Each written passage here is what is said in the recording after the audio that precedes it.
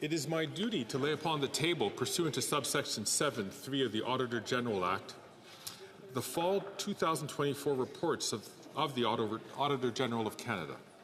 Pursuant to Standing Order 1083G, these documents are deemed to have been permanently referred to the Standing Committee on Public Accounts. Il est mon devoir. It is my duty to lay upon the table, pursuant to subsection 7(3) of the Auditor General Act, the fall 2024 reports of the Auditor General of Canada. Pursuant to Standing Order 1083G, these documents are deemed to have been permanently referred to the Standing Committee on Public Accounts. The Honourable Leader of the Government in the House of Commons is rising on a point of order. Thank you, Mr. Speaker. In light of the fact that the Leader of the Opposition has given notice of a motion for debate on the Conservative Opposition Day scheduled for today, I'd like to give him an opportunity to debate that motion. As such, I seek unanimous consent of the House for the following motion: that notwithstanding any standing order, special order, or usual practice of the House, that A, at noon today, the proceedings in relation to the debate on the motion in relation to the question of privilege standing in the name of the member for Regina Qu'Appelle and the question of privilege standing in the name of the member for Leeds, Grenville, Thousand Islands, and Rideau Lakes shall be deemed adjourned until Wednesday, December 4th, 2024, and B, if proceedings in relation to the debate on the motion in relation to the question of privilege standing in the name of the member for Regina Qu'Appelle and the question of privilege standing in the name of the member for Leeds, Grenville, Thousand Islands, and Rideau Lakes are not disposed of at the ordinary hour of daily adjournment on Wednesday, December 4th, 2024, these proceedings shall be deemed adjourned until Friday, December 6th, 2024. All those opposed to the Honourable Minister moving the motion will please say nay. There is not unanimous consent. The Honourable Parliamentary Secretary to the Leader of the Government to the House of Commons rising on a point of order. Speaker, I don't know why the Conservatives would deny leave in order to be able to debate the motion they said that they wanted to debate today. That is sounding a lot like debate. Moving to orders of the day. Orders of the day. Ordre du jour, resuming consideration of a privilege motion concerning the failure to produce documents pertaining to Sustainable Development Technology Canada and on the sub-amendment of Mr. Kelly. Resuming debate, the Honourable Member from Portage Lisgar has 6 minutes left in the debate. The Honourable Member. Thank you, Mr. Speaker. It is a pleasure to return. Obviously, the government has not taken me up on my offer of Friday that I would give up the last 6 minutes of my speech if they just decided to do a Friday document dump with this information being handed over. And where I left off during the speech on Friday was talking about the gravy train. The gravy train that had to come to an end at some point for SDTC when whistleblowers in 2022 and more so in 2023 came forward with very concerning allegations, and therefore after the Auditor General rightfully announced that there would be an audit of SDTC, which was released in June 2024, and only a sample of those contracts were actually investigated by the AG, yet they found $390 million of funds that were inappropriately awarded. And even worse, 186 conflicts of interest. Not one, not two, not that that would be acceptable, but 186. As I say, this was only a quarter of all of the projects, and we can all assume that the damage is actually much, much worse for taxpayers.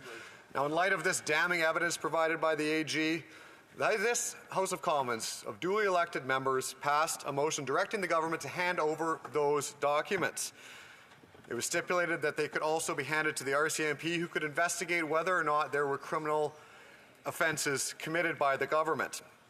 What have they done? They did their best.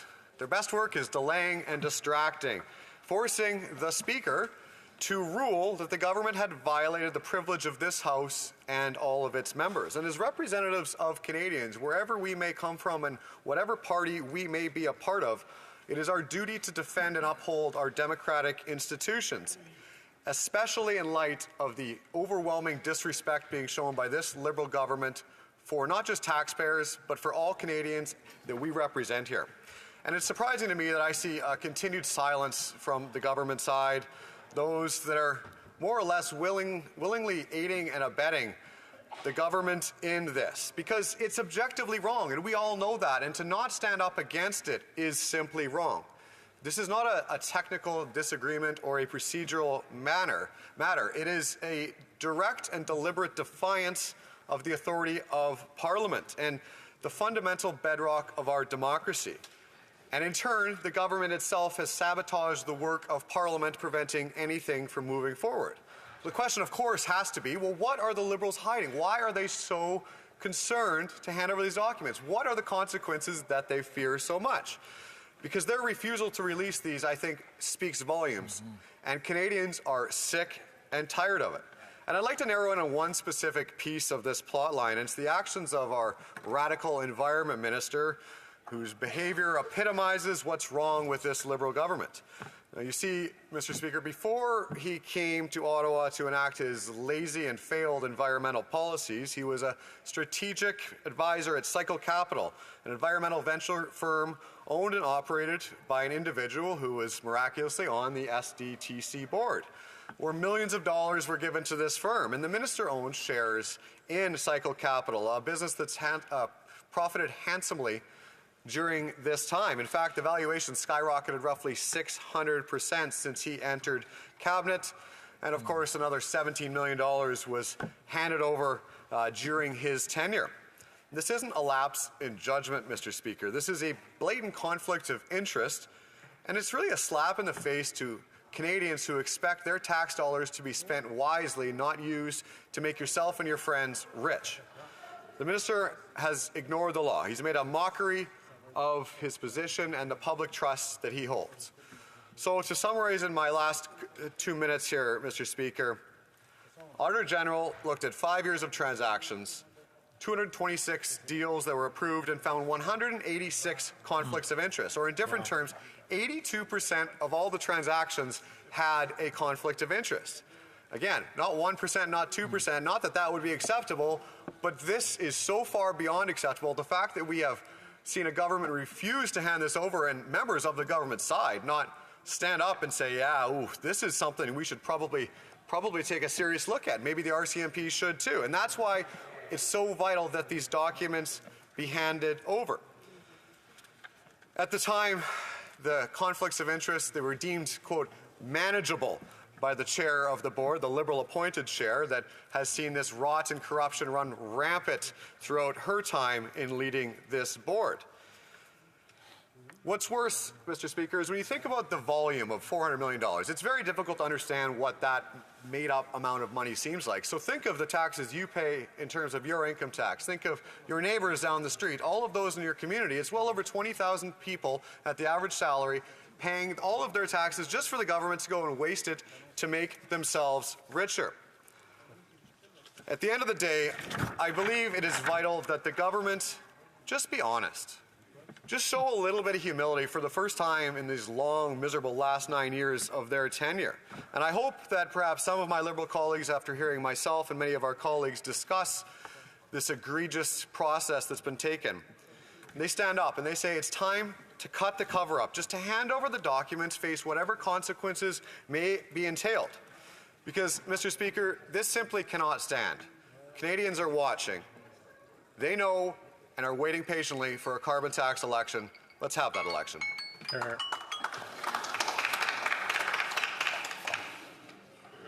Questions and comments? Questions et commentaires.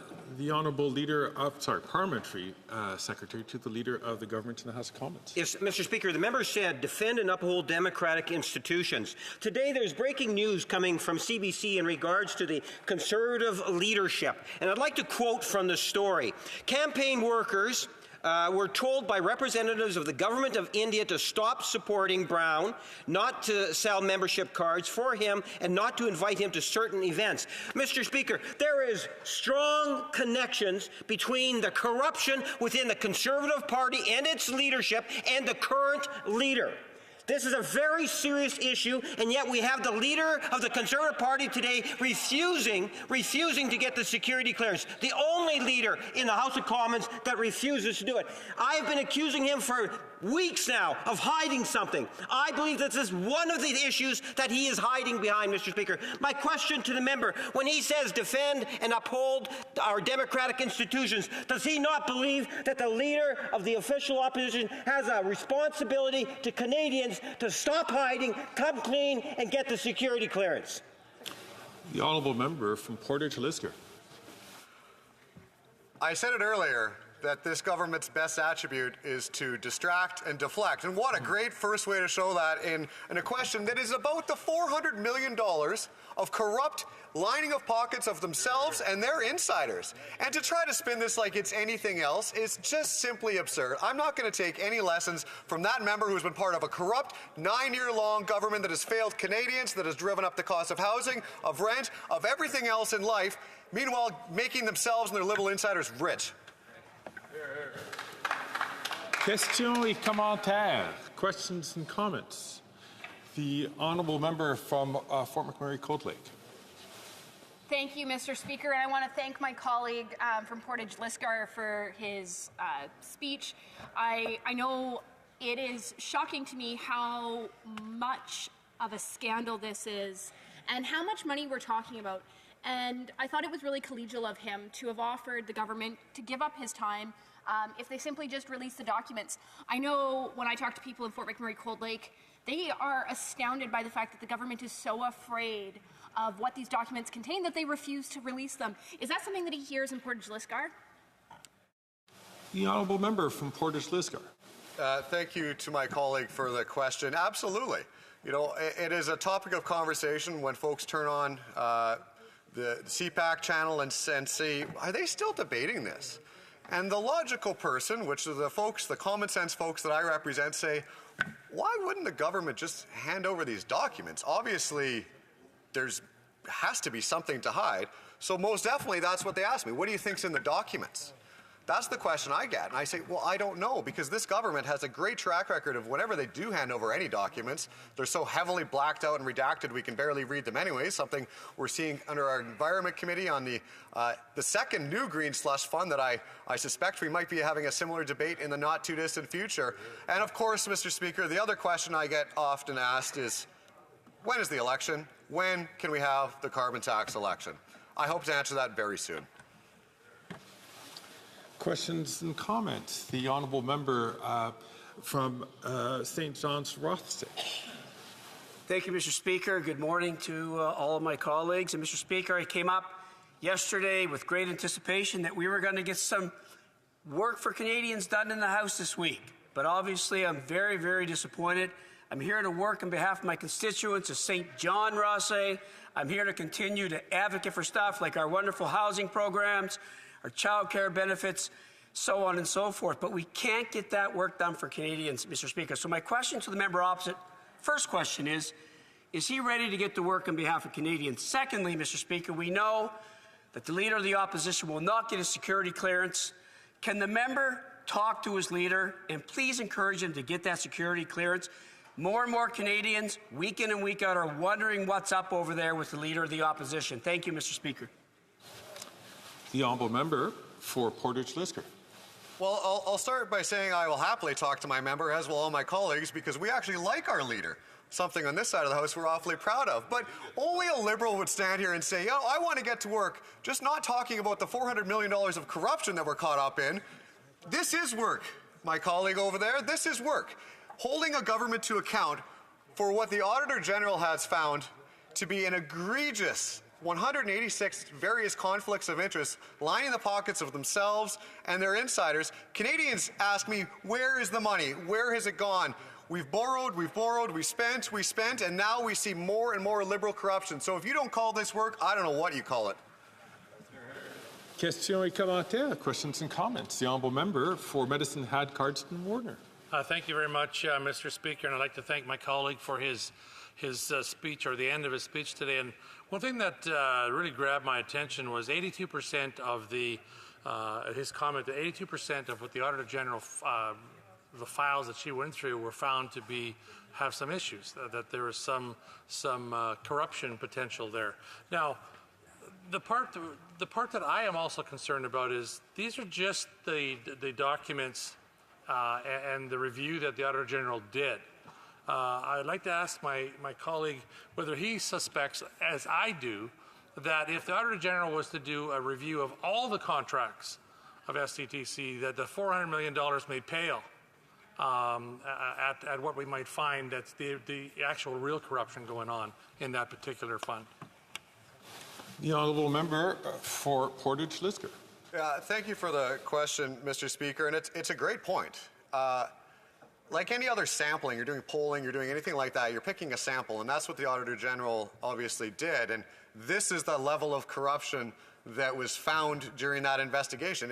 It's only reasonable to assume that the percentage continues. And worse, that dollar value of nearly $400 million of misspent funds is going to continue on that same trajectory too. We yet don't know the total cost to taxpayers of this Liberal corruption, which is obviously of deep concern. I think that's why it's so vital that despite the deflection and distraction attempts by Liberals across the way there, that we get to the bottom of this. And more important, let the RCMP have the opportunity to view these documents to find out if, in fact, there was anything criminal on that $390 million that we know of, and probably a heck of a lot more. Questions and comments. The Honourable Parliamentary Secretary to the Leader of the Government in the House of Commons. Yes, thank you, Mr. Speaker. This is a very important question when we have the Leader of the official opposition continuing to hide his past because he's scared to get the security clearance. And now, fast forward to today, where he's playing a multi-million-dollar game at great cost to Canadians because he wants to give documents that the RCMP have said that they don't want to receive from the Leader of the Conservative Party in the form of an instruction, but rather the issue should be brought over to the Procedures and House Affairs Committee. The Leader of the Conservative Party is a destructive force to democracy in Canada today. On those two policies alone, will the member indicate that he'll talk to his leader, explain to his leader what he is doing is politically good for his self-interest, but it's not in the best interest of Canadians, that the Leader of the Opposition needs to get that security clearance and he needs to stop this multi-million-dollar game? The Honourable Member for Portage Lisgar. It is obvious that debating and getting to the bottom of $400 million of Liberal corruption is not in the best interest of the Liberal Party. It is in the best interest of Canadians. And while he might find it astounding that Parliament has a role to play in checks and balances on this corrupt Liberal government, I don't. And I was not sent here by my constituents to be just a guy that says, okay, it's fine, it's only $400 million. The Liberals have spent so much more than that, it's really just a drop in the bucket. Well, he may not care about the taxpayers' money that is brought in by this government and the additional amounts borrowed to pay for their tax and spend policies that are driving up the cost of everything. My constituents do that, and I will proudly, every day, not consider this a waste of time and money, but a proud role that opposition members must and will continue to play until that government hands over the documents. L'honorable député de Rivière-des-Mille-Îles. The honourable member for, Longueuil-Saint-Hubert. C'est un peu scandaleux, Monsieur le Président. Yes, it's ridiculous. We're hearing about Liberal corruption and spending, but this Parliament has been paralyzed for 6 weeks. This has cost millions of dollars in taxpayer money. Canada and Quebec taxpayers, what the Conservatives have been doing for a month and a half. We're not discussing things that are important for Canadians. We're not talking about inflation or climate change. We're not talking about the housing crisis. We're not talking about the language crisis. But instead, we've been wasting our time for a month and a half because of the Conservatives, and they should be ashamed. The honourable member for Portage Lisgar. Well, first of all, Parliament functions whether or not we're debating this or anything else, as it should. And this is an important function of Parliament. That's why members of this House voted with the majority, supported by the Speaker, to continue this investigation. And I happily will, Mr. Speaker, because this is important. Anybody that thinks $400 million is you can just sweep it out of the rug, well, they probably shouldn't be in this place spending any money at all. Resuming debate, reprise du débat, the honourable member for Brandon Souris. Thank you very much, Mr. Speaker. It's been nearly 6 months now since this order was given by this House, to demand that the Liberal government provide documents regarding conflicts dealing with the Sustainable Development Technology Canada's Board of Directors. For the last 2.5 months now, this chamber has been in the midst of the longest privilege debate this place has ever seen. And why is that? Well, the reason is not complicated. The Liberal government has refused to honour its obligation, as affirmed by this House, to produce unredacted documents related to the $400 million Green Slush Fund scandal. It can be tempting to look at this issue only from a procedural lens, Mr. Speaker, but that would be a mistake. This is not just a procedural issue. It strikes at the very core of the democratic accountability of this country. Transparency, government transparency, is paramount to the functioning of our democracy. This principle is not just a matter of political theory, but the foundation upon which trust between Canadians and their elected officials is built. Without it, confidence in public institutions erodes, governance fails, and the needs of everyday Canadians are ignored. The ruling of the Speaker was clear. The government must produce these documents. This House has the authority to compel the production of documents, persons, or papers. Yet for 2.5 months now, the Liberal government has defied this directive, withholding critical information. That's just the time that we've been here speaking about this in the House, Mr. Speaker. This not only disrespects the will of the members of this House, but also every single Canadian who we have the honour of representing. We here in this place are their voices. When we ask for transparency and accountability from the government on their behalf, the government should recognize the full weight of responsibility it has, not only to this House, but to the Canadians who we are their representatives here. The Liberal government, in response to the order from the Speaker, provided heavily redacted documents. But that's not in the spirit of what was requested, and that is not enough. What we need, and what Canadians deserve, are the full, unredacted records so they can be handed over to the appropriate authorities for thorough investigation. This scandal is staggering in its scope. We're talking about $400 million of taxpayers' money funneled into a so-called green initiative that enriched Liberal-appointed board members. There were 186 documented conflicts of interest. 186, Mr. Speaker, where individuals on this board voted on decisions that directly benefited their own financial interests. That's almost equivalent of one conflict every other day last year. The situation surrounding Sustainable Development Technology Canada, SDTC, is a clear example of the need for greater government accountability. SDTC is a Crown corporation funded entirely by taxpayers. Its mandate is to promote the development and commercialization of clean technologies and contribute to environmental sustainability. In theory, SDTC is an organization that should be helping to build a greener, more sustainable future for Canada. Instead, we see an organization where the scale of corruption is mind-boggling. To put $400 million into perspective, that's the annual federal income tax paid by around 22,000 hard-working Canadian families. These families sacrifice their time and energy to pay their dues, believing their money will be used to improve their lives and communities.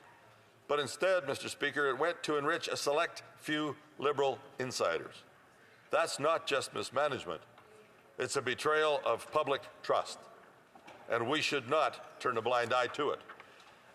But the most troubling part of this scandal is not just the misallocation of taxpayers' dollars. It is the fact that, despite these findings, the Liberal government has failed to act. The House issued an order for the production of documents related to this scandal, documents that could help uncover the full extent of the wrongdoing and hold those responsible to account. Yet the government has refused to comply with this order. The Auditor General is an essential part of our system of checks and balances. This independent officer of Parliament is tasked with reviewing government operations and ensuring that public funds are spent wisely and ethically. The Auditor General's office gives Canadians an impartial, thorough examination of government activities, often uncovering serious issues of mismanagement, waste, or misconduct that would otherwise remain hidden. It is the job of this House to take those findings seriously, to examine them, and to demand accountability from those who are entrusted with managing public resources. The Auditor General's work is not only about finding faults, it is about protecting Canadians.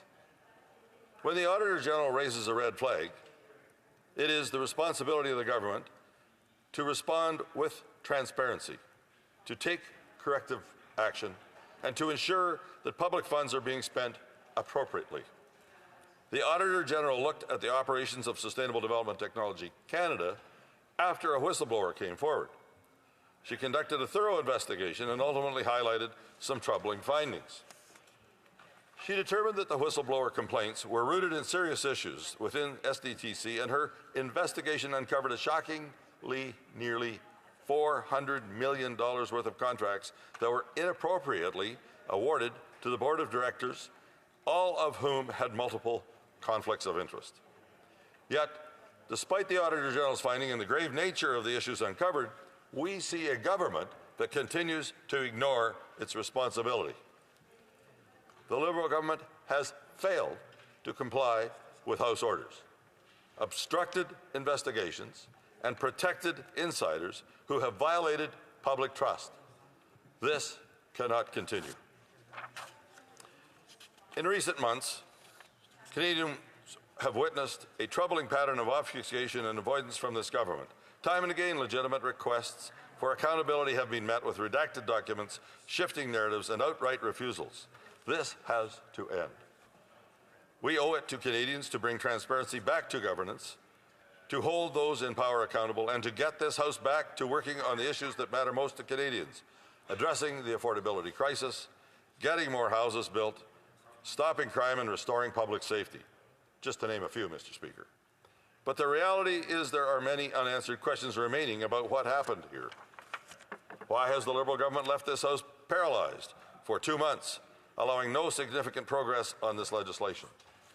Why are they willing to forego their own agenda in a minority parliament where time is critical? The only logical conclusion is that the truth buried in these documents is worse than a stalled legislative agenda. It must be bad, very bad, for the government to risk so much to keep it hidden. This is not the first time the Liberals have resorted to such tactics. When faced with the We Charity scandal, they prorogued Parliament. When questions arose about their poor management of security at the Winnipeg Microbiology Lab, they called an election to avoid releasing documents. Time and time again, they have chosen evasion rather than accountability. It's not a stretch to conclude that what's happening here now, that's what has brought us to the place we're in today. Let us continue with the matter at hand, the mismanagement of Sustainable Development Technology Canada, or as many Canadians know it, the Green Slush Fund. Although, Mr. Speaker, because the Liberals are the ones that have brought this forward, maybe it should be called the Red Slush Fund. Established to foster innovation is Sustainable Technologies. SDTC was a promising initiative. However, under this government's watch, it has evolved into a symbol of cronyism and corruption. The Auditor General's investigation into SDTC uncovered staggering governance failures. $400 million in contracts tainted by conflicts of interest, $123 million misappropriated, $59 million awarded to ineligible projects, and $12 million handed out in outright conflicts of interest. Board members awarded funding to companies they owned or had financial stakes in. Public officials sat idly as they witnessed 96 conflicts of interest. Despite whistleblowers raising alarms, the government dragged its feet in addressing these issues. This is not just mismanagement, it is a betrayal of the public trust. The damage done to the public trust is immeasurable. When we demand transparency in the handling of these funds, this isn't an exercise in political theatre. It's an effort to get justice for Canadians who work hard every day, pay their taxes, and expect their government to manage those funds responsibly. Yet how has this government responded? By refusing to comply with House orders to produce unredacted documents, thereby impeding a criminal investigation. This obstruction is completely unacceptable. Transparency is not a partisan issue. It's not right versus left. It's not conservatives versus NDP Liberals. It is a democratic necessity. It's part of how our system works, and it's how trust in the system is fostered. A government that doesn't believe it is accountable to the people it's supposed to be serving will inevitably behave according to their beliefs. The Liberal government doesn't believe it owes Canadians transparency, and so it denies them access to information about how their tax dollars are being spent. And this principle carries into other aspects of governance. If the Liberals don't believe they must be accountable to Canadians on this matter, they certainly won't act any differently on other issues before us. We see the evidence of this today. Canadians are paying the price for this government's failures. Consider the state of affordability in this country. The cost of living has skyrocketed under this Liberal government. Housing costs have doubled, food prices have soared, and gas and home heating are more expensive than ever. Food banks are overwhelmed. Over 2 million Canadians visited food banks in March of this year alone, a shocking 90% increase since 2019. Families are skipping meals and buying less nutritious food. Seniors on fixed incomes and children now make up a significant portion of those seeking help. This is a grim reality for far too many of our communities. This troubling trend proves true in my riding, where the Samaritan House Food Bank saw nearly 2,000 more people accessing their services in the last 2 years. And Mr. Speaker, 4 in every 10 are children, and 1 in every 10 is a senior. Meanwhile, the Liberal government is preparing to quadruple the carbon tax to 61%, to 61 cents, 19% per litre, driving up costs across the board from the farmer who grows our food to the trucker who delivers it. Every step of the supply chain is burdened by this tax, and the costs are passed on to consumers. Canadians can't afford these increases, Yet this government continues to prioritize ideology over the real needs of families and individuals. The housing crisis is another glaring failure of this government. Over the past 9 years, housing costs have doubled. Where it once took 39% of household income to cover the costs of a home, today it takes nearly 60%. This is not sustainable. Young Canadians, many of whom should be looking forward to buying their first homes, are instead stuck living with their parents and renting indefinitely. For some, homeownership has become a distant dream. The Leader of the official opposition has proposed a common-sense solution, axing the federal GST on the construction of new homes priced under $1 million. This policy would save Canadian homebuyers up to $50,000 per home and generate 30,000 additional homes annually and stimulate the economy at the same time.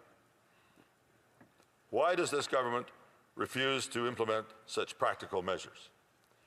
Is it because they are too focused on defending their record of failure to consider solutions?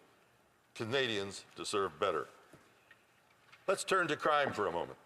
After 9 years of the NDP Liberal government, our once safe towns and cities have become rife with crime and chaos. According to a new report, between 2014 and 2022, the violent crime in Canada increased by 43.8%. This means Canada's violent crime rate is 14% higher than that of the United States. On top of this, between 2014 and 2022, the property crime rate in Canada increased by 7%, 27% higher than the property crime rate in the U.S., which declined by 24.1% between those same years, 2014 to 22. On top of that, the number of property crimes in Canada was lower than that in the United States. until this Prime Minister was elected in 2015. Homicides are also up in Canada, increasing by 53.5% between 2014 and 22. Online criminal behavior is still rampant, including online crimes targeting children. Yet the Liberals' only response has been to table 2 censorship bills forcing Canadians into a false choice between their safety and free expression. Behind these statistics are real people. Families torn apart by loss, communities grappling with fear, and victims left without justice. And what has the Liberals' response been? A radical catch-and-release policy that puts violent repeat offenders back in the streets. Canadians deserve safe communities where children can play in parks without fear and seniors can walk home from the grocery store without looking over their shoulders. The Conservative plan is clear. End the catch-and-release policies and impose jail, not bail, for repeat offenders, or repeat violent offenders, Mr. Speaker. Only common-sense Conservatives will bring home safe streets by ending Liberal catch-and-release policies and bringing jail, not bail, for repeat violent offenders. And let's consider this government's environmental record, especially in light of the SDTC's failure to ethically and responsibly manage taxpayers' dollars for the promotion of green technology. Over 9 years, this government has claimed to spend $100 billion on climate initiatives, yet the results are abysmal. Canada remains the only G7 country whose emissions have increased since the Paris Agreement. The only meaningful drops in emissions occurred during the global financial crisis and the COVID-19 lockdowns, circumstances unrelated to any government policy. Or take the Net Zero Accelerator Fund, an $8 billion initiative. Even the Auditor General found no evidence that this spending led to any measurable reductions in greenhouse gas emissions. This isn't just inefficiency, it's negligence. Canadians deserve accountability for every dollar spent, particularly when the stakes are as high as our environment and future. The Liberals have tried to distract Canadians with a temporary 2-month tax cut and a $250 check set to arrive next April, which they've now reneged on. These are not solutions. They are gimmicks. What Canadians need is real, lasting relief. The Conservative plan to permanently axe the carbon tax on everything forever and remove GST on new home construction would provide meaningful support to families. I raise all these issues because they're important. They're important for all of us to see in this House, and they're important to the people who sent us here. This House has work to do, and Canadians are counting on us to address the issues that impact their daily lives. Yet we find ourselves paralyzed by this Liberal government's refusal to be transparent and accountable. Transparency is the first step toward rebuilding trust. When the government hides behind redactions and delays, it sends a clear message to Canadians that they have something to hide. This House cannot and should not turn a blind eye to these issues. Whether it is the $400 million green-red slush fund scandal, Canadians deserve better. They deserve a government that is transparent, accountable, and focused on their well-being, not one that hides behind redactions and procedural games. The SDTC scandal, with its conflict of interest, mismanagement, and failure to follow the law, is just the latest in a long line of troubling episodes. Yet instead of taking responsibility, the Liberal government continues to deflect, obfuscate, and delay. Ministers refuse to provide the necessary documents to investors. Investigators and government departments continue to withhold information to the public and the police. This kind of behavior sends a dangerous message to Canadians, Mr. Speaker, that those in power are not accountable to the people who elected them, that they can break the law without consequence. This is not just one scandal or one issue. It is about ensuring that the government works for the people, not the insiders and political cronies. It is about making sure that every dollar spent is accounted for and that public trust funds are used wisely and effectively. It is about ensuring that those who violate the public's trust are held responsible for their actions, no matter their political affiliation. I call on the government to end the cover-up and release the unredacted documents related to SDTC. Canadians have a right to know how their money is spent and who benefited from this mismanagement. Thank you, Mr. Speaker. Questions and comments? The honourable member from St. John's Rothsay. Thank you, Mr. Speaker. And again, good morning to my colleagues and condolences to the member opposite for drawing the short straw to have to read that 20-minute speech. But, Mr. Speaker, the member opposite talks about accountability and leadership accountability.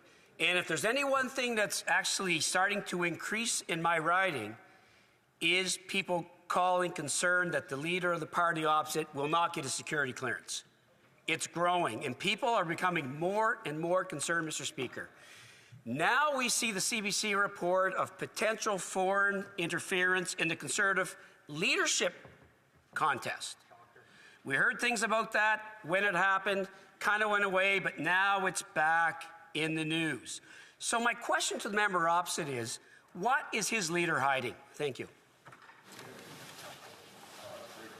The honourable member for Brandon Souris.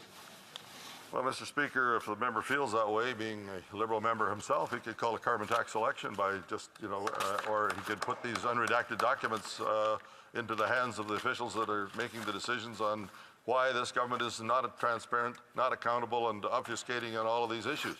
Mr. Speaker, I'm quite proud to be able to stand on this side of the House and do the work, as my colleague from Portage Lisgar was saying earlier. This is important work to this very member's question, and they are hiding behind their own leader's inability to give direction to this country or to his own party or his officials to uncover this huge, the biggest scandal in Canadian history, Mr. Speaker, to put it bluntly. Questions et commentaires. Questions and comments. The honourable member for Barrie-Innisfil. Well, thank you, Mr. Speaker. You know a government is circling the bowl when they throw up all of these distractions. We're talking about a $400 million scandal here. 183 connected Liberal insiders benefited as a result without any oversight, conflict of interest. But they throw up all these distractions, the very thing that they said they came to Ottawa to do, and that's to be transparent and accountable. They're now anything but. And we're hearing, of course, this morning, further distractions rather than be accountable and transparent to Canadians. So I'm just wondering if the member can comment on this pattern of distraction. Oh, look, a squirrel. This is the government's way of distracting. And I'll remind you as well, Mr. Speaker, the Chinese Communist regime's interference in foreign elections in this country, foreign interference in elections in this country is well documented on the side of the Liberal Party as well. So another distraction that they're trying to create. The honourable member for Brandon Souris. Well, I want to thank my honourable colleague for that excellent question, because he makes the point that I was trying to in this speech as well, that everything the Liberals are doing these days is a distraction from what Canadians really expect them to do. Get to the bottom of this, of why we had a Sustainable Development Technology Canada scandal in the first place. And this is, we could get back to work on issues that matter, and I'll just read a little bit of the speech that I couldn't get done with, Mr. Speaker, when I was railing, I guess, on some of the Liberal points that I was trying to make lib. Let's ensure that Canadians have success for affordable housing. Let's lower the cost of living by axing the carbon tax and delivering common sense solutions. Let's restore safety to our streets by ending catch and release policies. And above all, let's restore trust in government and demonstrating transparency and accountability. And I think that's exactly what my honourable colleague from Barrie was speaking about. Questions and comments. Questions et commentaires. L'honorable député de Longueuil-Saint-Hubert. The honourable member for Longueuil-Saint-Hubert. Mr. Speaker, thank you. My Conservative friends are not at all embarrassed about monopolizing the House of Commons' resources for a month and a half now. Now, I have a question that is unrelated to my colleague's speech. Recently, we heard that French was the 11th most spoken language in Vancouver. In Calgary, it's the 12th most spoken language. In Toronto, it's the 17th most spoken language. What will a Conservative government do to reverse this trend, the trend of French disappearing in Canada? The honourable member from Brandon-Souris. Speaker, I wonder if I could get him to repeat the question. It wasn't coming through on my translation. Je vais inviter I ask the member for Longueuil-Saint-Hubert to please repeat his question. Yes, of course. What I said is that I don't think my colleague will take issue with the fact that I'm asking him a question that has nothing at all to do with his speech, because they, in their party, have just been saying the same things and making the same speeches over and over for a month and a half now. We know that there are two official languages in Canada, English and French. Recently, statistics showed that French is the 11th most spoken language in Vancouver. It is the 12th most spoken language in Calgary, and in Canada's largest city, French is the 17th most spoken language. So it's clear that the government across the way has failed to protect French in Canada. French is disappearing. We want to know what the Conservatives will do to reverse this trend. For Brandon-Souris. Well, I want to thank my honourable colleague for his excellent question, and I apologize for not getting the translation right the first time. But I want to commend him for it, because in my own constituency I have French communities. I grew up with and went to school with persons of French culture and heritage in my own little area of southwest Manitoba, and we are certainly a bilingual province with St. Boniface, St. Vital. My colleagues from all sides of the House here acknowledge that in Manitoba and want to continue to get to the bottom of issues like this scandal so that we can get on with important issues like my colleague from Quebec just raised. I think that one of the biggest issues is to provide accountability and respectability amongst all Canadians, and it doesn't matter what province we come from. Questions and comments. The honourable member from Skeena-Bulkley Valley. Thank you, Mr. Speaker, and thank you to my colleague from Brandon-Souris for his remarks. I was troubled to read some remarks that his leader made a few days back when he called municipal politicians incompetent, greedy, and money-hungry. And I was thinking about all of the municipal councils in the wonderful region that I represent, places like Fort St. James and Fraser Lake and Burns Lake and Masset, small communities where people put their names forward in local elections and work for almost no money so that they can better their community. I think these are some of the most community-minded, selfless individuals in our country. And I wonder if the member could comment on the local governments and the local elected officials in his riding, and whether he feels, like his leader does, that they are incompetent, greedy, and money-hungry. The honourable member for Brandon-Souris. Well, I want to thank my colleague for his question. And we just went through the Association of Manitoba Municipality elections in Manitoba, and we have a new vice president that comes from my constituency, whom I respect very much. I think it speaks to accountability in all levels of government, Mr. Speaker. We've got a situation here where if we were greedy and trying to confiscate things, I would think it would refer to the Liberal government backed by the NDP, or we'd have already had an election to get to the bottom of it. Thank you. Questions and comments. The Honourable Parliamentary Secretary to the Leader of the Government in the House of Commons. Yes, thank you. Mr. Speaker, I'm wondering if the member can focus in regards to the borderline contempt that the Leader of the Conservative Party is entered into on a number of topics now. In regards to the issue that the Conservatives want to talk about, the government's going to listen to the RCMP and the Auditor General over the self-serving Conservative Party's interest.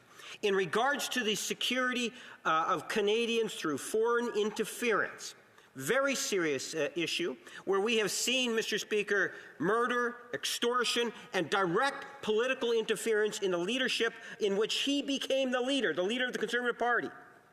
Can the member indicate why it is that the Leader of the Conservative Party continues to hide his past in order to prevent getting the security clearance? The honourable member for Brandon-Souris.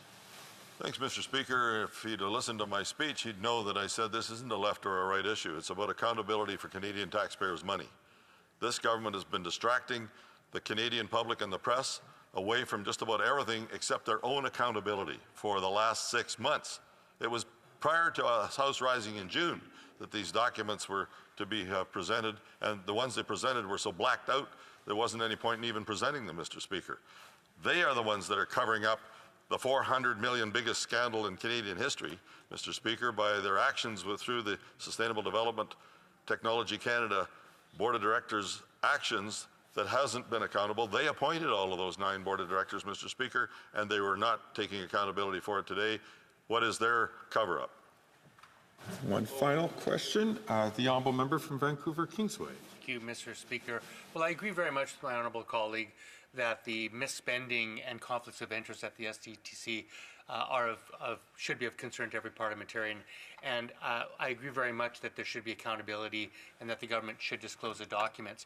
My understanding is that the ruling of the Speaker ordered that this matter be referred to PROC, and then this House passed a motion asking the government to send documents directly to the RCMP. I understand some 29,000 pages of documents did go to the RCMP, albeit redacted. My question to him is this, is that the RCMP has stated that they're unwilling or uncomfortable receiving more documents for various reasons. I'm just wondering what my honourable colleague's response to that is.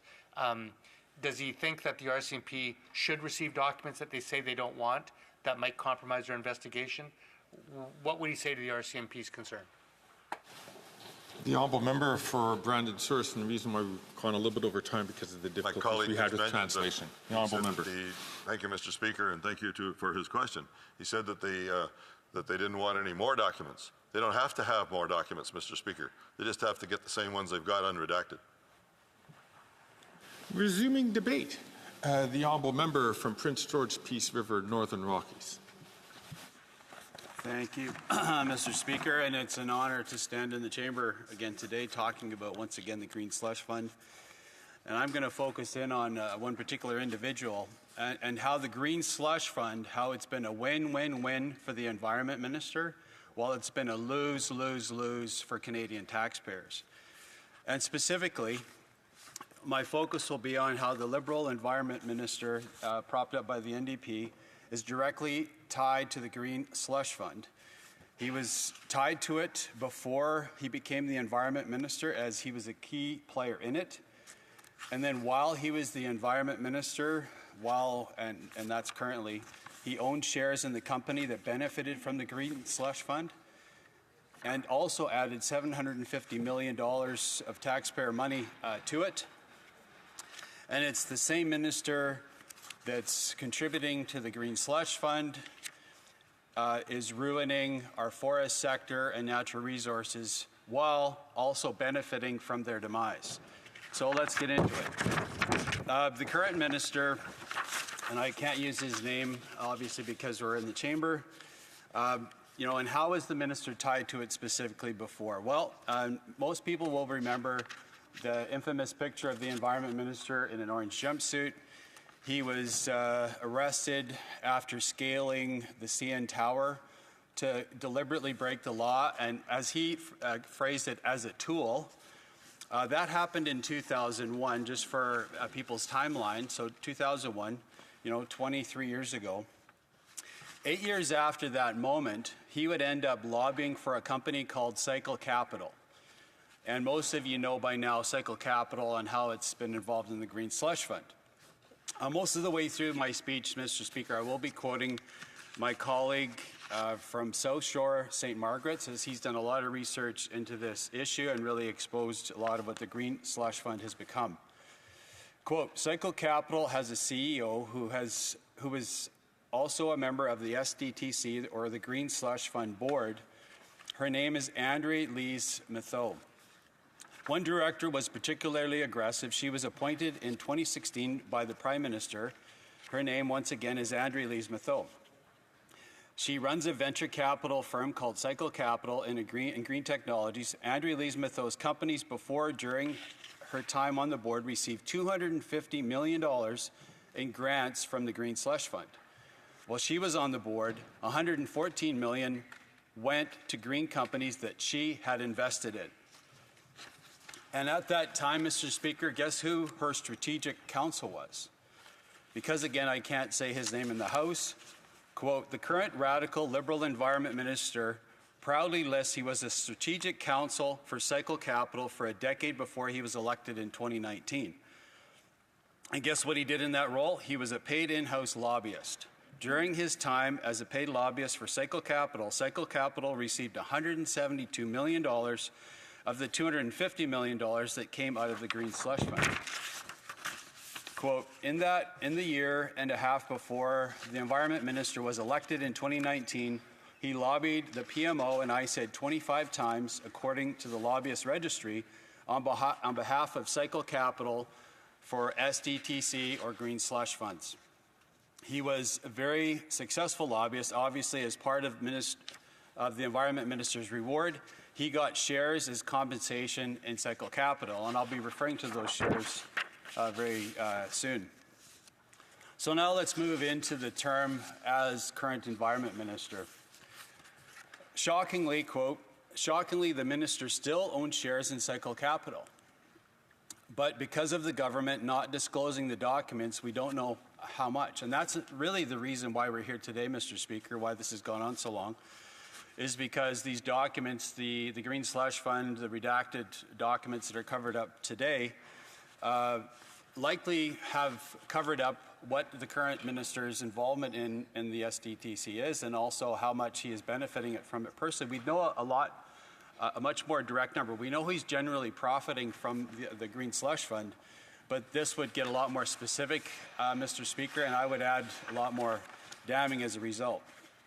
What do we know is the company that he still owns shares in has directly benefited from the Green Slush Fund? Quote, Cycle Capital, since Andre Lees-Methot was put on the board in 2016, tripled in value from $200 million to $600 million. So again, the company that he has shares in has, multiplied in value over 300%. Another quote, the fund itself massively expanded under the current Minister of the Environment. As Cabinet Minister of Government, he participated in discussions that gave the Green Slush Fund another $750 million, or $750 million, of which over a quarter has gone to that company. So here's a minister, it's enough he benefited from it as a lobbyist and as a shareholder in this particular company. Now he's the minister, he's dumping in money into this fund that's benefiting the company that he still has shares in. Most folks call that a conflict of interest. The Commissioner calls it a conflict of interest. Most Canadians call it a conflict of interest, but this government, guess what they're doing, Madam Speaker? They're covering it up.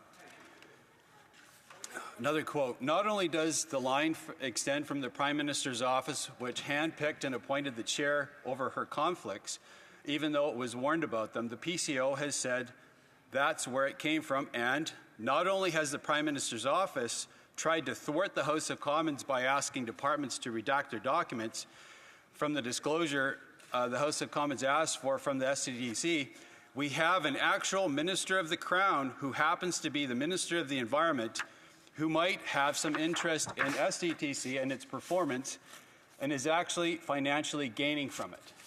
Madam Speaker, it doesn't get worse than this, but I'm going to argue it does get worse. I'll read on. He has directly ensured that the fund his own company benefited from, and as many Liberal friends did, will remain well stocked with your taxpayer dollars well into the future. So it comes to the last section of my speech, Madam Speaker. It'll take a little while, though. The same minister, we just have a bunch of forestry closures that I've been speaking about, been doing videos about it back in my home province of British Columbia. We've lost 24 mills since 2016. As part of the result of this particular minister, oil and gas is seeing its limitations with emissions caps. We even hear Indigenous chiefs of the Haisla and Wet'suwet'en, etc., all concerned about these emissions caps limiting the prosperity of their people because it will limit any future liquefied natural gas expansion. But the same minister is doing his best to limit our resource development, ruin our forest sector, ruin our oil and gas sector with emissions caps, and bring in the carbon tax that is making life unaffordable for all Canadians while benefiting from the whole downturn and the demise of the resource sector himself. It's a shame. This is from a BIV article, Canfor's BC mill closures prompts call to stabilize timber supply. And this is one way the minister is limiting resource development. It's initiating and bringing in the 30 by 30 initiative. And I'll quote from the article. What's been limiting the timber supply lately is government policies, he said, including a 30 by 30 conservation goal and ecosystem-based land management. And the minister, of course, is all over this. He's one of the guys that's not just stopping at 30 by 30, he's actually going on to 50 by 50. And this is from the ministers from the Canadian government themselves, and I'll quote the minister in a second. The Government of Canada is also making progress toward achieving the 25% by 2025 and 30% by 2030 targets for area-based conservation, as our network of protected areas plays a vital role in conserving and restoring healthy, resilient ecosystems and contributing to the recovery of species at risk. Quote, this week we'll be announcing new funding for habitat stewardship. We will continue our steady progress toward halting and reversing nature loss in Canada by 2030 and achieving a full recovery for nature by 2050. And this kind of speaks to the ambition of the minister. That this doesn't stop at 2030. It's been damaging enough with the 30 by 30 initiative. Now he's going to go on to 50 by 50. But it's not just that. We'll talk about, the emissions caps have been a talk of many of my colleagues in Alberta and British Columbia about the resource, the oil and gas sector. I'll just say this from my perspective in northeastern BC. Many will be familiar with the largest capital project in Canadian history is LNG Canada. It takes gas from fields in my part of the province in northeastern BC, sends it down a pipeline to Kitimat to be exported to the world. And by doing that, we can actually reduce emissions around the world by up to 50%.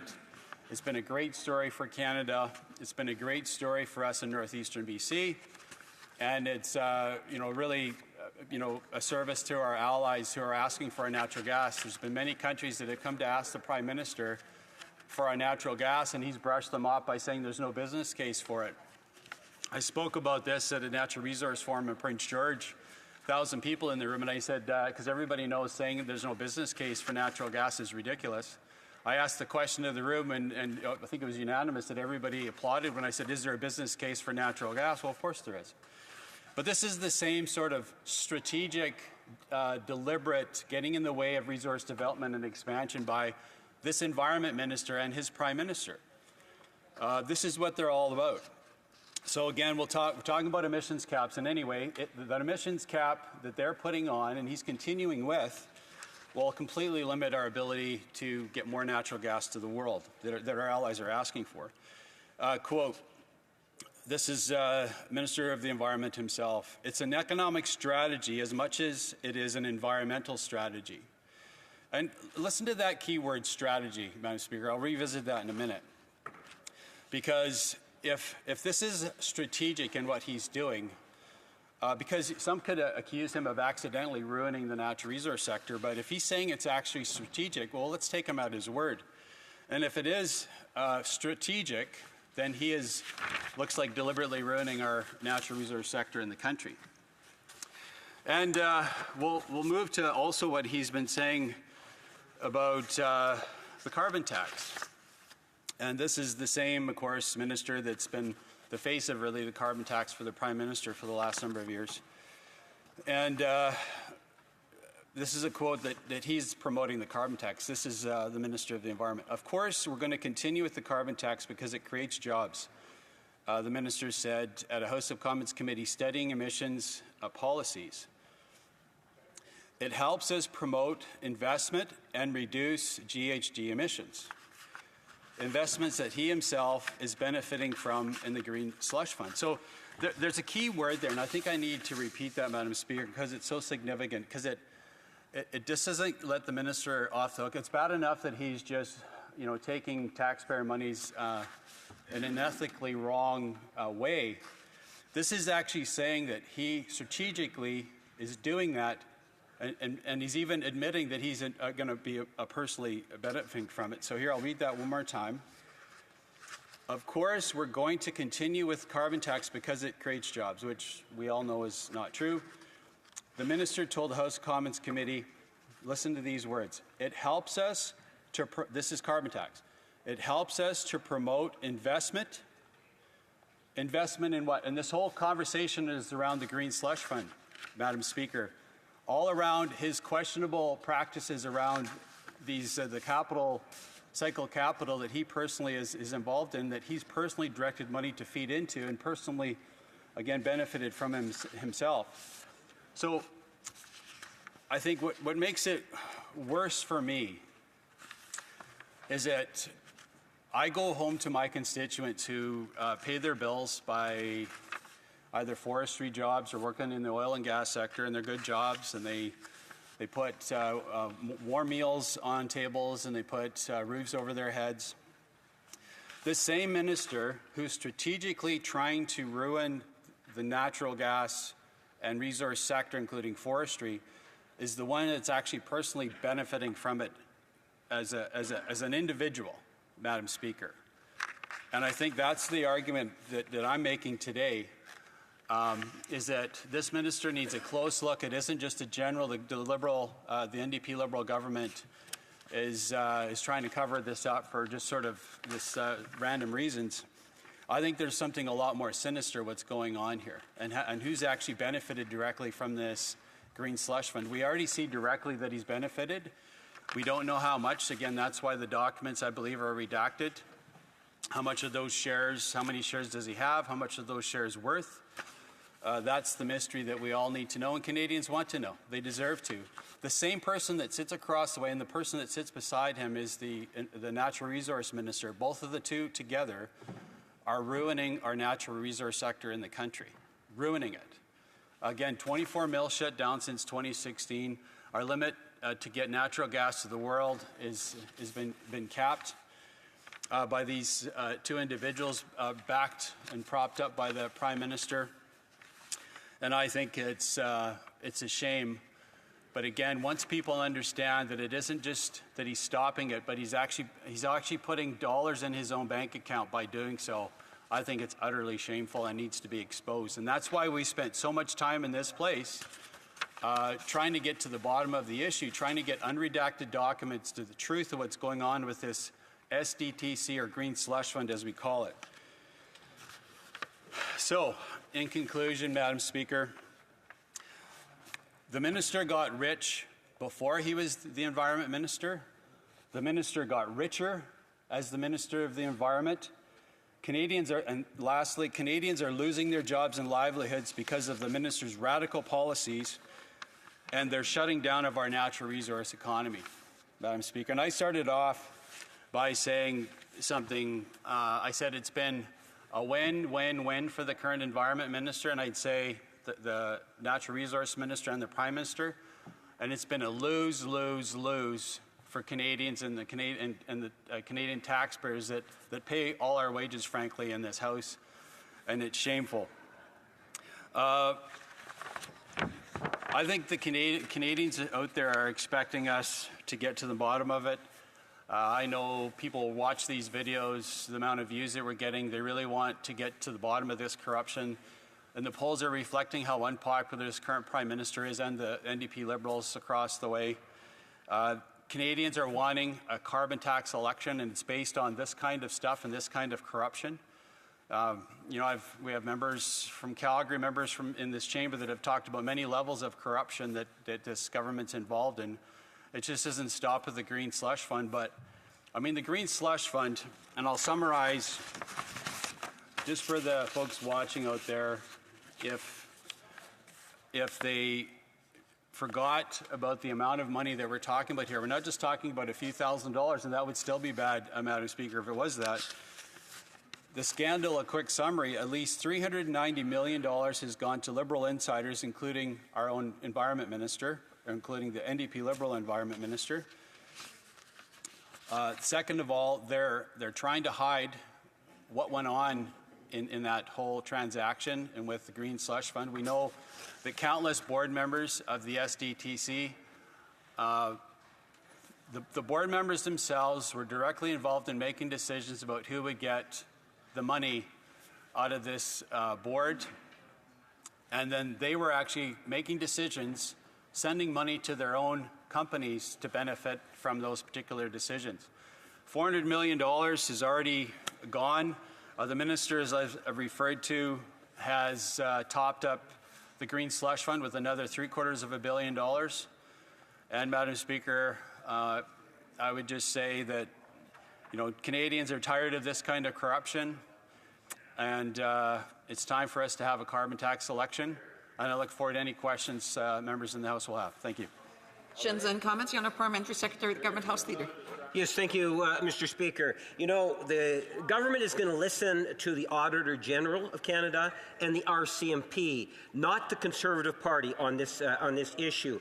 On the issue of foreign interference, let's be very clear. We're talking about Canadians that have been murdered, extortion, and there has been direct links to foreign interference into the leadership of the Conservative Party. The leader of the Conservative Party chooses not to get the security clearance. Canadians have a right to know what it is that the leader of the Conservative Party is hiding from them. What has happened in his past, Madam Speaker? Canadians have a right to know. The question is related to, now we find out that the member from Calgary Nose Hill, in fact, was intimidated by foreign interference to the degree in which he literally withdrew from the leader of the Conservative Party's opponent, Madam Speaker. There's all sorts of things that are linked here. My question to the member, will he not at the very least acknowledge the honest and honourable thing for the leader of the Conservative Party of Canada to do is to do what every other leader has done and get the security clearance required, Madam Speaker? The honourable member for Prince George, Peace River, Northern Rockies. And sadly, Madam Speaker, I'm going to ask Canadians out there that are watching right now. The speech that I just made was about the Green Slush Fund, how basically the current Environment Minister, before, during, and after, has benefited from the Green Slush Fund and is destroying our natural resource economy across the country. That was the topic that I talked about at length. And the member across the way, he wishes he was a minister, I think didn't ask me one question about what the speech was about, or, I think what all Canadians are asking, why is the current minister who's involved deeply in this scandal, why is he still sitting on the front bench as Environment Minister today? Order. There's individuals who are trying to participate on both sides of the House, and when someone already has asked a question, if they have supplementary questions, they should wait till the appropriate time. Questions and comments. The Honourable Member Central, Okanagan, Similkameen, Nicola. Thank you, Madam Speaker. I'd like to thank my fellow British Columbian, the Member of Parliament for Prince George, Peace River, and Northern Rockies for his speech. He is absolutely correct. The government members that have debated today, Madam Speaker, are totally off topic. The member, in this case, gave a complete speech of why the SDTC process only helped insiders close to the Liberal government and those that benefit. Madam Speaker, I've spoken a number of times about how, in my riding, constituents who were ruled ineligible to receive the Canadian Emergency Response Benefit, they were forced to pay back their monies. The Auditor General found that in the SDTC Green Slush Fund, there were ineligible companies as well. Does the member believe that those monies should be recovered by the government? Those companies should pay back those monies that they were ineligible to receive in the first place? Member for Prince George, Peace River, Northern Rockies. Yes, absolutely, Madam Speaker. Canadian taxpayers, I talk to them every day, and they talk to me. They come into my office talking about how CRA is coming after them for small amounts of taxes that the CRA believes that they should have paid, and they're often small amounts. They're stressed. They're in tears about this money, and it's all going to fund this kind of garbage, this kind of program where they're actually making out in the hundreds of millions of dollars lining the Liberal pocket friends. It's shameful, and they should recover every last penny of the corrupt money that's been lost up to date. And comments. The member for St. John Rossi. Thank you, Madam Speaker. Thank you to Member Opsa for his speech. I respect him greatly. But, Madam Speaker, there's a report today in the CBC, and I quote, "Agents of the Indian government allegedly attempted to derail candidates' campaign for the leadership of the Conservative Party in 2022, according to sources who spoke to Radio Canada. The MP from Calgary-Nose Hill was pressured to withdraw her support for that candidate, which she did." So my question to the member opposite is, and one thing that's becoming more and more clear is that there's pressure on the leader opposite to get a security clearance. He's not doing it. Is there something he's hiding? That's my question. Thank you. The honourable member for Prince George, Peace River, Northern Rockies. Yeah, once again, I'm here talking today about the Green Slush Fund, and I'd say the member across the way, which I respect as well, was one of the members that's constantly got up in front of cameras and saying he's got a problem with the current Prime Minister and would like him to move over. We could talk about that today too, if you like, because you're not asking questions about what I'm asking about, but I respect the member well. So maybe let's talk about that. And why is the member across the way asking the Prime Minister to step down? And maybe the front bench of the cabinet, maybe it's because of things like this and the corruption that really exists on that front bench that he sits behind. I think Canadians are getting tired of this situation and the absolute NDP rampant, NDP Liberal government, rampant corruption today. I'm just going to stop it here for a second. I just, again, want to remind members that the debate is with respect to the privilege motion, and I know that there's some latitude, but again, if members can stay on topic, that would be good. And I would just also ask members to please not try to intervene when their colleagues are speaking or when others are speaking. Questions and comments. The honourable for Barrie, Springwater, Oro-Medonte. Thank you very much, Madam Speaker. You have no idea how much I appreciate that. My question this morning is going to be in regards, right on point, because it's about wasted money. And that's really what we're talking about here today in this scandal. I listened to my colleague give a great version of the events that have taken place. We're talking really about ethics commissions that have gone just awry. $400 million have gone elsewhere. People are struggling across Canada. I wanted to ask him about that $400 million that's gone missing and how much that could help his residents, but also now in connection with what we're seeing from the Auditor General's report this morning, where billions of dollars are perhaps now missing. It's just money going out the window everywhere. What does he think about it, and how much could this money be helping the residents of his riding? The honourable member for Prince George, Peace River, Northern Rockies. Yeah, well, I can tell the member, thank you for the question. I appreciate the member's question. We just did a bunch of interviews with loggers in Fort St. John who are losing their jobs right before Christmas, who are struggling to even put food on the table for a Christmas meal, let alone buy their kids any toys. But I'd say this is even worse than the money. What is worse is the minister is actually ruining. Imagine somebody just comes and takes your wallet. That'd be one thing that's bad enough. This minister's come and taken your wallet, and he's taken your job as well. It's the worst of the worst.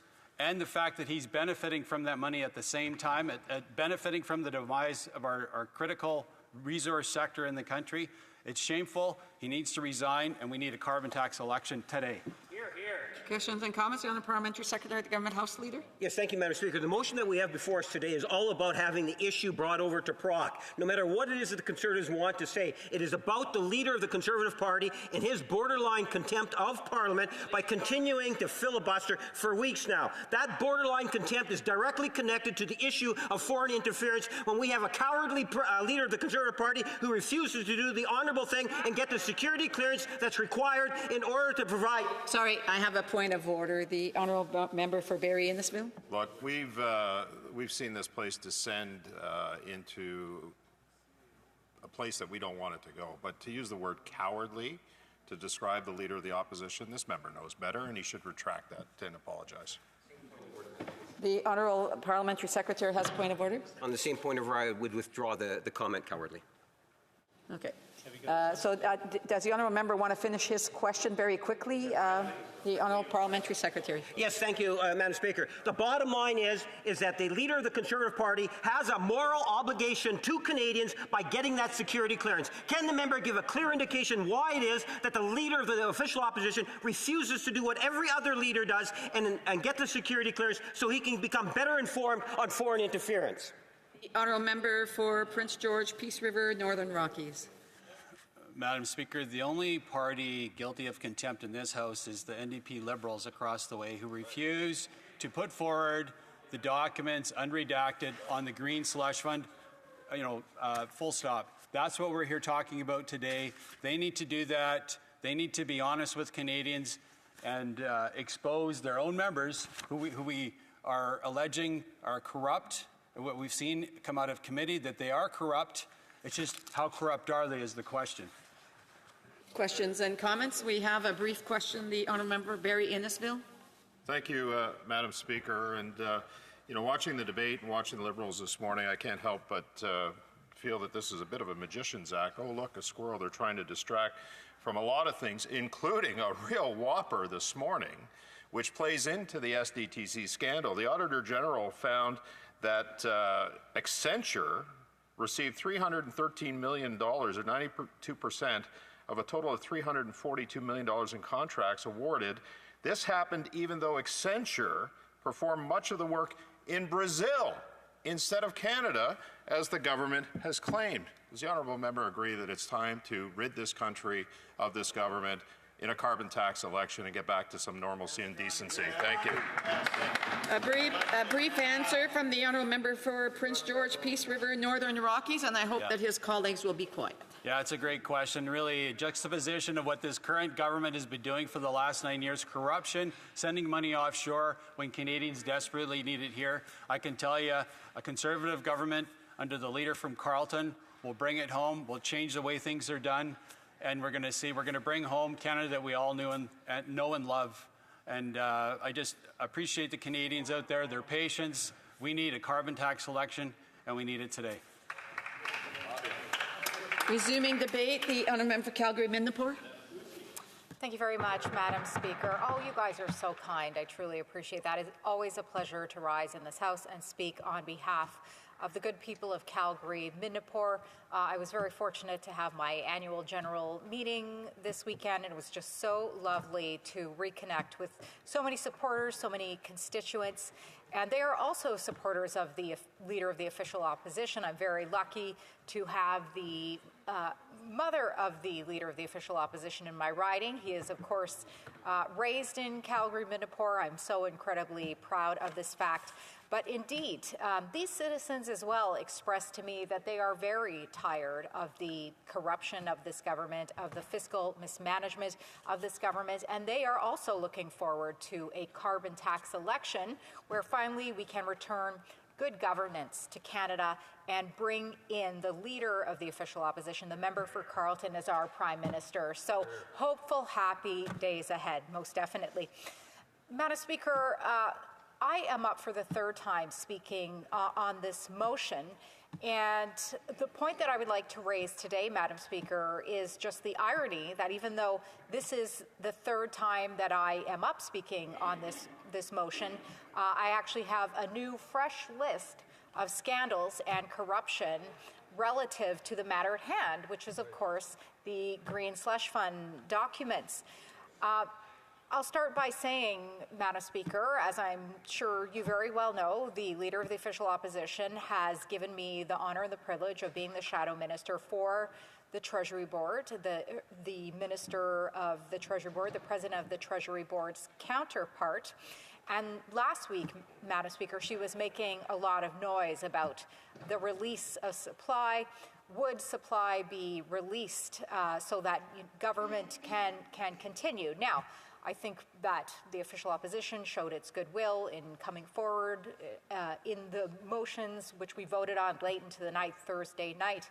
But very frankly, to the President of the Treasury Board, if she's listening, the fastest way that supply could be guaranteed would be to hand over the documents, frankly, and stop this charade of corruption and really bring this to a close so that we can get on with the governing of Canada. We can work together to continue that. But as long as these documents are outstanding, we will have to continue to bring this to the attention of Canadians. This is how it is. So this is one incident, Madam Speaker, that has occurred since the last time that I spoke on this. As my other colleagues have mentioned, I was very fortunate this morning to be in the room at 7:30 to have a preview of the Auditor General reports. They are public now, Madam Speaker, so I can talk about them, but there certainly were many damning features of these reports, of the evaluation of the Auditor General.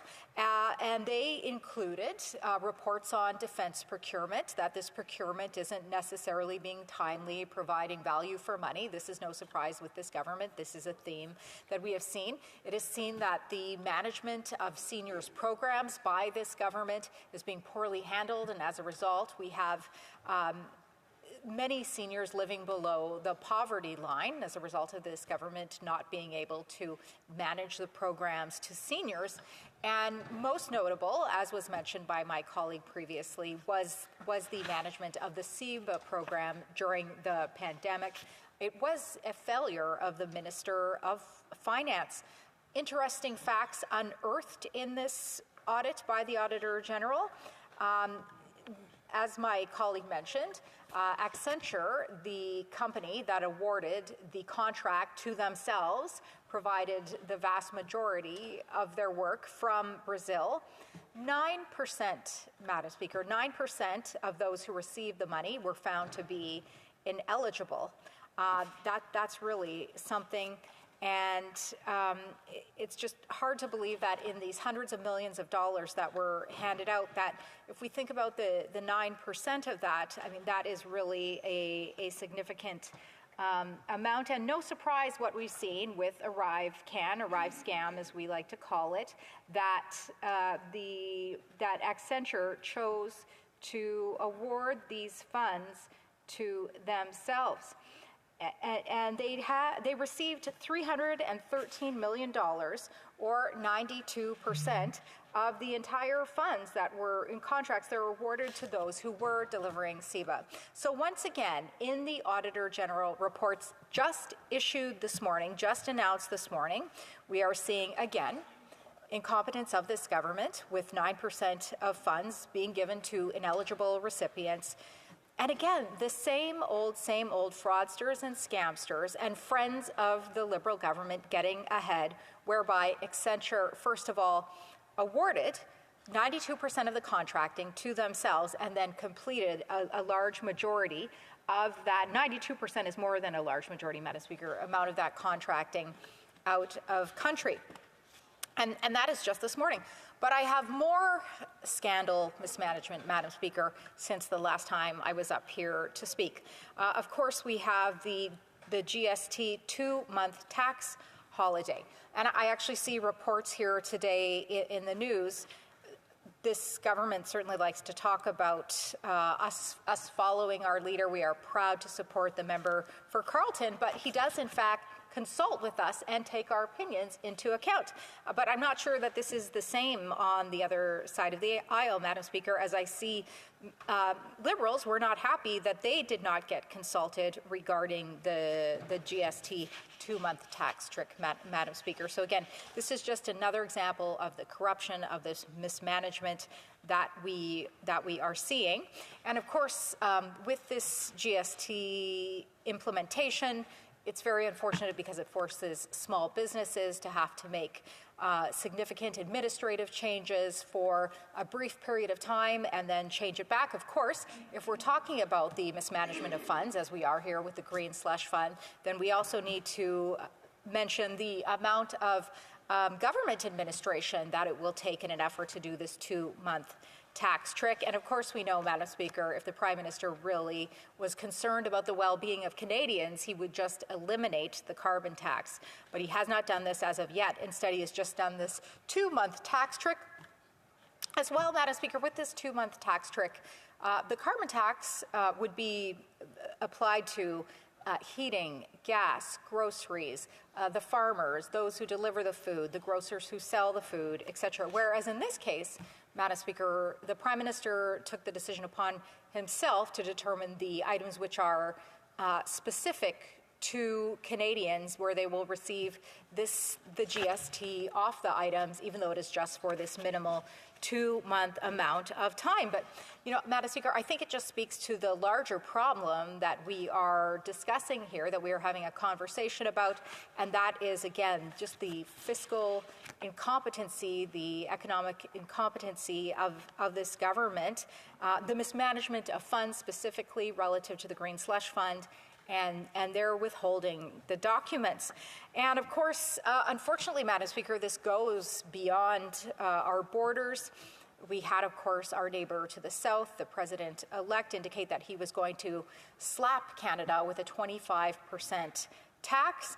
And the Prime Minister went down to have a conversation with the president-elect, does what he does best, which is have selfies with individuals. He did the same thing, was really happy to share this selfie with the world, but he came back empty-handed, as was indicated by my leader, by the member for Carleton.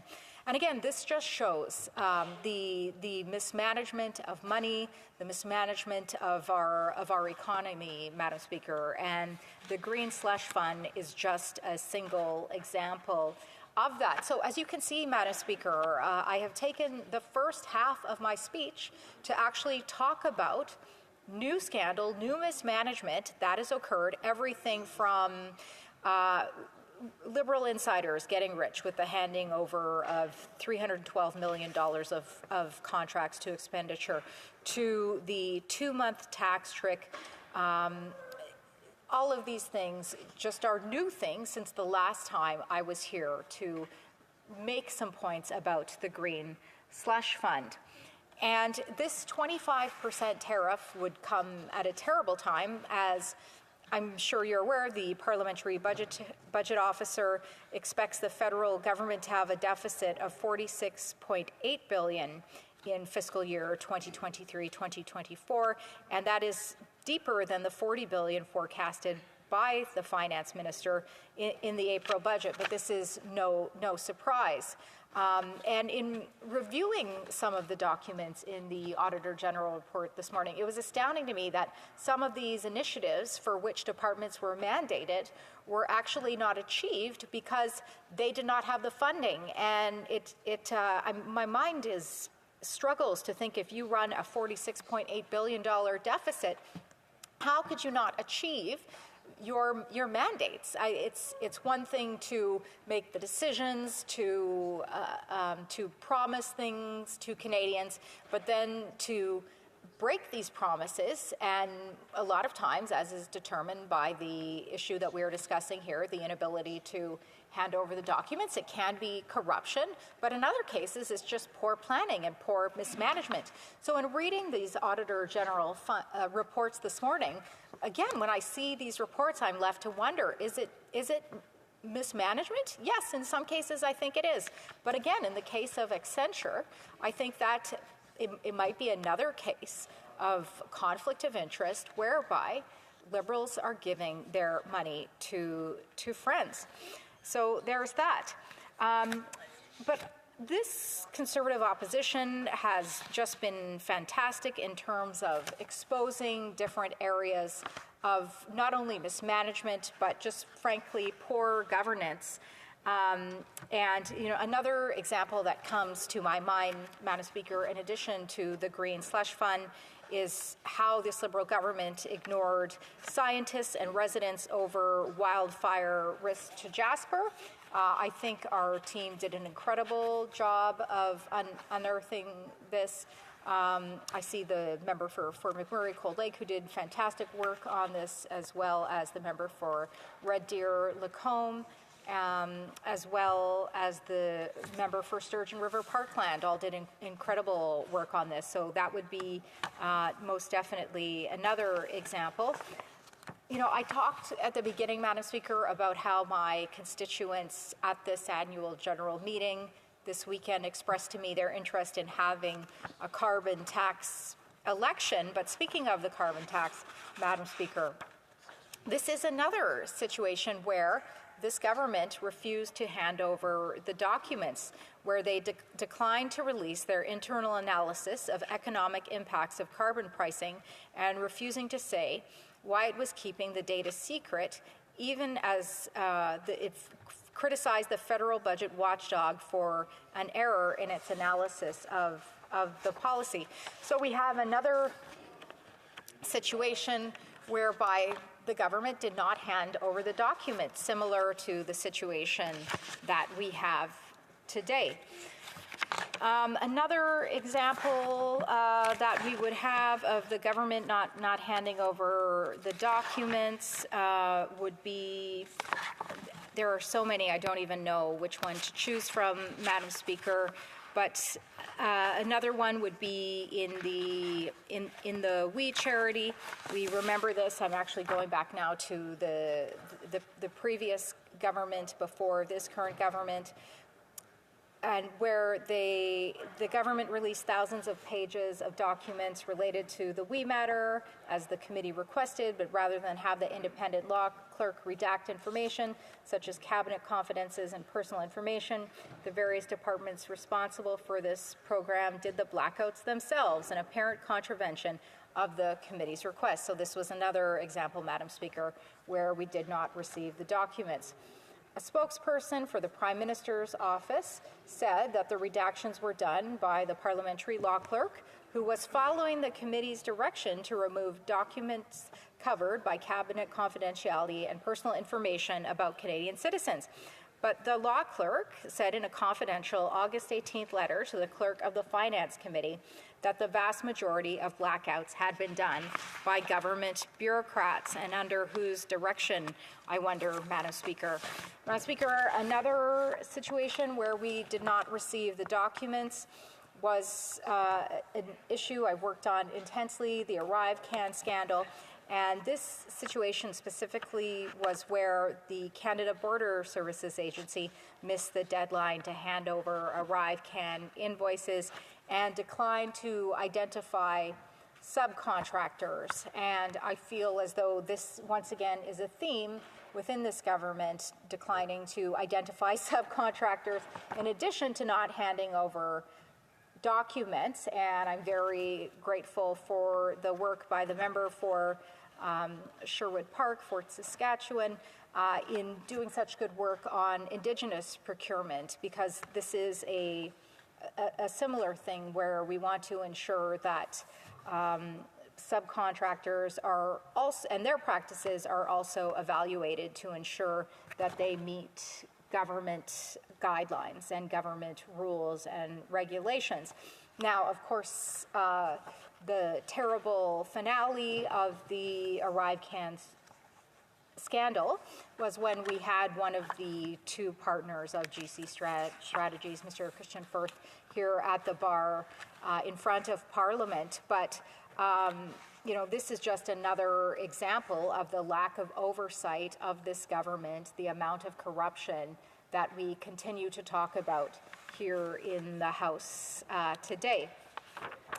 We also have the situation with the Winnipeg labs, where the documents were not handed over, and again, these are the most extreme of cases and the most delicate of cases when we look at the security, our national security.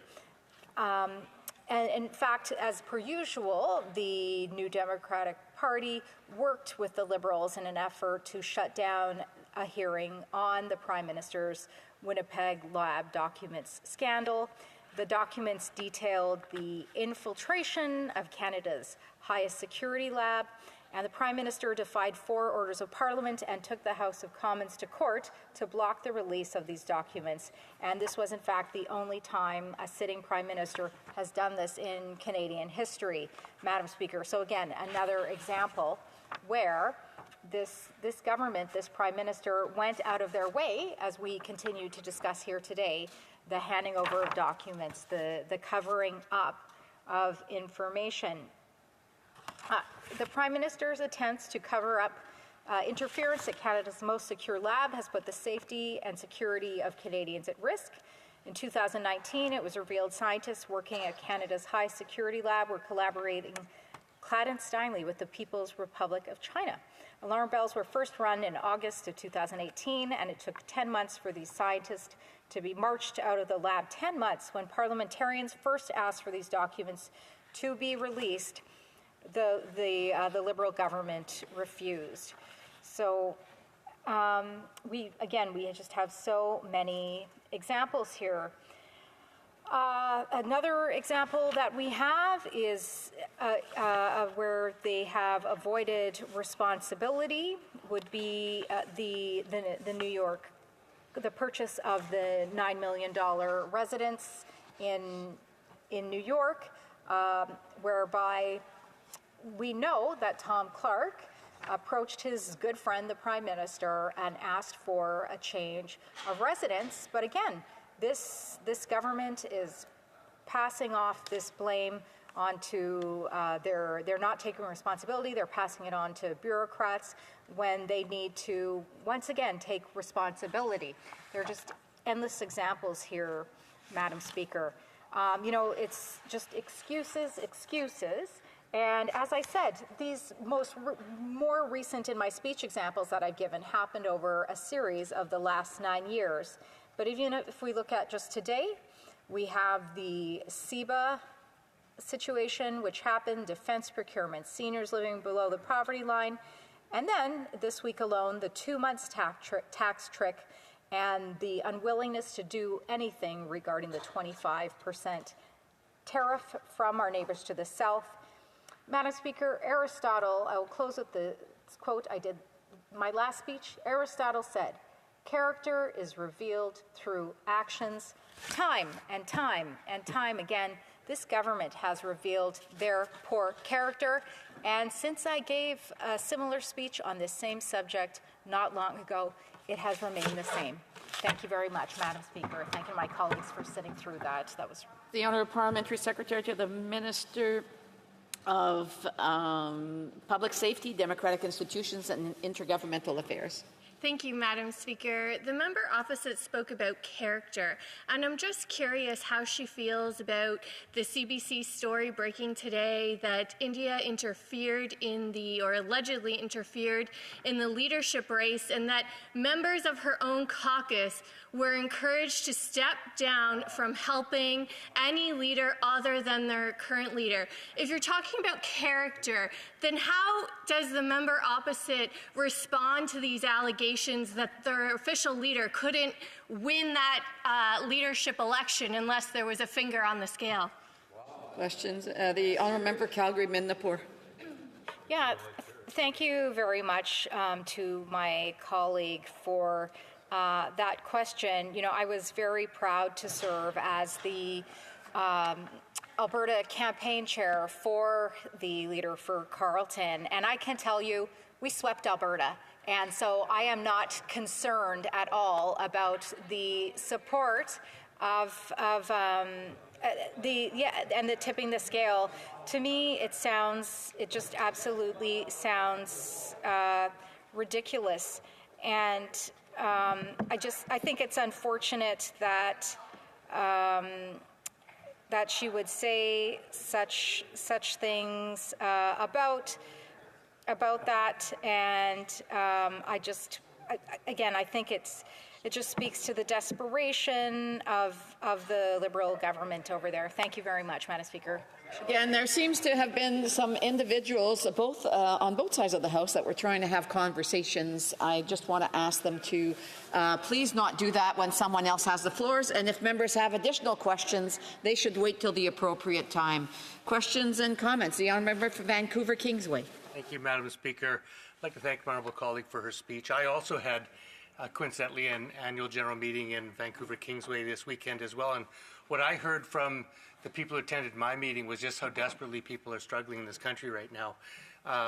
Figures back that up. 50% of Canadians are living paycheck to paycheck. 1 in 4 parents, according to the Salvation Army, are cutting down on their food intake so that they have enough food for their children. And 80% of Canadians are worried about the holiday spending coming up. Yet, my honourable colleague voted against a GST cut that would reduce the expenses of an average family of several $100s. Now, I was in the House last week when the Conservatives called that chump change. I'm wondering if she agrees with that. Does she think that saving an average family a couple $100s this Christmas is chump change? And as someone who, everybody in this place earns over $200,000 a year, does she not agree with me that that shows a disdain for working and poor people in this country that is unbecoming this chamber? The honourable member for Calgary-Midnapore. Thank you very much, Madam Speaker. And I like this colleague, I appreciate this colleague, but I just think it's so rich coming from someone whose leader is just holding on to this horrible government in an effort to get their pension. It's actually really hard for me to hear that question. I'll also say, Madam Speaker, I genuinely don't believe that the New Democratic Party understands economics. Conservatives understand that the administration of this 2-month tax trick alone will create more administrative burden that will put a greater tax burden on Canadians just in the program itself, and we would be far better off just implementing a carbon tax removal across the board, Madam Speaker. Then comments, the honourable member for Sarnia-Lambton. Thank you, Madam Speaker, and thank you to the member for her amazing speech and for her outstanding work on OGO. I noticed that every time the Liberals get up, they are trying to distract from the actual topic at hand, which is them producing the papers in this Green Slush Fund. It seems that they must have something to hide, so I wondered if the member could comment on that. Honourable member Calgary-Midnapore. Thank you very much to the member for Sarnia-Lambton for that question. I can tell you, Madam Speaker, as a member of the Government Operations Committee, this government will go to any length to hide anything, and we have found that time and time again, whether it's their work with McKinsey, whether it's their work with the ArriveCan. We're going to have to look into Accenture now and see what happened there. But yeah, Indigenous procurement, this government knows no limits when it comes to covering up. Thank you very much, Madam Speaker. Questions and comments? The Honourable Member for Longueuil-Saint-Hubert. Thanks, Madam Speaker. The Conservatives have been blocking us from doing any work for about a month and a half now. So I will bring up some relevant work. This morning, there were some pictures in the news about a homeless camp in Montreal, which was taken apart. Homelessness in Montreal has doubled over the past 5 years. People are dying on the streets in Quebec. In fact, that number has tripled over the past 5 years. We have a serious problem, yet the government cut 3% from the Reaching Home program. That's the only program that helps. So what would the Conservatives do if they were to form government? Not that that's what we want, but what would they do to decrease homelessness in Canada? Thank you very much to my colleague. It is a good question. The government does seem to want to spend, but the problem is how and where they're spending. Were we to form a Conservative government, well, we know that our party's leader has 4 priorities: axe the tax, build the homes,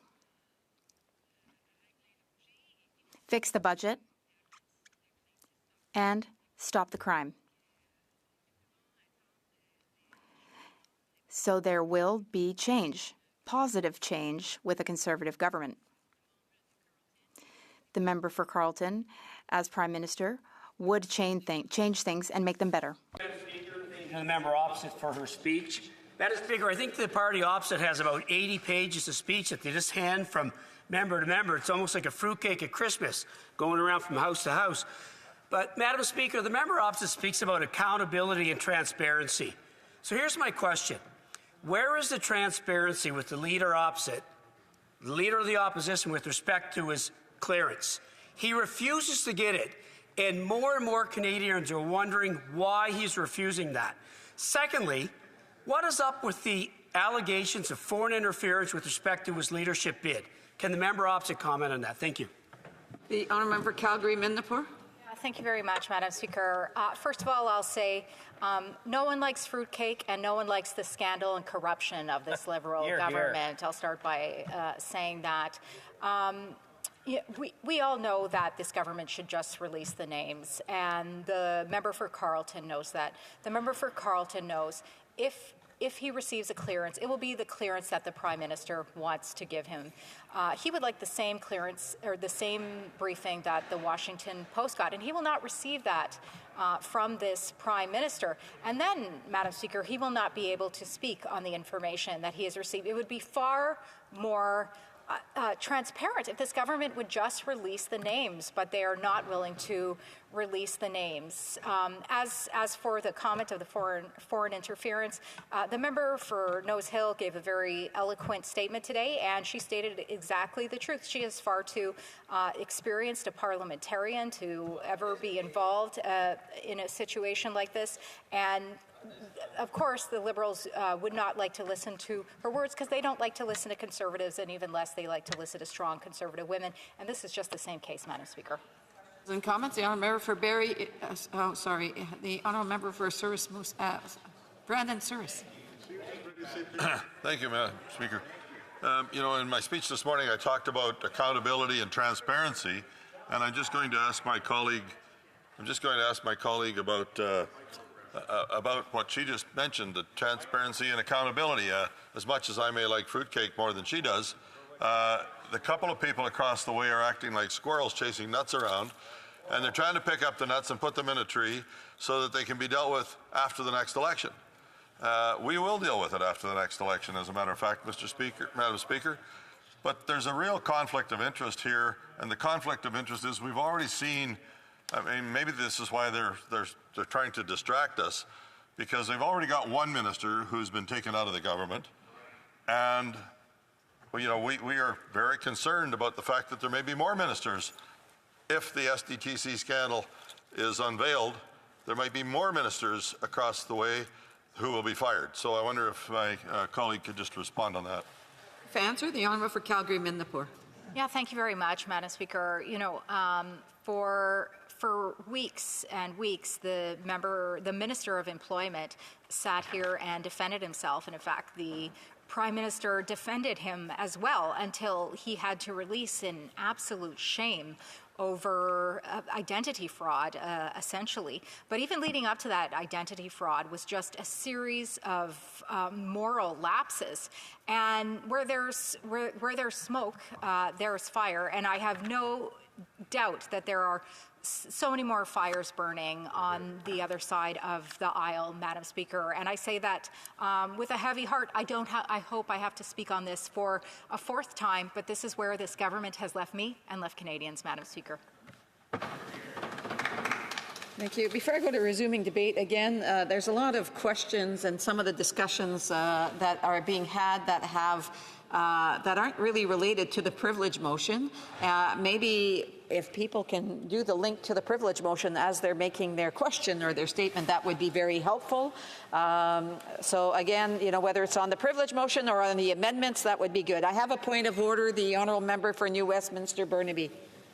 Thank you very much, Madam Speaker.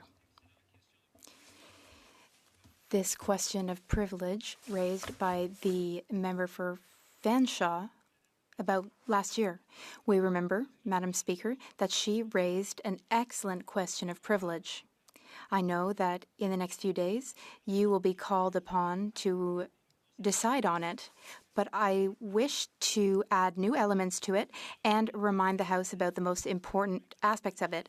Now, the member raises Standing Order 16.1 about decorum.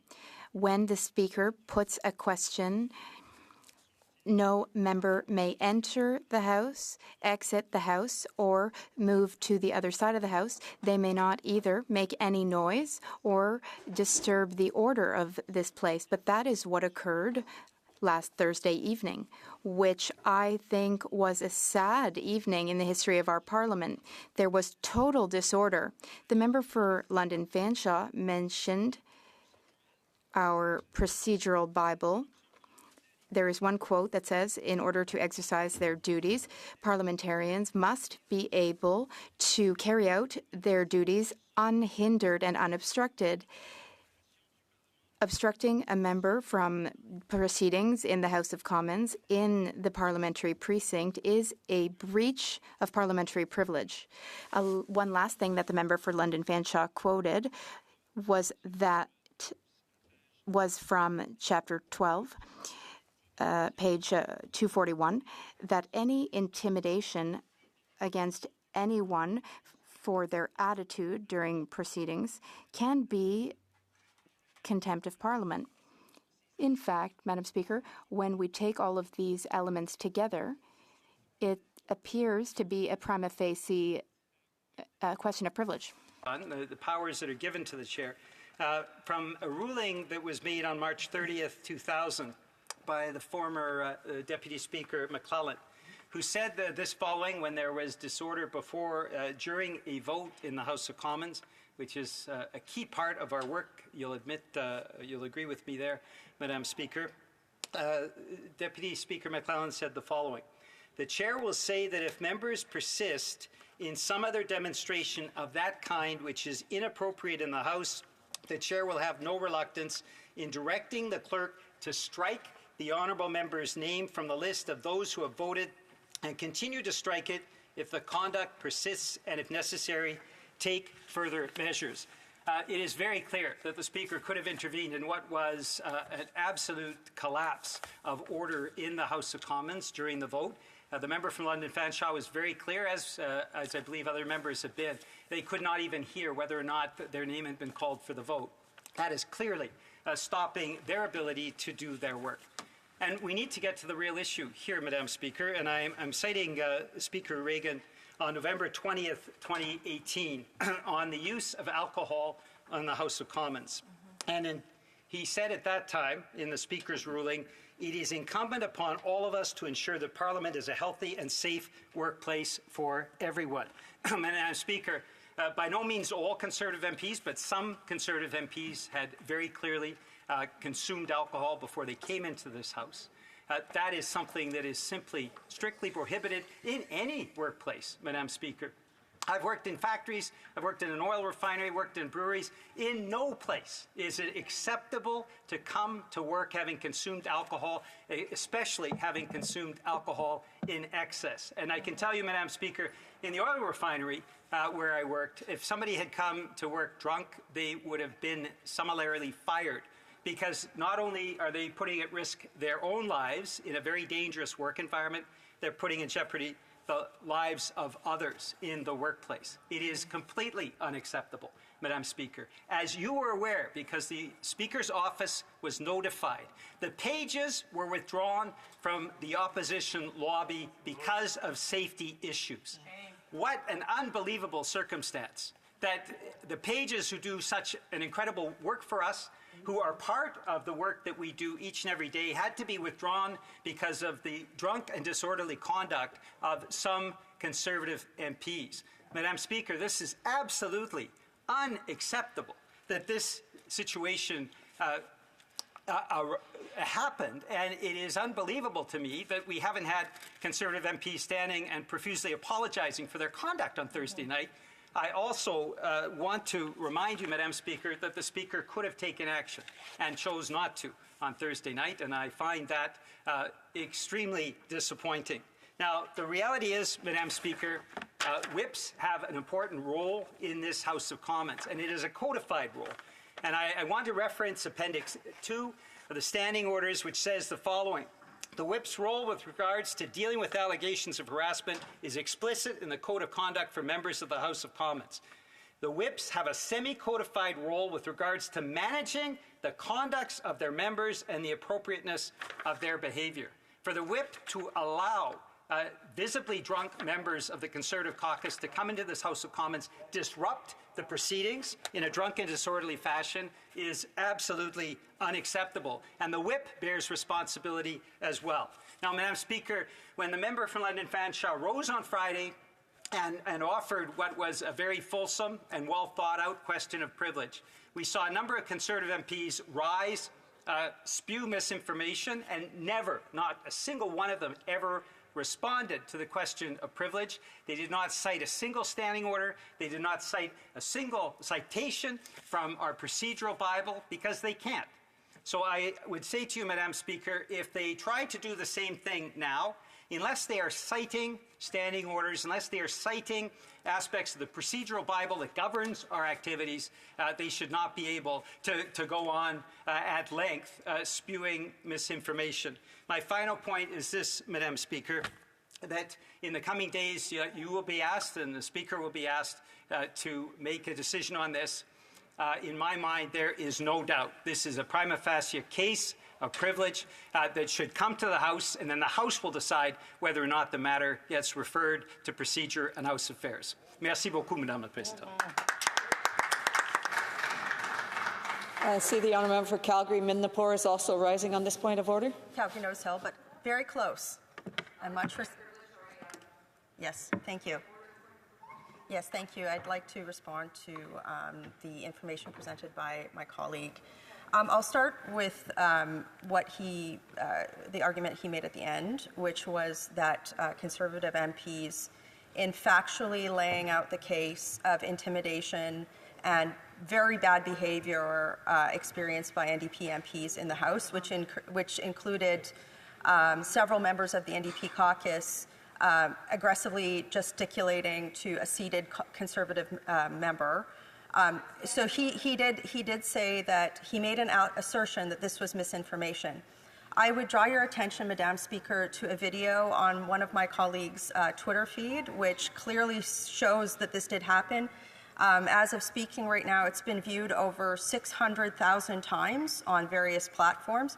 So I present this formally as evidence to refute the assertion of my colleague that somehow stating the behavior of NDP MPs that this is misinformation. There's video evidence of what they did. The second thing that he tried to do was state that we can't put that in response to a question of privilege where somebody makes an assertion that we should be censored. And I reject that. So again, with regard to this particular question of privilege, I would reiterate that the video evidence that has been widely disseminated is not of Conservative MPs behaving badly. It is clearly of the NDP. We didn't want to. I just want to say this, Madam Speaker.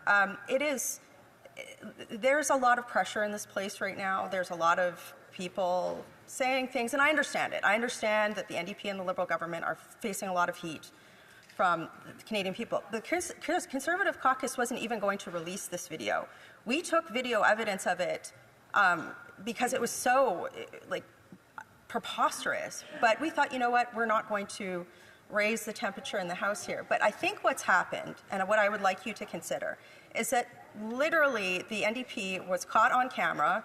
Hundreds of thousands of Canadians have seen the NDP. There was at least 4 MPs that were 3 for sure, that were waving hands in my colleague's face, who I must commend him for his neutrality and poise in the situation, which also, if you look at that video evidence, you'll notice that my colleague was incredibly poised. He was incredibly in control of himself. And so I would just flip the narrative back to where it needs to be here. You have a person from the NDP who has gotten caught with his whip. He talked about our whip. It was his whip, so I will use his argument against him. He says that it's incumbent upon the whip to maintain decorum and order in the House. Well, it was his whip who was actually caught on video waving a finger like this and repeating these phrases ad nauseum and over my colleague.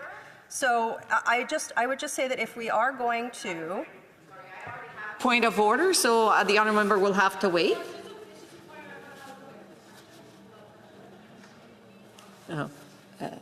So again, then it becomes points of debate, so I'll let the honourable member continue. So again, the intent is to bring new information forward to be considered prior to the decision being made, and so I will allow the honourable member to bring her the additional information forward, and then we'll consider that. The honourable member for Calgary Nose Hill. So I would just ask, Chair, in your consideration of this matter, to really underscore that the evidence, the irrefutable evidence that's been presented to the House, is that the NDP aggressively stormed the chair and then aggressively gesticulated and intimidated members of the Conservative caucus. That's what happened here.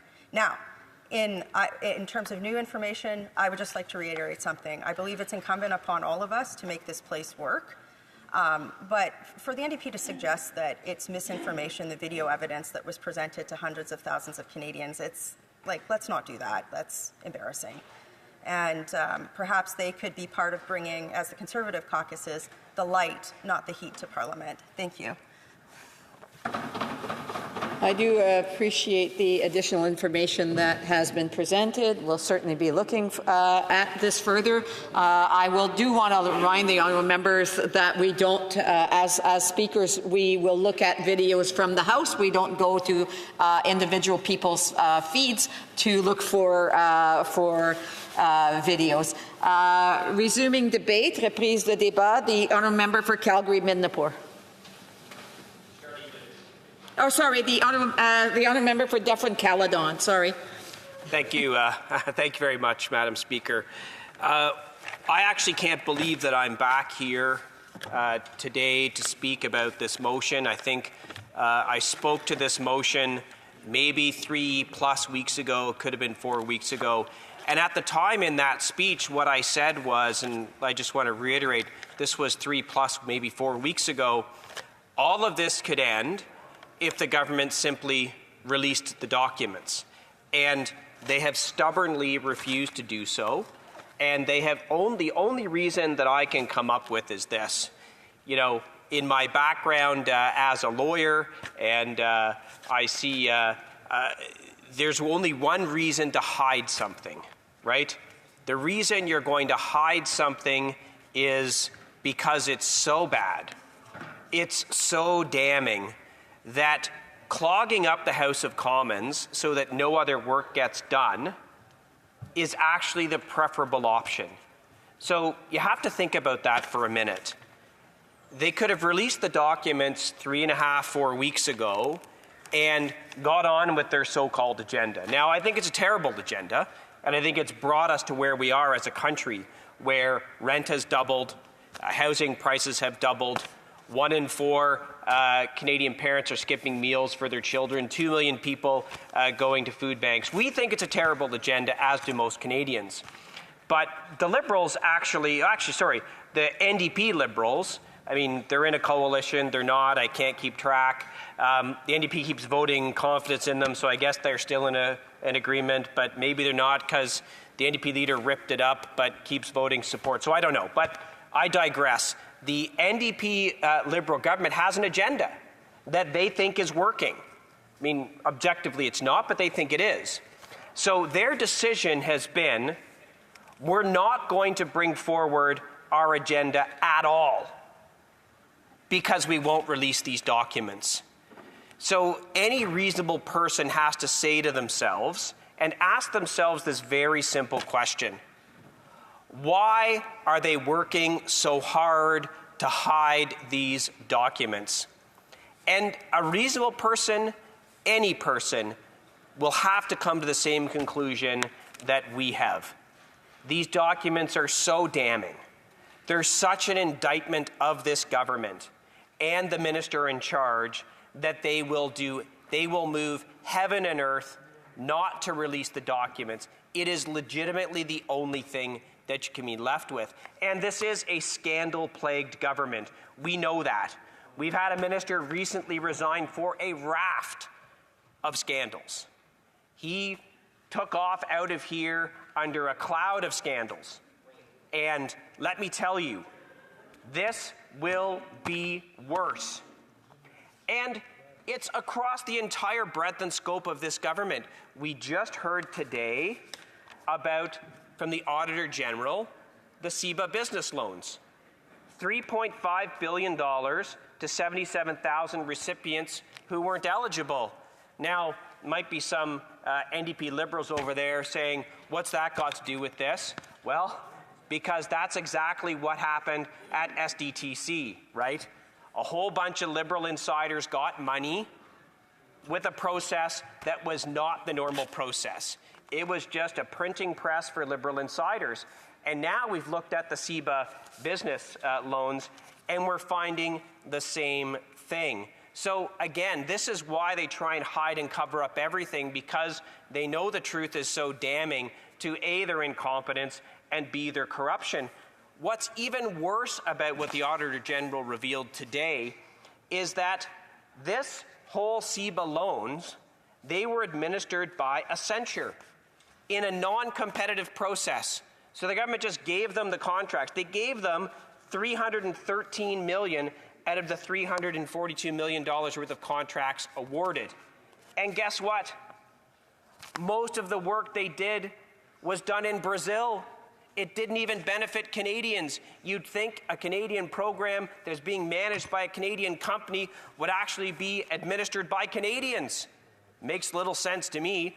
Doesn't make sense to these guys, because literally nothing they do makes sense. So these kinds of scandals, it's kind of a strange place we're in right now here in Canada, because every week there's a new scandal that should bring down a government. It's become so commonplace for these Liberals to be caught with their fingers in the cookie jar that, you know, it's hard to shock people. But Canadians should be shocked with how they've behaved with respect to these contracts. And just to reiterate, the Auditor General found in the Green Slush Fund that 82% of the contracts were awarded inappropriately. Now, that's an A-. I mean, when I was in school, if I got an A-, I'd be pretty excited. So, you know, they've got an A- in corruption. And I suspect if they keep working hard at it like they are, they could get that grade up to an A or an A+ before the next election, something that they can be really proud of. Get that A- in corruption up to an A+. That's probably what they're working forward and working hard on. Now, again, to say, why are we pressing so hard for these documents? Well, because we know these documents are going to be so bad for this government that we have said we will keep debating this issue until they produce them.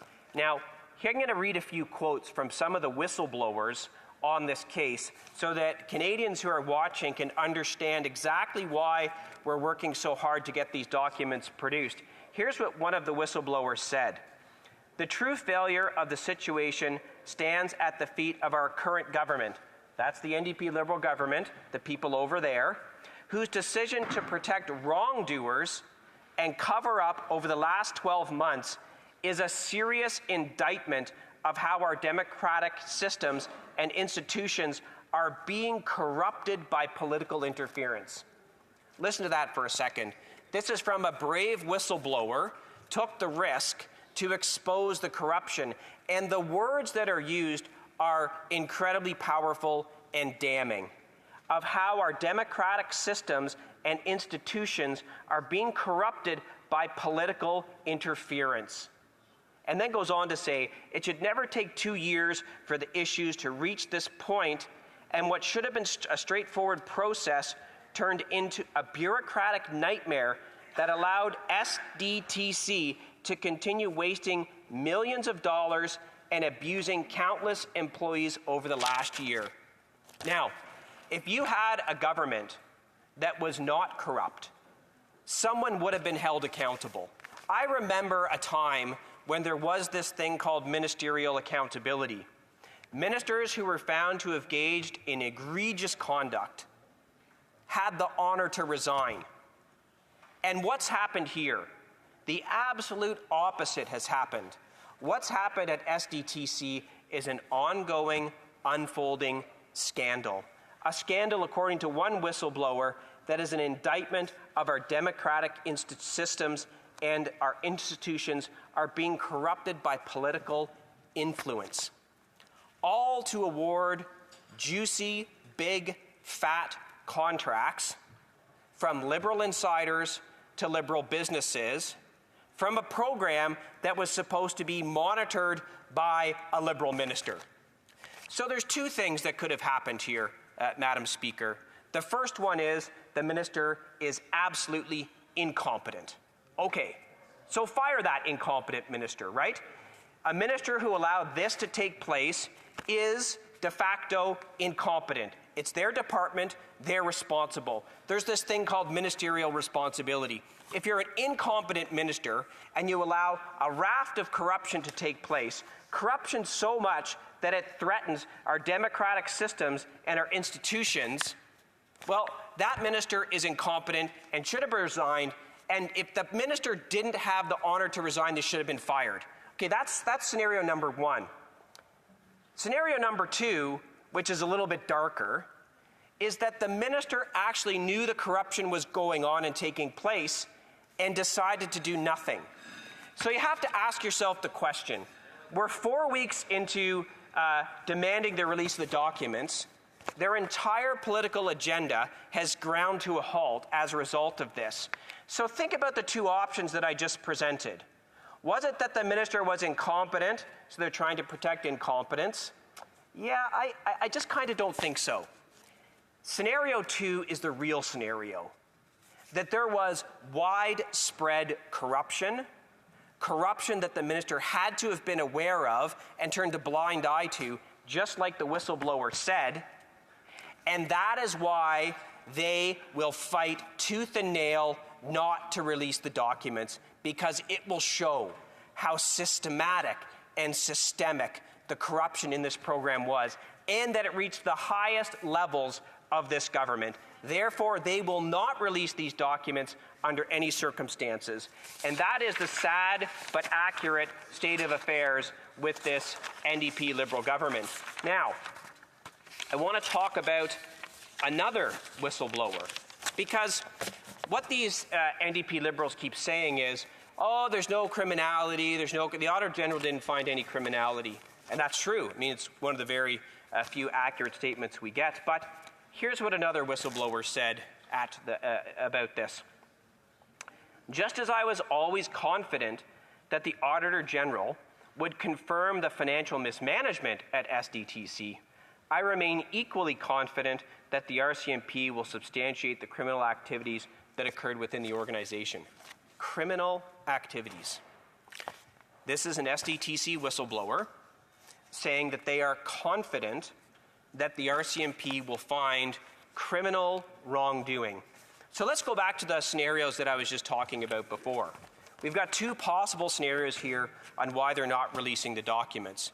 Scenario one, as I said, we have a completely incompetent minister who allowed a whole bunch of bad apples to run rampant through this program, doling out cash, making it rain for all of their Liberal insiders and buddies.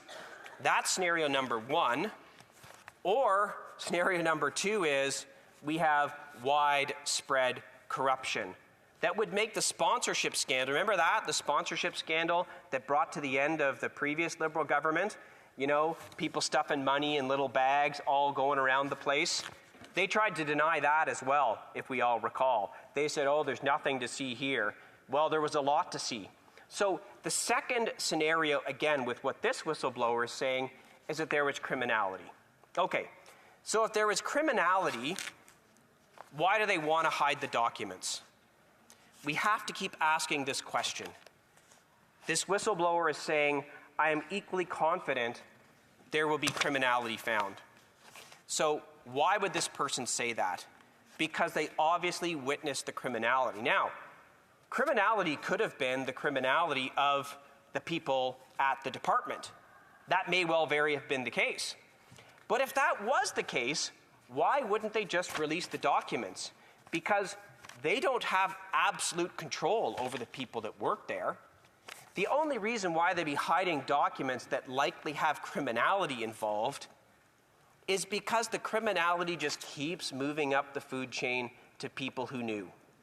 And that is the reason why they are refusing to release these documents, and why they've paralyzed this Parliament for the last 4 weeks in their absolute obstinance to release the documents.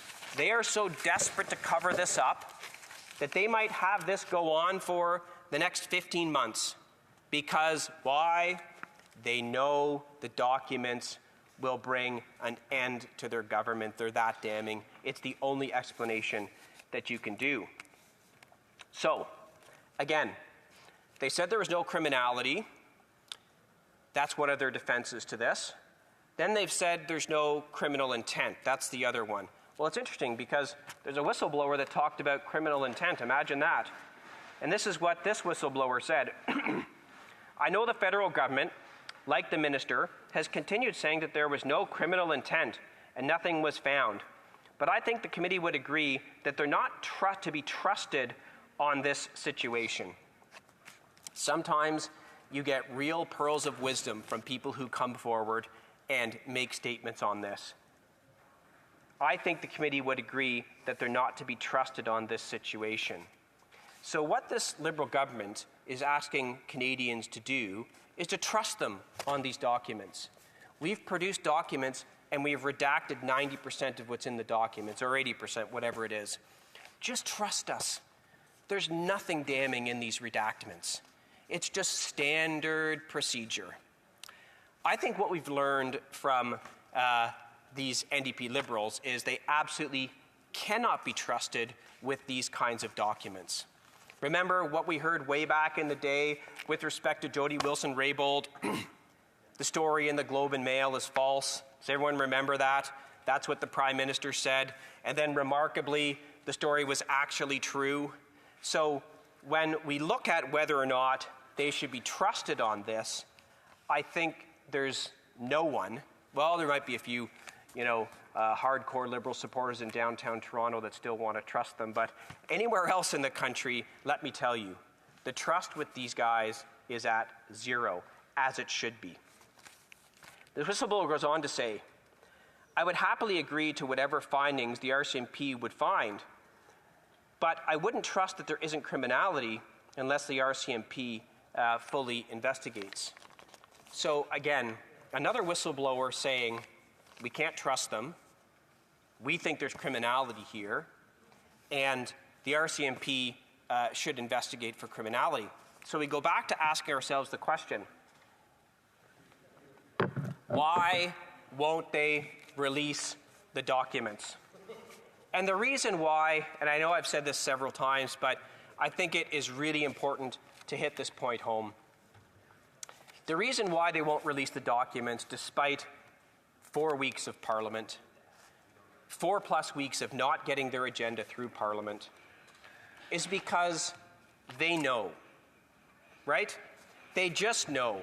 They know that the degree of criminality that's going to be found in these documents, they know how damning it's going to be for their government. And let me phrase this in a way that everyone can understand. So this is a government that's been mired in scandals for the past 2 years. So they're not new to scandal, right? It's not something new or shocking. So you'd think at a certain point they'd be like, well, another scandal, it's no big deal. We'll just get those documents out. It'll blow over in a couple of weeks, right? But they don't. They're still here obstructing Parliament and not producing the documents. So it goes back to the fact that this is not your everyday run-of-the-mill scandal. It's really sad, actually, when you have to say that phrase. It's not your everyday run-of-the-mill scandal by a government. That's actually how many scandals and how corrupt this government has been proven to be that we get to use that phrase. But it's not a run-of-the-mill scandal, or they just release the documents. They do what they normally do. They would do like a Friday evening document dump. We all know it. That's when the government takes out the trash. They put something out at 5 p.m. on a Friday, usually a long weekend like Thanksgiving or the August long weekend, because they know Canadians are paying attention. But guess what? They didn't even do a document dump on this. Again, why? Because they know what's in these documents will bring about the end of this government. Now, we know there's going to be an end. When we have a carbon tax election, which is coming, that will be the end for them. And they just want to desperately hold on as long as they can. The NDP wants to hold on as long as they can because their leader needs his pension. So we know that's why they keep propping up the Liberals at every opportunity. They say they ripped up the agreement, but they prop them up. So we know this government's unfortunately going to keep going. And that if they release these documents, it would actually be the end. Even the NDP wouldn't be able to prop them up anymore because the documents are so bad, which is why they're not releasing the documents. And it's why we are where we are today. And it brings no joy to me to be here speaking about this another time. They've made this choice. And the conflicts that go on in this program are really unbelievable.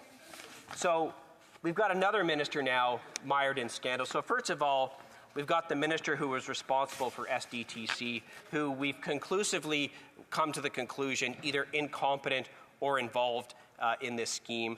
Or now we also have the Minister of the Environment, who was a strategic advisor for Cycle Capital Management. And oh, guess what? Cycle Capital Management got a whole bunch of money from the Green Slush Fund. Now, I wonder how that happened. I wonder why, given that, they don't want to release the documents. Because they've got at least 2 ministers who we know will be very badly exposed from the documents. I will end this with this. This has gone on long enough. All they have to do, it's very simple, release the unredacted documents, and we can get back to the business of the House. Thank you, Madam Speaker. Questions and comments, questions et commentaires. The Honourable Parliamentary Secretary to the Minister of Public Safety, Democratic Institution and Intergovernmental Affairs. Thank you, Madam Speaker. The member opposite spoke about corruption. He spoke about the importance of whistleblowers. So I want to give that member the opportunity right here today to come forward before we hear testimony from the former leadership candidate that he supported. In March of 2022, he supported Patrick Brown for the leadership of the Conservative Party. But by June of that same year, he switched to the current leader of the opposition. Can he come clean here today? Was he approached? Was there foreign interference that asked him to step aside? There will be testimony coming forward before December 10th on this. He has the opportunity to tell the House today, was he coerced? Was he being influenced to switch his leadership support? Order, order.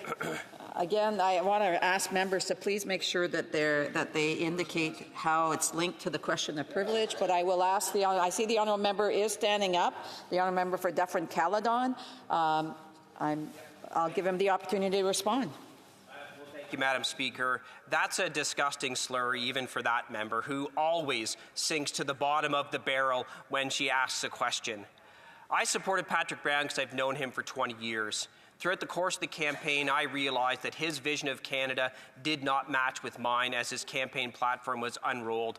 The leader of the opposition, I believed in his platform, and I had a conversation and asked if I could come over and support the current leader of the Conservative Party, and I did. But what you have to ask yourself again is, this member can't even defend what the government has done by asking a question about the matters before us. Instead, she slinks into the gutter to try and cast aspersions on my character. It's disgusting, but unfortunately, it's what I expect from her. Questions and comments? The honourable member, order. Questions and comments? The honourable member for Vancouver Kingsway. My honourable colleague spoke of the important duty of a government to disclose documents after Parliament has requested them. And of course, I agree with that very much. And he took the present government to task for not disclosing the documents that have been ordered by this House. But he was in this House, and so was I, between 2011 and 2015, when the previous government of Stephen Harper was also ordered to produce documents twice, for the Afghan detainees case and also to disclose important cost information over its crime legislation, and that government refused and also defied the will of Parliament and was found in contempt. Can you tell us why? What's the difference between the Harper government refusing to disclose documents in contempt of this House and the current government doing so? The honourable member for Dufferin-Caledon. Well, the NDP Liberal coalition is alive and well.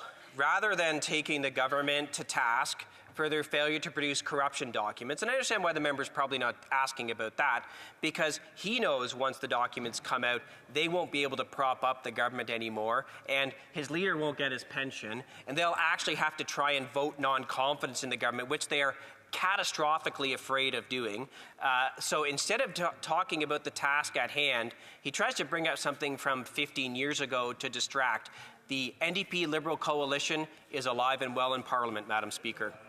Questions and comments? The honourable for Central Okanagan, Similkameen Nicola.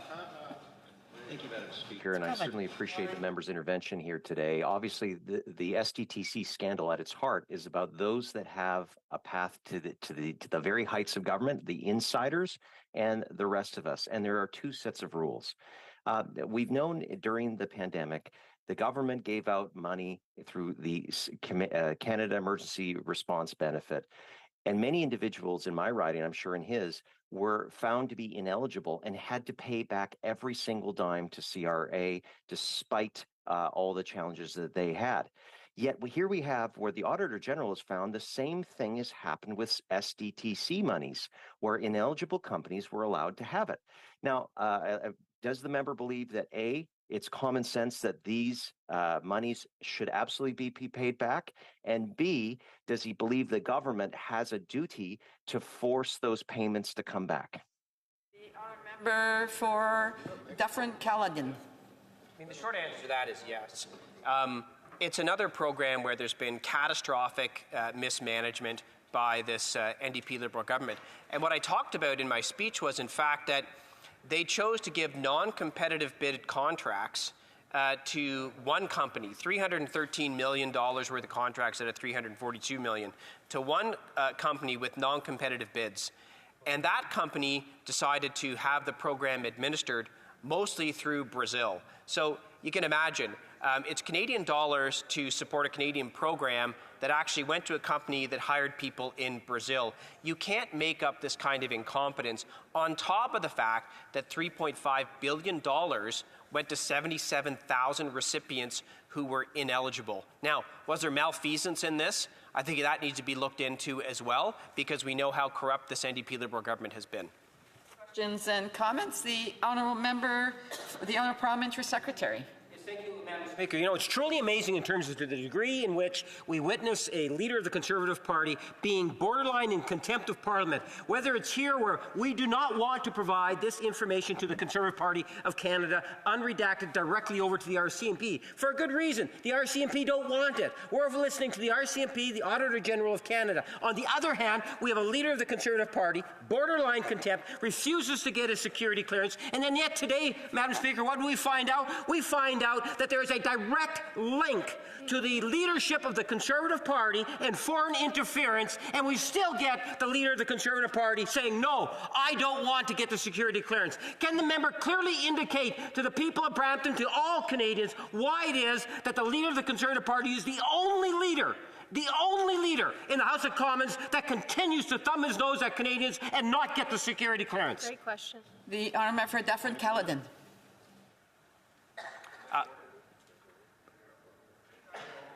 Of order somewhere, the honourable member for Central Okanagan, Similkameen Nicola.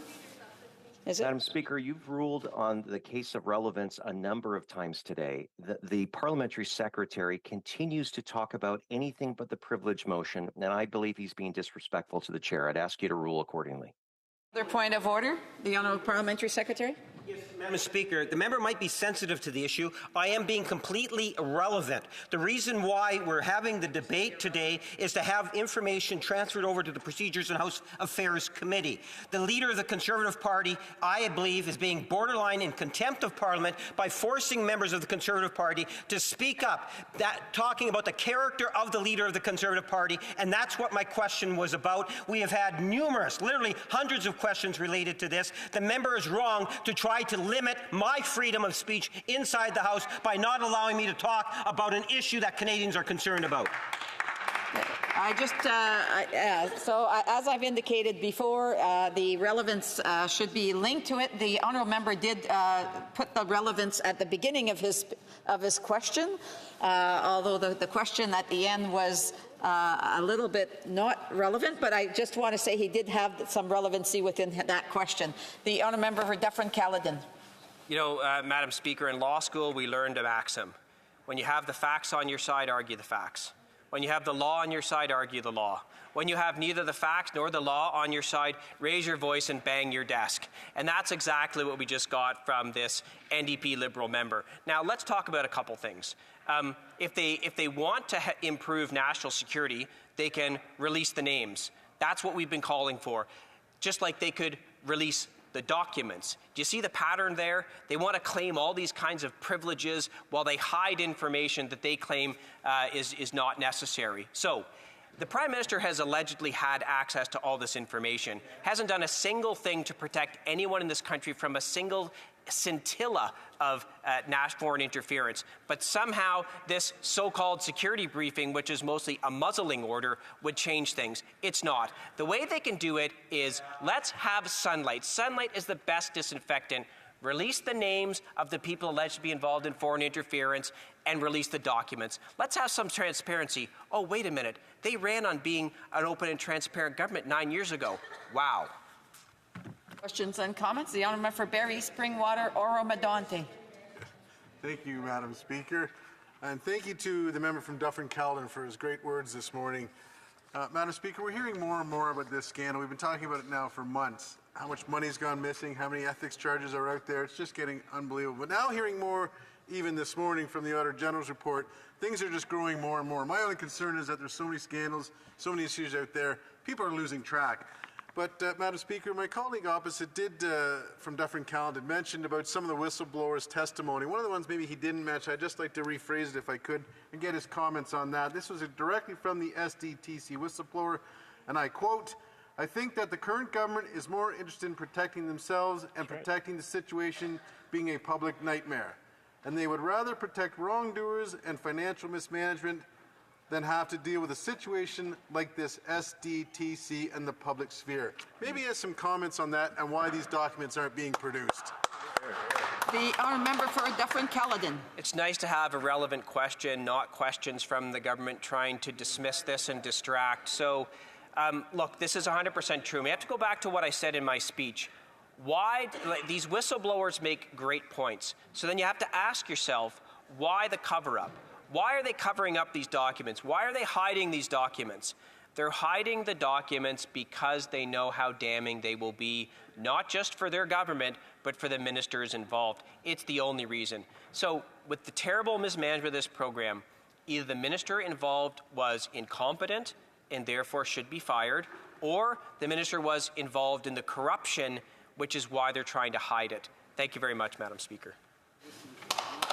Resuming debate, the honourable member for St. Albert, Edmonton. Madam Speaker, I rise to speak on the massive scandal at Sustainable Development Technology Canada, more appropriately known as the billion-dollar Liberal Green Slush Fund. This is a scandal involving 400 million taxpayer dollars that improperly went out the door, according to the Auditor General. 330 million of that involved conflicts of interest involving board members, 186 conflicts of interest, and multiple violations of the law, violations of the SDTC Act. And in the face of such a scandal, Canadians can rightly ask how it is that board members who were Liberal insiders engaged in conflicts of interest and funneled tens of millions of dollars into companies that they had interests in and got away with it for so long. Well, very simply, Madam Speaker, how this happened and why they got away with it for so long is because after 9 years of this Prime Minister, we have a government in which there is a culture of rot and corruption, a culture of rot and corruption that goes right to the top, right to the Prime Minister. This is a Prime Minister who fired his Attorney General Jody Wilson-Raybould when she defied his unethical and unlawful orders to interfere in the prosecution of SNC Lavalin. This is a Prime Minister who is hid behind cabinet confidence to obstruct an RCMP criminal investigation into his potential wrongdoing. This is a Prime Minister who has the distinction of being the first Prime Minister in Canadian history to be found guilty of violating the Conflict of Interest Act, not once, but twice. And given that, it reflects what we have seen at SDTC, and it also perhaps explains why it is that as we speak, there are sitting members of the Cabinet who, like the Prime Minister, have been found guilty of violating the Conflict of Interest Act, including the Minister of International Trade and the Minister of Public Safety. And I would also mention the Liberal member for Hull Elmer, who was found guilty of breaking the Conflict of Interest Act while he served as Parliamentary Secretary to the Prime Minister.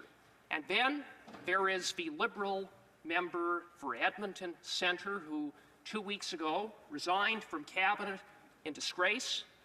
This is someone who got caught violating the Conflict of Interest Act when he was involved in the operations of a shady PPE company in direct violation of the Act while he sat in Cabinet. More than that, the member for Edmonton Centre's company has been ordered by Alberta courts to pay back clients nearly $8 million for ripping them off. It faces 7 lawsuits alleging fraud, and the Edmonton police have opened a criminal investigation into the member's company. So, Madam Speaker, all of this is to say is that there is a culture of rot, corruption, and conflict from top to bottom in this government, and it has been happening from practically day one when this Prime Minister took office. And consistent with that rotten culture, it comes as no surprise that former Liberal Minister Navdeep Bains, when he was the Industry Minister, appointed a conflicted chair to the chair as that of SDTC. Annette Verscheren was someone who no doubt had a fair amount of business experience, but she had, as I alluded to, a major problem. She had a conflict of interest insofar as her company was receiving $2.2 million from SDTC. That is a blatant conflict of interest, and it ought to have immediately disqualified her from that role. But Navdeep Bains, being in the cabinet of a corrupt and conflicted government, said conflicts be damned, and he appointed Annette Verscheren as chair. And it was from that time onward, that we saw the self-dealing, the conflicts, and the mismanagement that were identified in the Auditor General's report. Almost all of it occurred under the time that Annette Verscheren served as chair, someone who was handpicked by Navdeep Bains. Now, at or around the time that Verscheren was appointed by Bains to serve as chair, the SDTC board adopted a conflict of interest policy that encouraged corruption. This is a policy, just to give this House, through you, Madam Speaker, an illustration of what was contained in this policy. The conflict of interest policy permitted directors to buy and sell securities within companies funded by SDTC within 3 days of a public announcement. And so, to illustrate this policy in action, a board member could sit in and vote to fund a company on Monday, and it be the project funding being announced Monday. The same director could go and buy and sell securities in that company on Thursday. It's akin to insider trading. And at the Public Accounts Committee, the Liberal member for Beaches East York took great exception when I characterized it as that. But I would remind the member through you, Madam Chair, that it is completely at odds with the rules of the Ontario Securities Commission for publicly traded companies, rules relating specifically to insider trading and self-dealing. No wonder, because, as I said, Madam Speaker, it's akin to insider trading. Pursuant to the rules of the Ontario Securities Commission, publicly traded companies, directors of those companies, can only buy and sell shares on a limited basis outside of the quarterly financial reporting periods. But here you had a policy that basically allowed members to get rich with insider information. Total corruption. If the member for Beaches East York wants to dispute that it's insider trading, it certainly is corruption. And, Madam Speaker, not only did the policy give a green light to essentially insider trading, it also violated the standards provided for in the Conflict of Interest Act.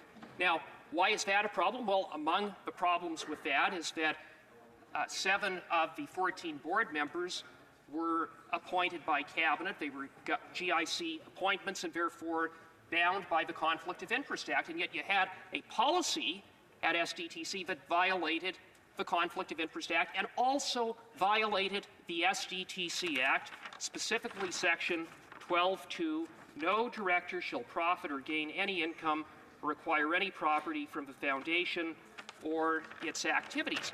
And yet, Madam Speaker, that is precisely what happened again and again and again at SDTC. The Auditor General found that 5 out of 15 board members, so a third of the board, had interests in companies that were being funded by SDTC while they sat on the board, in blatant conflicts of interest and in blatant violation of the SDTC Act.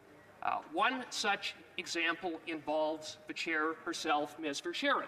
She voted to funnel, and not only voted, but actually moved 2 motions to funnel $38.5 million into SDTC companies under the guise of being so-called COVID relief payments, payments that the Auditor General determined to be improper and outside of the scope of the contribution agreements with the Department of Industry. So $38.5 million of mismanagement, pretty bad, but even worse, arguably, is that $220,000 of that went into her own company, Enerstor. And as I noted, Ms. Verscheren is a woman with vast business experience and vast experience sitting on corporate boards.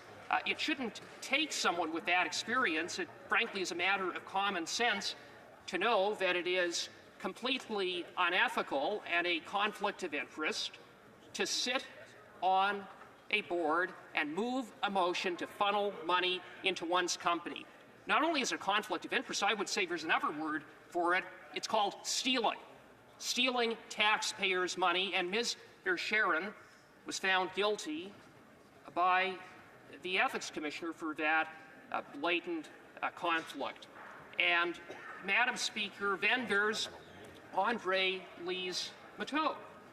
She is a close associate of the radical Environment Minister. Ms. Matteau came to the Public Accounts Committee and admitted that SDTC funneled $10.4 million into companies that she had interest in. Now, she said, I identified that I had a conflict and that I left the room. But of course, Madam Speaker, that isn't good enough. I mean, think about it. It's not good enough in the context of a board member saying, I have a conflict, therefore I'm going to leave the room, and the board votes to funnel $10.4 million into my companies, and then I come back and another board member leaves the room and the board votes to funnel money into that member's companies. And that occurred again and again, 186 times. Wink, wink, nudge, nudge. I mean, it speaks to a culture of total corruption. So yes, she can argue I technically recused myself, but come on. And Madam Speaker, it's further not good enough because it violates the SDTC Act. Not profiting, not gaining, not acquiring property. That is strictly prohibited, but there was Mateau cashing in $10.4 million in unlawful payments approved by the board. And when I put it to her at committee that she had blatantly violated the SDTC Act, she had no answer. It was almost as if she was taken aback, speaking to the degree to which there was a culture of conflict and entitlement that permeated the SDTC board for so many years under former Liberal Minister Baines's watch and the current minister's watch. And the ministers say, well, they didn't really know anything about it, that SDTC is an arm's length foundation. Well, Madam Speaker, that is hardly an excuse. We're talking about $1 billion taxpayer dollars, $1 billion taxpayer dollars, and you have a former minister, Madam Speaker, and a current minister who basically try to wash their hands clean and say, forget about the $400 million, forget about the $330 million involving conflicts of board members, forget 186 conflicts of interest. It wasn't my responsibility. Madam Speaker, the Auditor General's report is an indictment of the lack of oversight provided under the two ministers, Baines and the current minister. And it's an absolute indictment, the report. But it's worse than that, because there was someone who, according to the Deputy Minister, was the department's eyes and ears at every one of these Green Slush Fund board meetings. The Assistant Deputy Minister, Andrew Noseworthy. He sat there as there were 186 conflicts of interest, as tens of millions of dollars were funneled into the companies of board members. And he appeared before the Public Accounts Committee last Thursday. And he claimed, or his excuse was that he had no independent way of verifying conflicts of interest. No independent way. Sitting there, 186 conflicts of interest, but he had no way to determine that there were conflicts of interest. And I said to him, well, sir, that is impossible. That can't be true, because there was plenty of evidence before committee that the practice at SDTC was for an agenda to be sent out weeks before the meeting, in which board members were then invited to identify those projects in which they had conflicts of interest or proposed projects. At the beginning of each meeting, that the secretary would then read out those members who had identified conflicts of interest while Noseworthy was sitting there. So I said, that simply can't be true. So Noseworthy said, after he got caught misleading committee, to come up with the response that it wasn't his fiduciary duty to report on these conflicts and corruption. It wasn't his fiduciary duty. It speaks not only to a culture of wrought conflict and corruption that goes right to the top of SDTC's leadership with Ms. Verscheren, right to the top with members of this cabinet and the Prime Minister, but it also speaks to a complete level of contempt for taxpayers' money by this government. And, Madam Speaker, I have to say I'm just flabbergasted by that testimony, but perhaps I shouldn't be flabbergasted because, again, it goes back to this culture of corruption that is so embedded in this government. And so here we are, nearly more than 2 months after this House ordered the government to turn over all documents relating to SDTC so that they in turn can be turned over by the law clerk to the RCMP. And more than 2 months later, we still don't have the documents. And it begs the question, why? And the only plausible explanation is that what is contained in those documents is really, really bad. We know, based upon the Auditor General's report, that there was a total lack of oversight at SDTC. We know that in some instances the government, ministers of this government, encouraged or tolerated conflicts of interest, such as Baines hand-picking Sharon to serve as chair, notwithstanding that she had a conflict of interest. And we know that these ministers had to have known that all was not well at SDTC, given the fact that they had an eyes and ears sitting in on each of these meetings.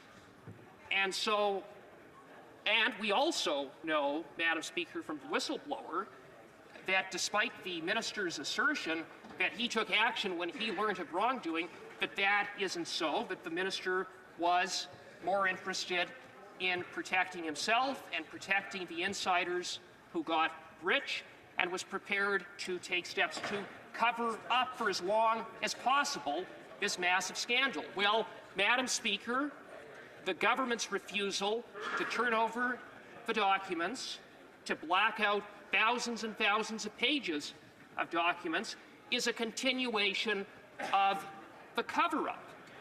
And, Madam Speaker, the bottom line is that heads need to roll. There needs to be accountability. We need to get fully to the bottom of this massive scandal. If there's criminal wrongdoing, then the RCMP needs that evidence, and taxpayers need to be made whole from these Liberal insiders. And so long as this government continues to block and obstruct this House order, we're going to continue to stand up for taxpayers and demand the release of the documents. The honourable member will have 10 minutes of questions and comments the next time this matter is before the House. Statements by members. Déclaration de député. The honourable member Nepean. Madam Speaker, for over 150 years, Chinese Canadians have made remarkable contributions to building Canada. From working in mines and railways in the past to driving Canada's leadership in the knowledge-based economy and advanced technologies, Chinese Canadians have been and continue to be a vital force in Canada's socio-economic development. With a rich cultural heritage spanning thousands of years, the Chinese people have profoundly contributed to humanity through advancements in science, medicine, and countless other fields essential to human progress. It is our collective responsibility to preserve and promote this invaluable culture and heritage, ensuring that all Canadians, today and in the future, can learn from and celebrate its significance. I call on Canada to designate February each year as National Chinese Heritage Month. Thank you, Mr. Speaker. The honourable member for Regina-Wisconsin. Mr. Speaker, when a child becomes sick, it takes a terrible toll on the entire family. This burden becomes so much greater by the fact that hospitals with pediatric services are often located a significant distance from the family's home. This is where Ronald McDonald House Charities steps in to provide accommodations, meals, peer support, and other services to the entire family while their child is being treated in a nearby hospital. Unfortunately, my home city of Regina is one of the major centres in Canada that, until now, does not have a Ronald McDonald House, despite the growing need. Fortunately, RMHC recently launched their Miles to Go campaign to build a new facility in Regina within walking distance from the Regina General Hospital. I applaud Ronald McDonald House Charities for investing in the Regina General Hospital neighborhood, and I encourage everyone to support this worthwhile cause. Thank you, Mr. Speaker. Well done, well done. The honourable member for Oakville North Burlington. Thank you, Mr. Speaker. Christmas is fast approaching, and thanks to the Oakville Professional Firefighters Association Toy Drive, children and youth in need in our community will have a gift under the tree. Last year, they distributed gifts for 5,137 local kids, bringing smiles and joy. Gifts can be dropped off at any Oakville Fire Hall or at the drive-through toy drive at Coronation Park on December 13th from 5 till 9. The toy drive has been led by Kurt Merriman for over a decade. Kurt grew the toy drive significantly, putting in thousands of volunteer hours to bring Christmas joy to so many. He partnered with local organizations, including the Toronto Rock, to be able to provide more and more kids with gifts each year. Kurt has left Oakville for a new position in the fire service, and on behalf of all members in this House, I'd like to thank him for his elf work in Oakville with the toy drive. Bravo. Thank you, Mr. Speaker. The Honourable Member for Shefford. In 2024, we highlight the 30th anniversary of the Community Association of Otiamaska. 160 people met to celebrate this event. We need to recognise the inestimable work done by all the member organisations.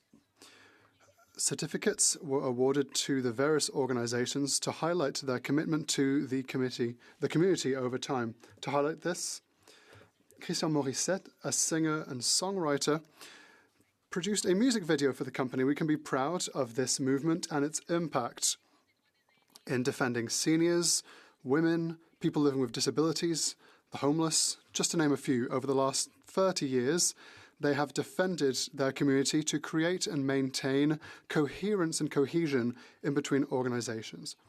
Nicolas and all the team, happy 30th and long life to your organisation. The Honourable Member for Argenteuil-la-Petite-Nation. Thank you, Mr. Speaker. At this time of the year, when we are all getting ready to celebrate Christmas and the New Year, we're planning the family holiday menu, we're buying gifts for children, relatives and friends. Whilst the commercial giants offer an array of discounted items, we must not forget small businesses, artisans, and farmers and producers in our communities. Buying local means investing in our economy by helping to create jobs, as well as supporting local businesses and producers, especially my region. It also means reducing our ecological footprint, because the fewer the kilometres between us and our products, the less the products will have to be transported and therefore less greenhouse gas. This Christmas, let us buy local and let us support our local trade. The Honourable Member for Calgary Nose Hill. Last month, as part of an anti-Israel mob in Montreal, a woman named Mai Abdelhadi was recorded giving Nazi salutes and stating that the final solution was coming. It turns out that this woman was a franchise owner of 2 Second Cup cafes at Montreal's Jewish hospital. Peter Mamis, the CEO of the company that owns the Second Cup coffee chain, swiftly issued a statement unequivocally condemning the deplorable actions of this woman and immediately terminated her relationship with his company. I would like to commend Mr. Mamis for demonstrating moral clarity when it was required. By acting swiftly and decisively, he showed that he would give no quarter to anti-Semites. Compare that to the actions of this Liberal government, who have tried to appease those who stoke division and hate in Canada. That it took the Prime Minister almost a day to issue any sort of statement with regard to the recent anti-Semitic Montreal riots is a disgrace. Thank you to Peter Mamis for demonstrating this strong, decisive moral clarity needed to maintain Canada's peaceful pluralism. The Prime Minister could learn a thing or two from him. The Honourable Member for Scarborough-Guildwood. Mr. Speaker, December 2nd marks the International Day for the Abolition of Slavery. Most of us think about the Atlantic slave trade insofar as we think about slavery at all. World Vision estimates that there are multiple more people enslaved now than there were then. 21st century supply chains have brought this scourge to our shores. This Parliament passed S211. The first reporting date was in May of this year. What the reports show is that the supply chains are deeply infected.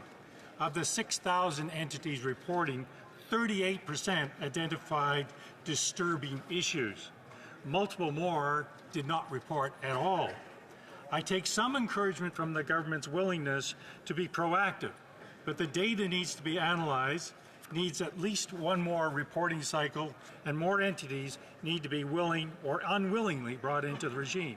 Slavery may be as old as humanity, Mr. Speaker, but it doesn't mean that you need to support it by purchasing its products. The honourable member for Thunder Bay, Rainy River.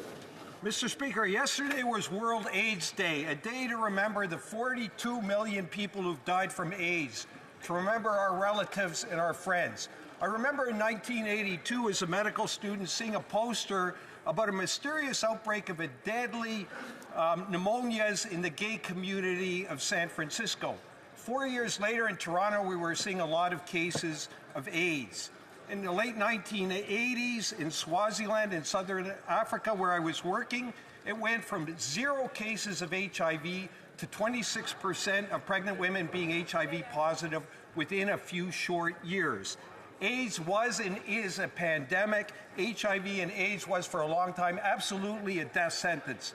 The discovery of antiretrovirals has turned AIDS into a manageable chronic condition. Although our work is not yet done, making ARVs available to millions of people globally has absolutely been one of the greatest triumphs of the modern era. Thank you. The honourable member for Brantford Brant. Mr. Speaker, this Prime Minister has completely lost control of Canada's borders.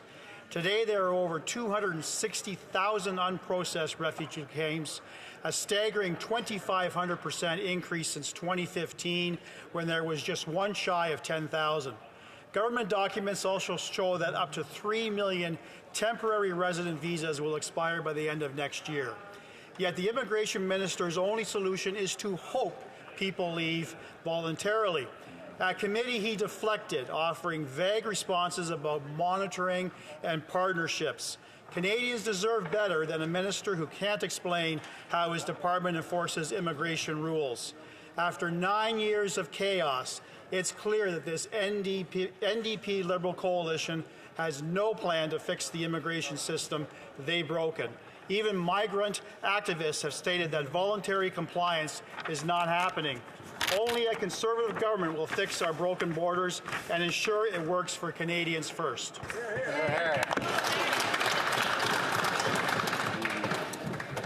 Mr. McCauley. The honourable member for Humber River, Black Creek. Our government continues to take decisive and aggressive action to address crime across Canada, having created offences to target organized crime gangs that exploit young people. We have also invested over $600 million into fighting guns and gangs and passed gun control laws to take violent weapons out of our communities. These efforts and many more have been implemented to tackle crime and invest in public safety. I would like to recognize the dedicated work of 31 Division in Humber River Black Creek, especially Superintendent Mandeep Mann, Inspector Jack Kerr, and Officer Melody Carroll. Their tireless efforts, often under challenging circumstances, ensure the safety, well-being, and growth of our community. However, safety isn't just about law enforcement. It requires the active participation of all of us in Humber River Black Creek, including countless community groups and grassroots organizations that play an invaluable role in this effort. By working together, police, local organizations, and residents, we can build safer, stronger communities for all. Thank you. The honourable member for Haldimand, Norfolk. Mr. Speaker, once again, the NDP Liberals are politicizing environmental protection. Instead of focusing on real, tangible results, they're pushing another ideological campaign that will further impoverish Canadians. At a time when 2 million Canadians are going to the food bank every single month, the Liberals are planning to quadruple the carbon tax. Their so-called green energy regulations will further punish the residents of Ontario by adding $35 billion to the electricity generation costs by 2030. Their clean energy plan cannot even be achieved without compromising our grid. Ontario is pleading with the Liberal government to reverse course on these draconian ideological energy mandates. Only Conservatives will protect Canadians from energy poverty and restore energy prosperity to Canada. Way to go. The Honourable Member for Renfrew, Nipissing Pembroke. Mr. Speaker, today Feed Ontario released its annual hunger report. Over 1 million Ontarians had to access the food bank in the last year. That's more than double the number from the last 4 years. Every day, more Canadians struggle to afford food because of the actions of this Prime Minister. Higher prices are the official policy of the Liberal Party. They plan to quadruple the carbon tax by 2030 to 61 cents a litre on gas. They want to ban 95% of plastic food packaging. When Liberals tax the farmer who grows the food and the trucker who ships the food, then bans the packaging of food, higher prices are the only result. Canadians need to know this is the Liberal policy. If you can't afford to go to the grocery store, you emit less carbon. If you can't afford the price of beef, you emit less carbon. Canadians can't afford this Prime Minister. That's why we need a carbon tax election now. The Honourable Member for Windsor-Tecumseh. Mr. Speaker, I rise today to address a puzzle in our politics. For years, the Conservative leader and his party have lectured Canadians about the virtues of tax cuts. Yet when given the chance to support a GST tax break that puts money in the pockets of working families, what do? They vote against it. The Conservative leader carefully crafts an image of caring for Canadians, but when given the chance to support them with tangible relief, he turns his back on them. Voting against dental care for seniors, voting against the school food program for kids. Mr. Speaker, with each vote, we see the puzzle taking shape. A Conservative leader so fixated on politics, he's forgotten the people.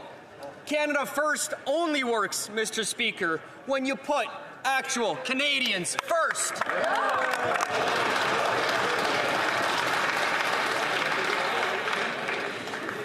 Order. The Honourable Member for Esquimalt Saanich-Sooke. Yesterday marked World AIDS Day. Each year we remember those lost and celebrate the strength and resiliency of those living with HIV/AIDS, those who have supported and cared for them over the past 40 years, and the doctors and researchers who have made significant advances in treatment possible so that ending HIV is now in sight. Canada has adopted the goal set by UNAIDS of eliminating new HIV cases by 2030. But we are falling far short on the actions necessary to make this a reality. Instead, new cases in this country are skyrocketing, up 35% overall in the past year, up 88% in Edmonton. This year's UNAIDS report tells us what we must do. We must work to destigmatize HIV by decriminalizing non-disclosure. We must make access to testing and treatment universal and accessible for those at risk by increasing funding to community-based frontline service organizations who can reach people where they are. Two of those proposals are on the Minister of Health's desk right now, and there's still time to meet the 2030 goal if this government listens to HIV organizations across the country and acts now.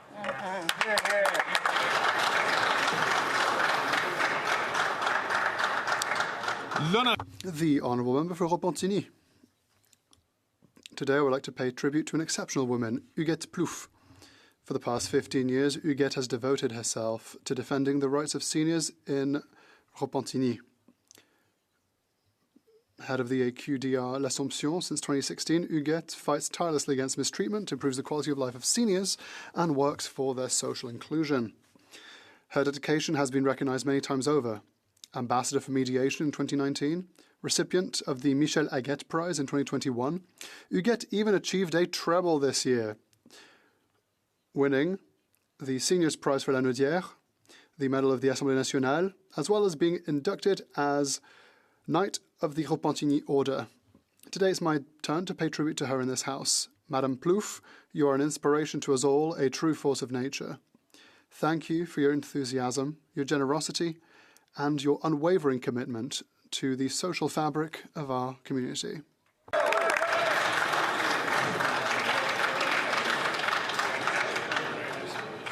The Honourable Member for Prince George, Peace River, Northern Rockies. After 9 years of this NDP Liberal government, Canadians are struggling.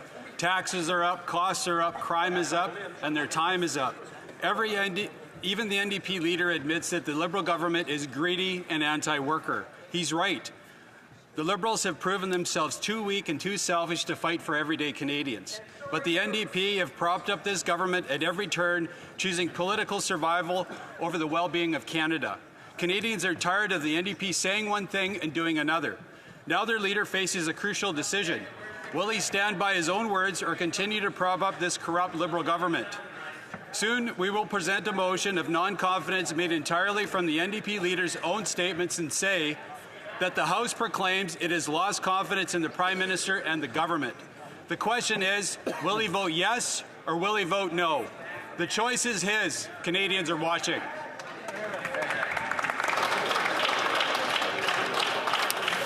L'honorable député de Sackville, Preston Chesico. Thank you, Mr. Speaker. It seems the Conservative leader has a talent for saying one thing and doing another. Conservatives love to wrap themselves in the flag of tax cuts, but last week they voted against our tax break. That's right, Mr. Speaker. The Conservative leader said no to putting more money back in the pockets of Canadians. Canadians are wondering, do Conservatives believe in affordability, or is it just a soundbite for their YouTube channel? Mr. Speaker, this government believes in action, not slogans. While Conservative oppose solutions, we will keep delivering for Canadians.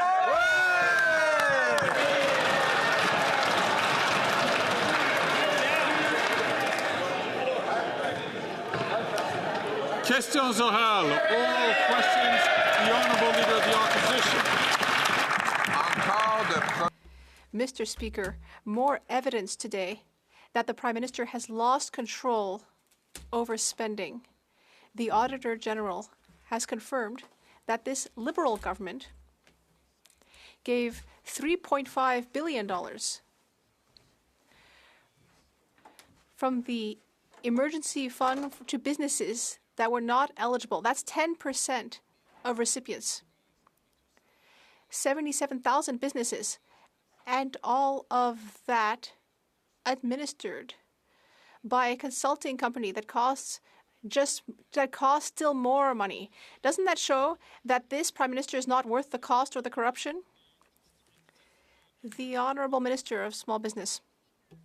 This question is coming from the Leader of the Opposition who called our life-saving supports for small businesses big, fat government supports and quoted that the Conservatives don't believe in this kind of support.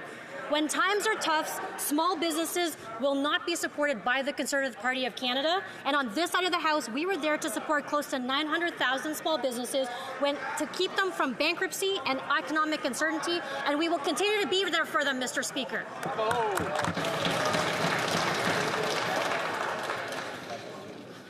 The Honourable Leader, l'Honorable Chef de l'Opposition. The Honourable Leader of the Opposition. And now, Mr. Speaker, Canadians know that I'm right. Instead of giving businesses that deserved it some funding, the government wasted $3.5 billion. And in addition, they increased the bureaucracy by 40% to administer these programs. But that seemingly wasn't enough. So they hired Accenture, a consulting company, with another $200 million. This company is partly managed from Brazil, Mr. Speaker. Why always more consultants, more bureaucrats, and more corrupt individuals who are getting money from this government? The Honourable Minister of Justice and Attorney General. Mr. Speaker, let's talk about businesses. What have we done for businesses over the last week or so? We have increased the pollution pricing rebate to give that money to businesses. And last week alone, we cut GST so that there will be a GST holiday for businesses throughout Canada. And meanwhile, what is the Leader of the Opposition doing? He decided to vote against all that.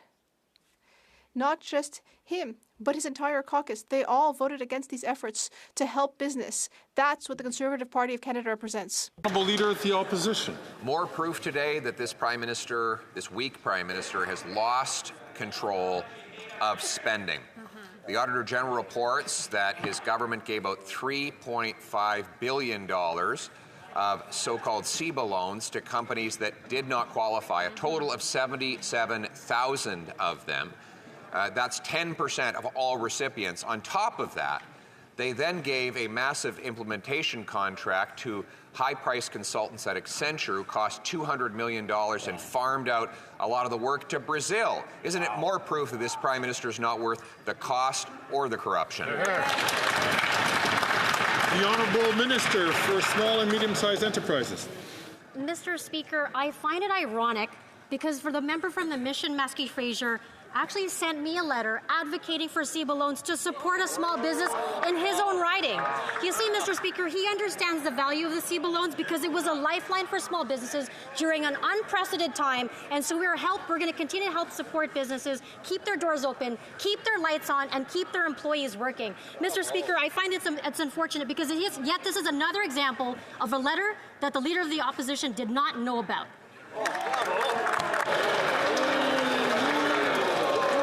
The Honourable Leader of the Opposition. Mr. Speaker, our members champion their constituents who are eligible for assistance. Not 77,000 companies that should not have received the $3.5 billion in misspent dollars. All this while Canadians are starving. Today, the hunger report is out from Feed Ontario, and there have been 1 million Ontarians who lined up 7 million times at the food bank after this Prime Minister brought in a carbon tax on the truckers and farmers who bring us our food. When will they axe the tax? The Honourable Minister for Families, Children and Social Development. Mr. Speaker, of course, we thank Feed Ontario and the food banks across this country who do amazing work. Let me quote from the report that was just mentioned. In June 2022, those over the age of 75 received a permanent 10% increase in old age security alongside inflationary increases. After that change, the percentage of food bank visitors who were seniors began to decrease. This, in addition to the measures we put forward for families, Mr. Speaker, we will continue to deliver for Canadians while they oppose at every opportunity. The Honourable Leader of the Opposition. Speaker, over the last 5 years, food prices in Canada have increased 37% faster than in the United States. That gap opened after the introduction of the carbon tax, which this government now, with the NDP's help, wants to quadruple. The consequence is that in the last 4 years, food bank use in Ontario is up 86%, and 1 in 4 children go to school hungry, according to this government's own data. So why won't they axe this crazy plan to quadruple the carbon tax? In fact, why not axe the tax altogether? The Honourable Leader of the Government in the House of Commons. Mr. Speaker, yet another example of the Conservative leader talking about one thing and doing another. Mr. Speaker, when it comes to supporting children, we have been negotiating school food agreements that are helping actually 200,000 children across this country, and yet the Conservative leader is opposed to that. He talks about lowering taxes, but last week he made every single one of his MPs vote against a GST tax cut for Canadians. He also talks about wanting to hold an opposition day. But we gave him an opportunity today and he ran away from it. Mr. Speaker, that's what weakness looks like when it comes to leadership. Thank you, Mr.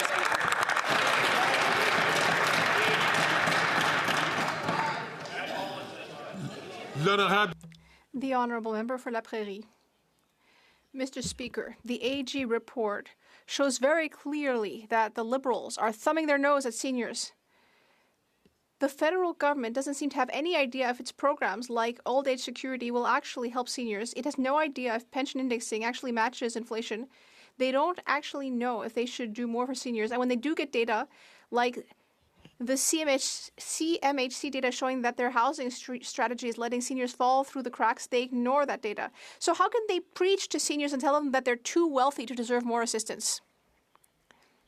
The Honourable Minister of Labour. Mr. Speaker, my friend across the way would be more credible if he hadn't systematically voted against all the support that we have chosen to implement during the pandemic and afterward to help our seniors. including the guaranteed income supplement increase. And yes, housing programs that will house more seniors in Quebec and throughout our country. Mr. Speaker, the Bloc Québécois is not in a position to lecture us on the topic of supporting seniors. The honourable member. Well, I would choose to believe the Auditor General over the minister. And the report shows that the federal government doesn't even know or have any evidence to show whether it's helping seniors. But they do seem to know that seniors are too wealthy to deserve a pension increase from 65 to 74 years of age, a 10% increase. They seem to know that, and that seniors are too wealthy to deserve a $250 check, which is somehow still being offered to people who earn $150,000 a year. Do they also know that seniors are totally fed up with their contemptuous behavior? The Honourable Minister of Labour. Mr. Speaker, we have committed to helping seniors, despite the headwinds that we're experiencing from the other side of the House, from the Conservatives and the Bloc Québécois, who are time after time systematically voting against our supports to seniors. Just think of the dental plan. We offered that to help Canadians, but the Bloc Québécois systematically voted against it. Hundreds of thousands of Quebecers are benefiting from that plan, but the Bloc Québécois is against it. It is shocking. L'honorable député de Rosemont. The honourable member for Rosemont-La Petite Patrie. Mr. Speaker, people are worried about their jobs. They don't have any idea whether they'll be able to pay for rent or groceries. And Donald Trump's tariffs will make that worse and make the prices of everything higher. Last week, the Prime Minister met with Trump, but other than a nice photo op, he came home empty-handed. At the very least, was he clear with the future American president that attacking Canadian and Quebec workers is unacceptable? The Honourable Minister of Public Safety. Mr. Speaker, my colleague is right.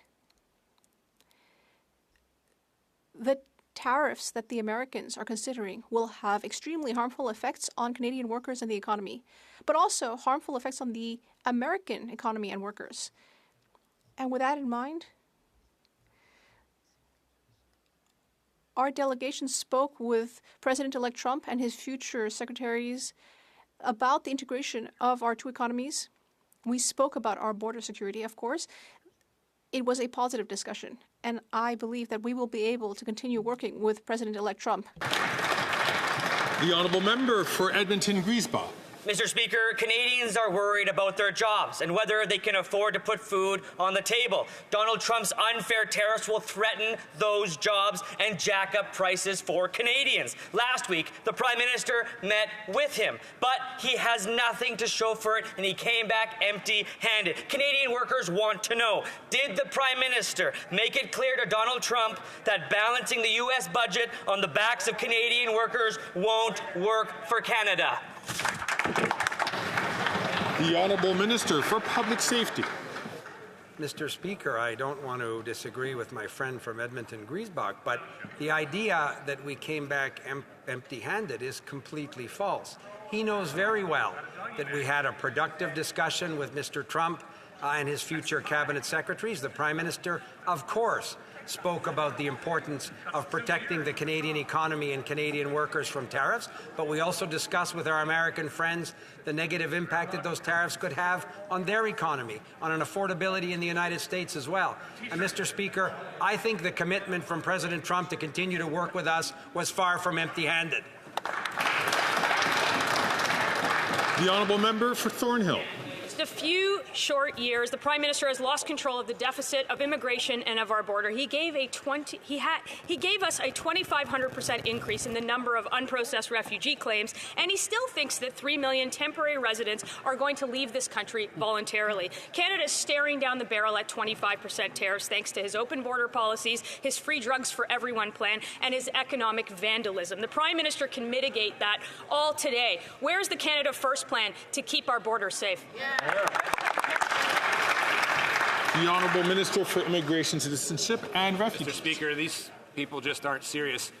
She supports the Leader of the Opposition who sat idly by in government while they cut money to border enforcement at the Canada-U.S. borders, cut at the immigration refugee border. And for those of them that are saying this is ancient history, we proposed an asylum reform package in May, and you know what the Conservatives did and the clapping seals in the back did at the Finance Committee? They voted against it and voted it down. They can support us in our asylum reform if they so choose. I encourage them to do so.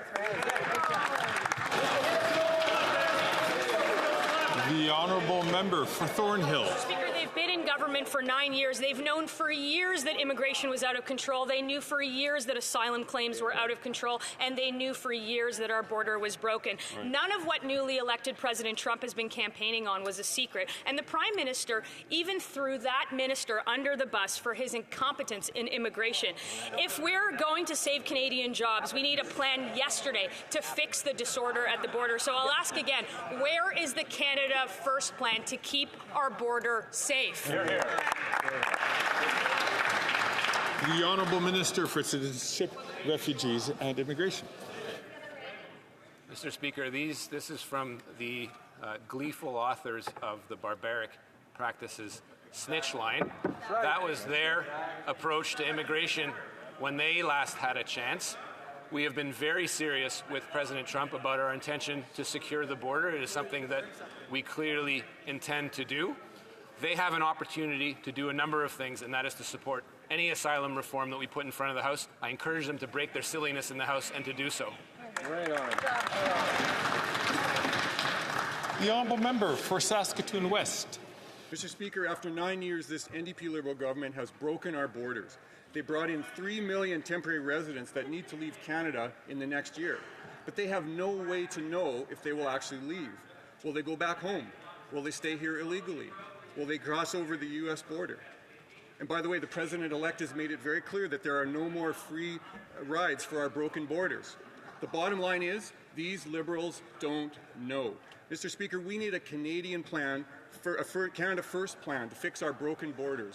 Where is it? The Honourable Minister for Public Safety. Mr. Speaker, one of the first things in our plan was to reverse some of the draconian cuts that the previous Conservative government made to the brave women and men who work in Canadian Border Services.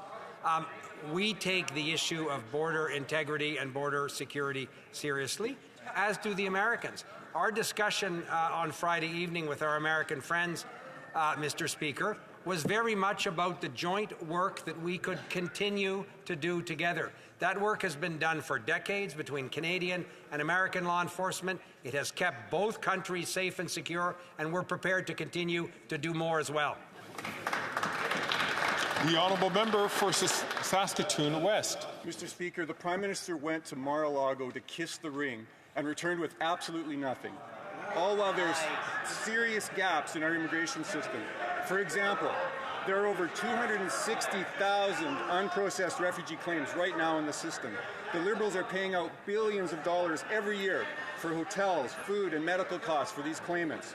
They're even allowed to work while they wait nearly 4 years to be processed. Why would people leave Canada voluntarily when they can hitch themselves to this NDP Liberal gravy train? Mr. Speaker, where is the Canada First plan to keep our borders secure?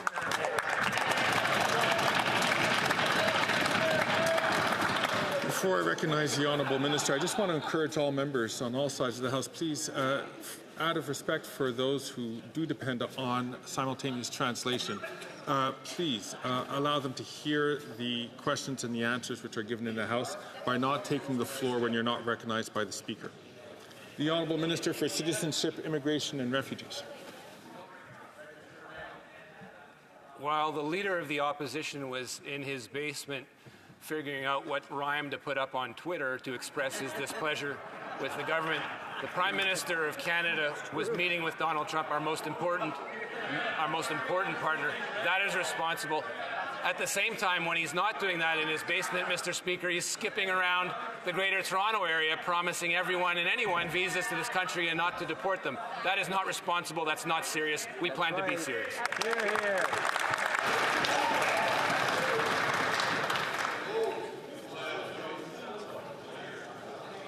Again, I'm going to ask all members to not take the floor unless they're recognized as speaker, and I'll refer specifically to the member from New Brunswick Southwest to please not do so. L'honorable député. The Honourable Member for Charlebourg-Saint-Charles. Mr. Speaker, for 9 years, we've been asking this Prime Minister to wake up and take back control of our borders. But he's doing the exact opposite. For example, in 2015, unprocessed asylum claims were less than 10,000, but today it's gone up to 260,000 cases. We have asked him for more surveillance at our borders, to cooperate more with provincial police forces, and to fight human trafficking, illegal entry, and drugs trafficking, among other problems. We have proposed a plan. Will he implement it? The Honourable Minister of Public Safety. Mr. Speaker, once again, on Friday, we had very cordial and constructive discussions with our American partners. We discussed border security at our shared border. We talked about integrating our law enforcement agencies with our American partners. We spoke about the important work that the RCMP is doing to fight fentanyl trafficking, drug seizures, and other operations, again, often in cooperation with our American allies. That's work that we will continue doing to support Canadian safety. The Honourable Member, Mr. Speaker, President Trump has just asked the Prime Minister to do something just now, but we've been asking for that for 9 years. We've been asking for more measures to end weapons and drugs trafficking and auto theft, but he ignores us. Weapons trafficking and auto theft are a huge problem in Quebec. We have proposed increased measures at the Port of Montreal and at the border, but nothing is changing. We have a plan. Will the Prime Minister implement it? The Honourable Minister of Public Safety. Mr. Speaker, our colleague across the way has a whole list of things that actually our government has accomplished. We have worked with the police services. We have done everything we could to reverse the cuts of the former Conservative government. If my colleague was really serious about national security, then I would encourage him to tell his boss to get his essential security clearance so he can actually get information to protect his own political party and his caucus. For example, Mr. Speaker, about Indian foreign interference. It would perhaps be somewhat useful for the Conservative leader to do that. The Honourable Member for Terrebonne. Mr. Speaker, we've had ArriveCan, and now the AG has told us about a new subcontracting scandal, the Accenture scandal. Ottawa gave $313 million to this multinational company in order to take care of implementing the CEBA business loan program during the pandemic. That's more than 5 times the cost of ArriveCan. But just like for ArriveCan, this money was granted without a bid for tender, without a spending cap, and with no kind of follow-up check. The AG says that no department took on responsibility for the program. Mr. Speaker, are the Liberals allergic to accountability? The Honourable Minister of Public Services and Procurement. Mr. Speaker, quite the contrary. We care about accountability, and that is why we would like to thank the AG for her hard work. Her work is rigorous and important to raise again today. And what's also important to underscore is that during the pandemic, the only thing the Conservatives wanted to do, according to their leader, was to reduce taxes for the biggest, richest businesses so that hopefully those businesses would hire the hundreds of thousands of Canadians who were losing their jobs. These kinds of measures would have led to bankruptcy for thousands of SMEs throughout the country. The Honourable Member. Mr. Speaker, nobody knows how Accenture managed to spend our $313 million, and the Liberals are refusing to tell us. The Department of Finance refused the AG's recommendation to look into the accountability gaps. They're washing their hands of the problem. This is a really low bar for accountability. With $313 million spent with no bid for tender or follow-up, the least the government could do would be to accept the AG's recommendations. If the Finance Department is refusing to look into this, I have to wonder if it's because they're worried that Quebecers will learn that they've been duped once again. The Honourable Parliamentary Secretary to the Deputy Prime Minister. The emergency business account helped innumerable businesses in Quebec and elsewhere and kept them from having to turn to bankruptcy. The emergency account enabled employees to keep getting a paycheck 4 years later, the Bloc Québécois is getting up to complain about this. Maybe they want to change the channel because last week they voted against a tax rebate. Mr. Speaker, it's hard to believe the Bloc Québécois is voting against measures that would make the lives of Canadians easier, especially during the holiday period. The Honourable Member for Talbot. Well, let's focus here. The CEO of Export Development Canada revealed at the Public Accounts Committee that $149 million were granted to Accenture. But today we've heard from the AG that actually the number was $313 million. That's more than double. So how did we get to $313 million? Well, no one wants to tell us. The department is refusing to look into it. It's shocking. Mr. Speaker, Quebecers are paying their taxes with the hope and expectation that the money will be invested intelligently, and now they can only conclude that the Liberals are once again abusing their trust. The Honourable Minister for Small Business. Mr. Speaker, I find the Bloc Québécois' position hypocritical because they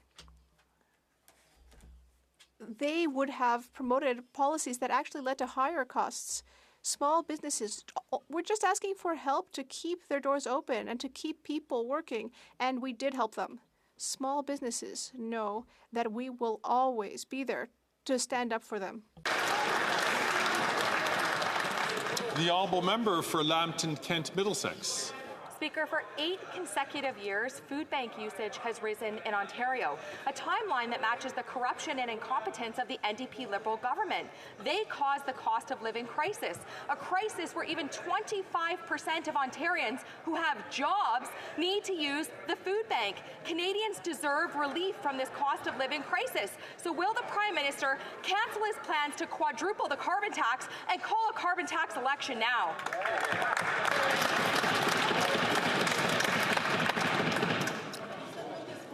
The Honourable Minister for Families, Children and Youth.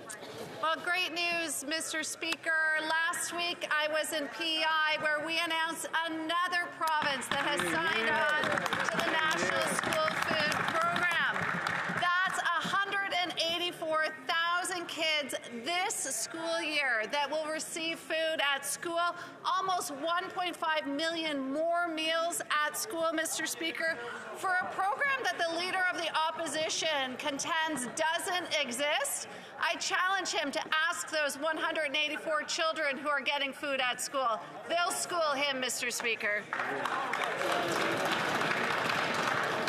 The Honourable Member from Lambton, Kent, Middlesex. Well, Mr. Speaker, it's the NDP Liberals that have caused this cost of living crisis. More than 1 million Ontarians had to use a food bank last year. The NDP Liberals still can't do basic math. They still don't understand that if you tax the farmer who grows the food and tax the trucker who ships the food, you're taxing the families who then buy the food. So this Prime Minister has completely lost touch with reality. So will he take a walk in the snow and call a carbon tax election now?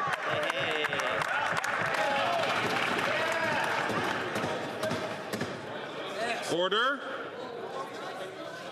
The Honourable Leader of the Government in the House of Commons. Thank you, Mr. Speaker. Mr. Speaker, the Conservative members of Parliament are so ridiculous. They had an opportunity today to put forward a vote of the confidence in the government, and they decided not to, Mr. Speaker. So yet again, we see Conservative MPs talking out of one side of their mouth, but when it comes time to acting, they just can't deliver. Mr. Speaker, we are here to work for Canadians, and we're doing real things that are delivering for real Canadians, like school food programs, like the Canada Child Benefit, like dental care, that are helping Canadians make ends meet while all they do is puff hot air. Thank you, Mr.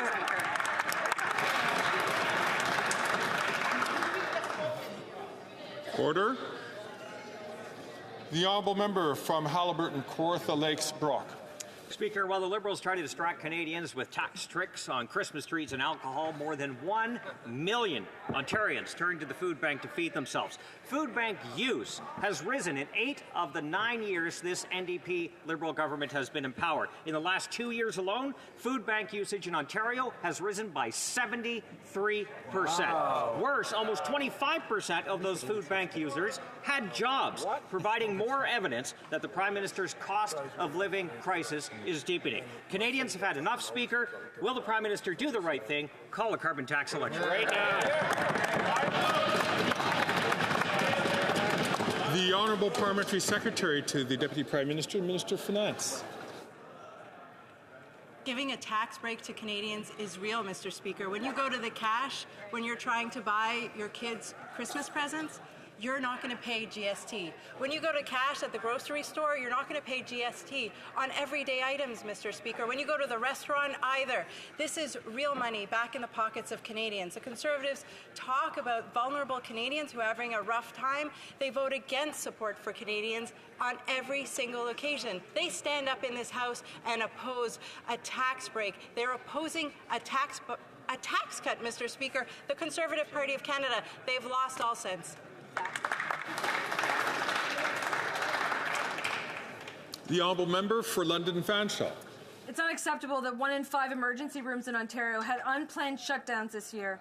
The Prime Minister's praise of Doug Ford's innovation in healthcare resulted in 2024 being the worst year for emergency room closures in Ontario. The Liberals have given Ford billions of dollars in no-strings-attached healthcare funds, only for more closures and uncertainty. Ontarians deserve better. Will the Prime Minister take responsibility for funding Doug Ford's privatization scheme, or will he continue to leave Ontarians waiting? The Honourable Minister for Health.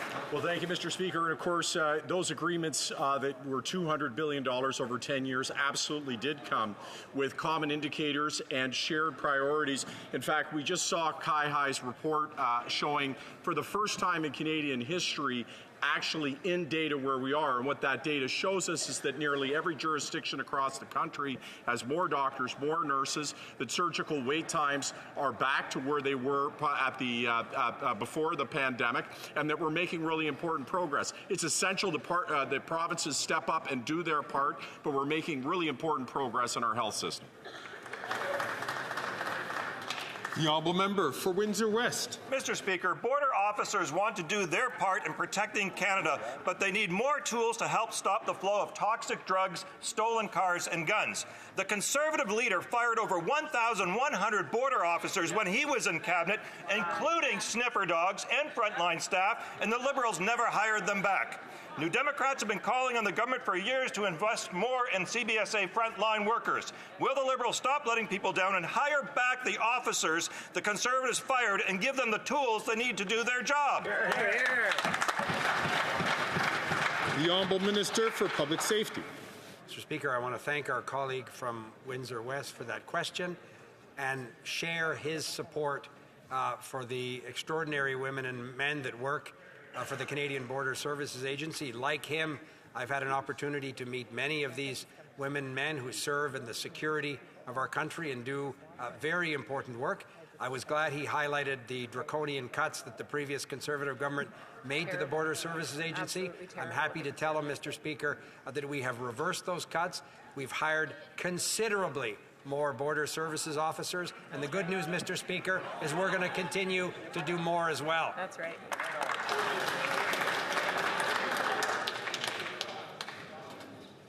The Honourable Member for Richmond Hill.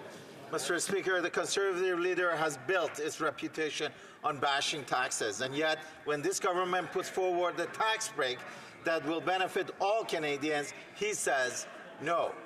Can the Minister of Families, Children and Social Development explain why this GST tax break for Canadians is so important and why the Conservative leader and his party would vote against a tax break that helps everyday people? Thank you, Mr. Speaker. The Honourable Minister for Families, Children and Social Development. This tax break is exactly the kind of relief that Canadians need right now. The Conservative leader contends to be a champion of taxpayers, but when given the opportunity to axe a tax, Not this one, Mr. Speaker. Conservative MPs are turning their back on Canadians. While they may prefer slogans over solutions, on this side we'll continue to deliver for Canadians. The honourable member for Calgary-Midnapore. After 9 years of this Liberal NDP government, Canadians are worse off. The U.S. GDP is up 2.8%, while the Canadian GDP is only up 1%. The Canadian GDP per capita is down 0.4%. This is the sixth consecutive quarter in which the Canadian GDP has been down. This Prime Minister does not have a plan. So will he step aside for a Prime Minister who does? The Honourable Parliamentary Secretary to the Minister of, to the Deputy Prime Minister, Minister of Finance. I think that member is misreading the numbers. Actually, Statistics Canada just revealed that they needed to revise the GDP numbers upwards for the last 3 years, Mr. Speaker. Canada is expected to have the highest GDP growth in all of the G7 next year, Mr. Speaker. I think what the Conservatives are trying to do is to change the channel. You see, just a few days ago, they opposed a tax break, Mr. Speaker. They opposed cutting the GST from everyday goods for Canadians, and they don't know how to explain it. The honourable member for Calgary-Midnapore. Mr. Speaker, after 9 years, Canada faces yet another threat to its economy. The U.S. has threatened a 25% tariff on all goods exported from Canada. This greedy government has increased taxes with the carbon tax, housing taxes, increased capital gains taxes. Mr. Speaker, this is not just bad vibes. So will the Prime Minister admit that it's not bad vibes, but bad policy that forces Canadians to suffer? Hear, hear. The Honourable Parliamentary Secretary to the Minister of Export Development. Thank you, Mr. Speaker. On Friday, the Prime Minister led a Canadian delegation to Florida to meet with President Trump. They had a productive discussion on border and economic security, including the impacts tariffs will have on both Canadian and American consumers. In 2018, it was this government that renegotiated NAFTA, which led to record trade just last year of $1.3 trillion, Mr. Speaker. As we have done through 3 American administrations, we will continue to stand up for Canadian workers and Canadian businesses. Thank you, Mr. Speaker. The Honourable Member for Chicoutimi-Lefjord. Mr. Speaker, once again this morning we found out that yet another sawmill is closing. Rapide des Joachim sawmill in Pontiac is the latest to get a taste of the weakness of this Liberal government. 10% of the town's workforce will lose their jobs. The economic repercussions for the town will be catastrophic. The threat of becoming a ghost town hangs over the village, just as it did in Sacré-Cœur in my region with the Caribou Decree. Why didn't the Prime Minister come back from Mar-a-Lago with any gains for forestry workers? When are we going to have an election? Development and International Trade. Thank you, Mr. Speaker. I want to thank the member through you for that very important question. Mr. Speaker, the softwood lumber industry is very important to our government. We know it represents thousands of jobs from British Columbia down to Quebec, down to Eastern Canada. We will always stand up for Canadian softwood lumber. We stood up for Canada when the U.S. imposed aluminum and steel tariffs on us. And what did the Conservatives? They asked us to capitulate and back down. We have a proven track record to negotiate good trade deals. We will always stand up for lumber workers. Thank you, Mr. Speaker. The Honourable Member for Chicoutimi-Lefjord. Mr. Speaker, 23 workers have been laid off. And how many other indirect jobs depend on the factory in a village of just 188 residents? The threat of becoming a ghost town is very real. This is all because of the Liberal government's failure to reach an agreement on softwood lumber. This is the 4th sawmill in Quebec to announce its closure in just a few months. Our workers need a strong leader. When will we have an election so that we can elect the Conservative leader to be Prime Minister? The Honourable Minister of Fisheries, Oceans and the Coast Guard. Thank you, Mr. Speaker. Mr. Speaker, we're very disappointed that the American Department of Trade increased unfair, unjustified duties on Canadian softwood lumber. This is incredibly unfair, and it is harmful to both producers and consumers on both sides of the border. Canadian workers are being punished by unfair tariffs, and this will also harm American lumber companies. The United States Department has to find a good, lasting solution, Mr. Speaker. The Honourable Member for Rivière-du-Nord. Mr. Speaker, last week, on behalf of the Bloc Québécois, I tabled a bill that, if passed, would contribute significantly to the fight against organized crime. Not only would our bill create a list of criminal organizations, but it would also hit the bullseye by requiring members of these organizations to prove that their assets are not proceeds of their criminal activities. This would effectively reverse the burden of proof. This would send a clear message to criminals, Mr. Speaker. Will the government take up our bill and start taking the fight against organized crime seriously? The Honourable Minister of Justice and Attorney General. Mr. Speaker, I appreciate this question because it addresses a very serious matter. Organized crime has increased here in Canada. What we are experiencing is that we need to address the situation. We made changes through Budget 2024 and the 2023 Fall Economic Statement for funding of organized crime. We also took action on car theft by investing more at the borders, and so car thefts have decreased by 40% in Quebec.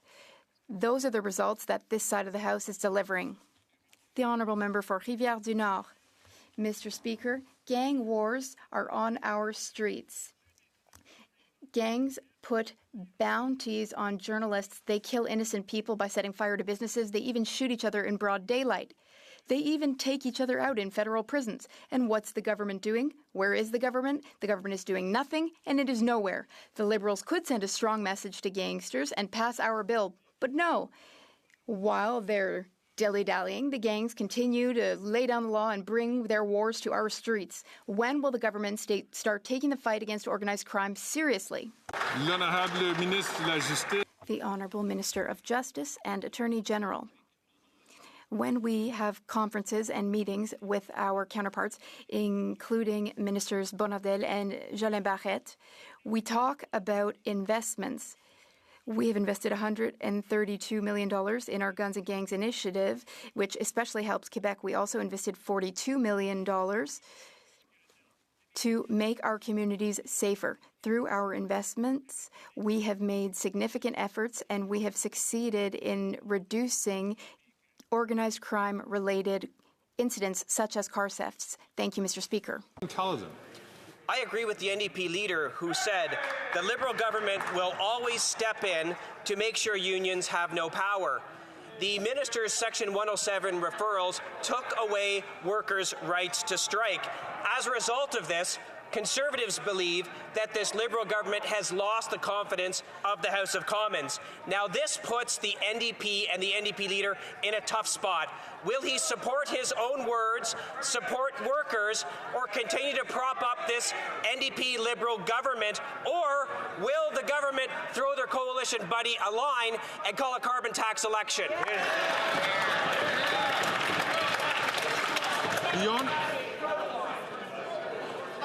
Order. Order. The Honourable Minister of Labour and Seniors. Mr. Speaker, you would think this was not from the party that supported the anti-union oppressive Bill C-377 and Bill C-525. You would think this wasn't from the party who has in its own policy handbook the fact that they will be bringing in right-to-work Alabama-style legislation into this House. You would think that that wasn't the party that refused to debate that very motion this morning in this House of Commons.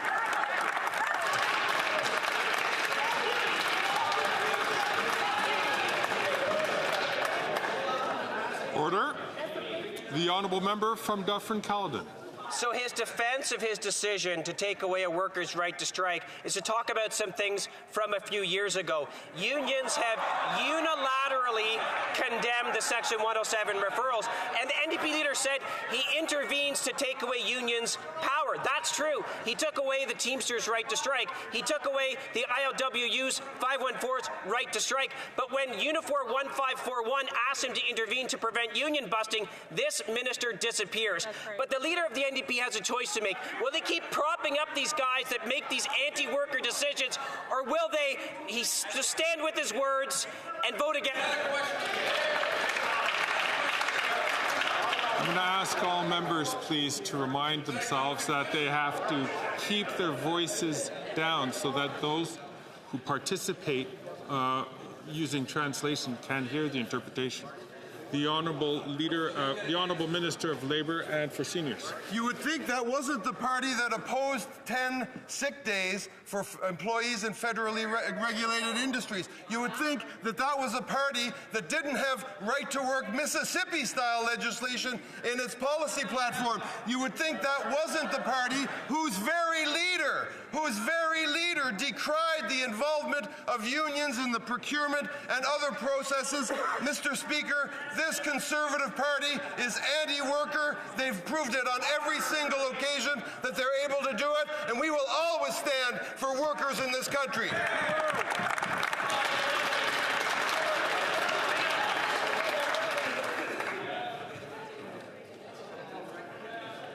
The Honourable Member from Peterborough-Kawartha.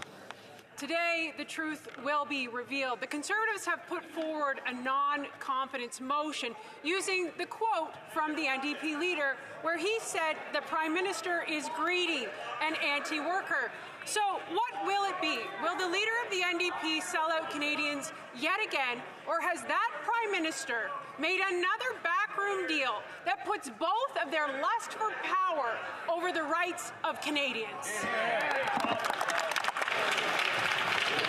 The Honourable Minister for Seniors and for Labour. I guess that member is back from announcing the housing projects in her riding that she voted against in this House of Commons. It is a joke, Mr. Speaker. It is a sick joke to watch these Conservatives line up behind this leader and his fake, false bravado, putting motions on the floor of this House. Then we ask them to debate those very motions. What do they say? No, Mr. Speaker. They refuse to debate their own motion. They will not debate help for Canadians. They will not debate tax cuts. They will not debate any support for Canadians in this House of Commons. This is a sick joke.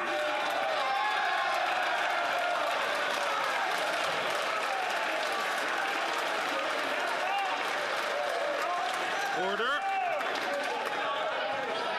Order.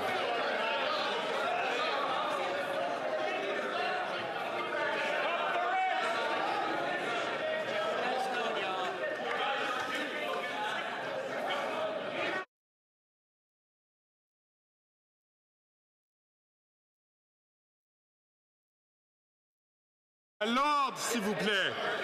Order, please. Order. L'honorable député de Châteauguay-Lacolle. The Honourable Member for Châteauguay-Lacolle. Mr. Speaker, the global pandemic made things difficult for the hospitality industry, the tourism industry, and many of our retailers and restaurants too. Through programs like the Canada Emergency Business Account, our government stepped up to help businesses through that difficult time. Now, my constituents want to know what we're doing to help them post-recovery. Can the Minister for the Environment and Climate Change tell us about the government's plan? The Honourable Minister for the Environment and Climate Change. I thank my colleague for her question. We're always there for Canadian families and Canadian businesses in good times and in bad times. Twice, though, we proposed tax cuts for the middle class, and on both occasions, the Conservative leader voted against the tax cuts and forced his party to join him in doing so. Today, with our GST cut, we are providing even more support for families and businesses.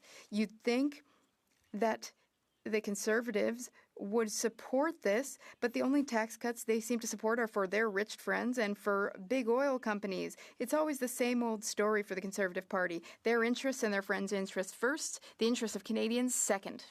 For Calgary Forest Lawn. The Auditor General exposed $3.5 billion for ineligible CEBA loans thanks to this incompetent Liberal NDP government.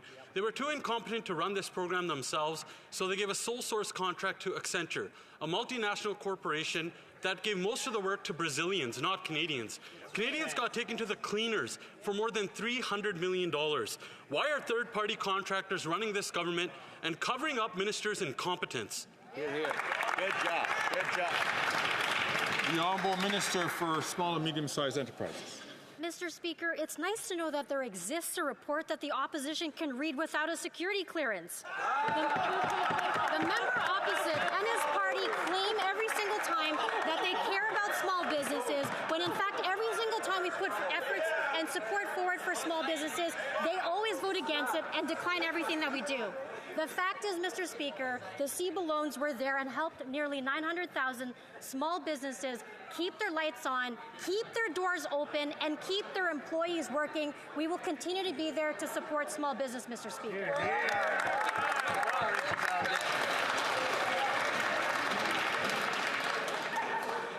The Honourable Member for Mission Mashpee Fraser Canyon. Mr. Speaker, today the Auditor General released a bombshell report on the Canada Emergency Business Account. It highlights serious inefficiencies, a lack of government oversight, and $3.5 billion in losses to ineligible recipients. So how did we get here? The report outlined that the third-party program administrator, Accenture, set their own pricing, wrote their own contracts, ran procurement, and received 19 uncompetitive contracts for $313 million. Why can't the Liberals administer a government program without breaking a conflict of interest law? Hear, hear. The Honourable Minister for Small and Medium-Sized Enterprises. Mr. Speaker, I already talked about the fact that there exists a report that they can read that they don't need security clearance for. So here's the real bombshell, Mr. Speaker. When it comes to security clearance, there are more allegations that have come forward with regards to foreign interference in the Conservative Leadership Party race. Yet the Conservative leader chooses to ignore these security breaches in his own party. If the Conservative leader actually cared, he'd have nothing to hide. So, Mr. Speaker, can the leader of the Conservative Party get the clearance, take the briefing, and protect this country?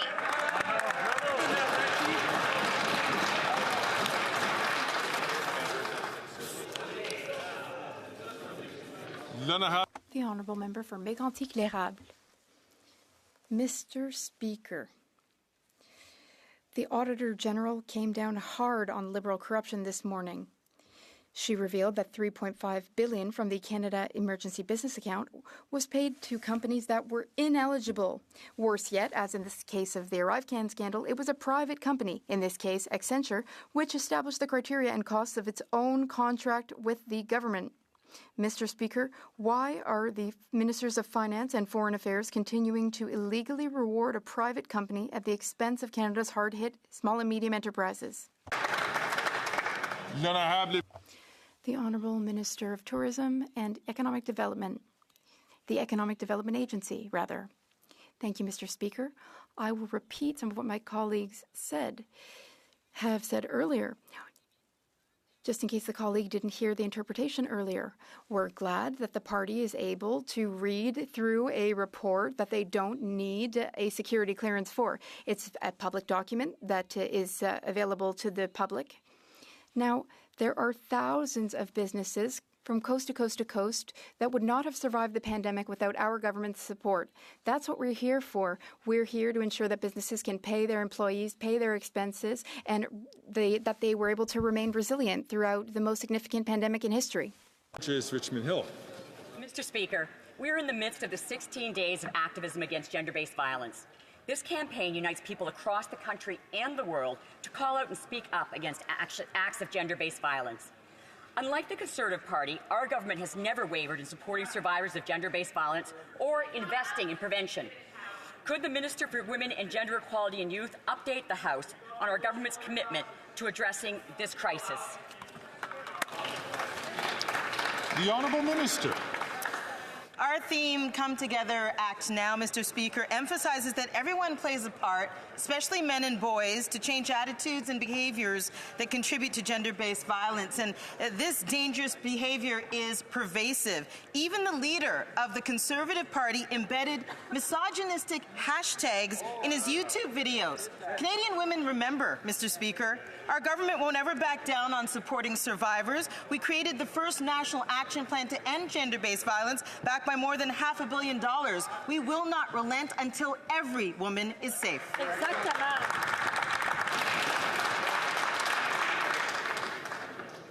The honourable member for Nunavut. First Nations, Inuit, and Métis peoples continue to be killed by the RCMP. In less than a month, 9 Indigenous peoples were killed without consequence. The RCMP and provincial authorities must respond towards reconciliation. Indigenous peoples deserve justice. Victims and their families deserve justice. When will this government finally work with Indigenous peoples and law enforcement towards Indigenous justice? Hear, hear. The Honourable Minister for Public Safety. Mr. Speaker, we thank our colleague for that important question and obviously share her concern and the concern of all Canadians when we see these tragic outcomes. I've talked to the RCMP, the Commissioner, the leadership of the RCMP about this. I've had a chance to talk to Indigenous leaders and territorial premiers about this. We share our colleagues' concern about moving towards a circumstance where we can have more Indigenous police forces and include Indigenous communities in the important law enforcement that Canadians expect in their communities and that we want to do in partnership with them. And we'll continue to do that important work, Mr. Speaker, and think of the families of these victims at all times. The honourable member for Spadina Fort York. Mr. Speaker, Canada's border and immigration are key issues for the incoming Trump administration. It's no surprise the immigration minister was left out of the Prime Minister's Mar-a-Lago visit, given that it's his failures that have now placed our economy at risk. With IRGC agents hiding behind the refugee program to avoid deportation, can the public safety minister, who did make the trip and whose department finally got around to designating the IRGC as a terrorist that they are, share what he's doing to kick out every single terrorist from Canada? Thank you, Mr. Speaker. The Honourable Minister for Citizenship, Immigration and Refugees. Again, Mr. Speaker, we see a member of the House constantly making things up. We are very, very concerned about any foreign agent working in Canada, whether it's as part of any purported terror. The enforcement agencies in our country work diligently to clamp down on these people, to arrest them, to bring them to justice, Hear, hear. or to kick them out of the country. We'll continue to do so. Thank you.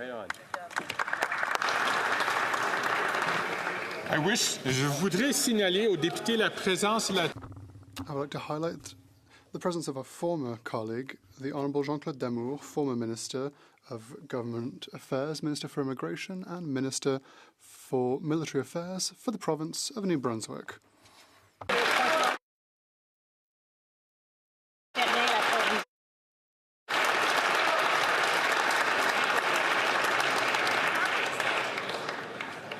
I see that there are 2 points of order which are going to be raised.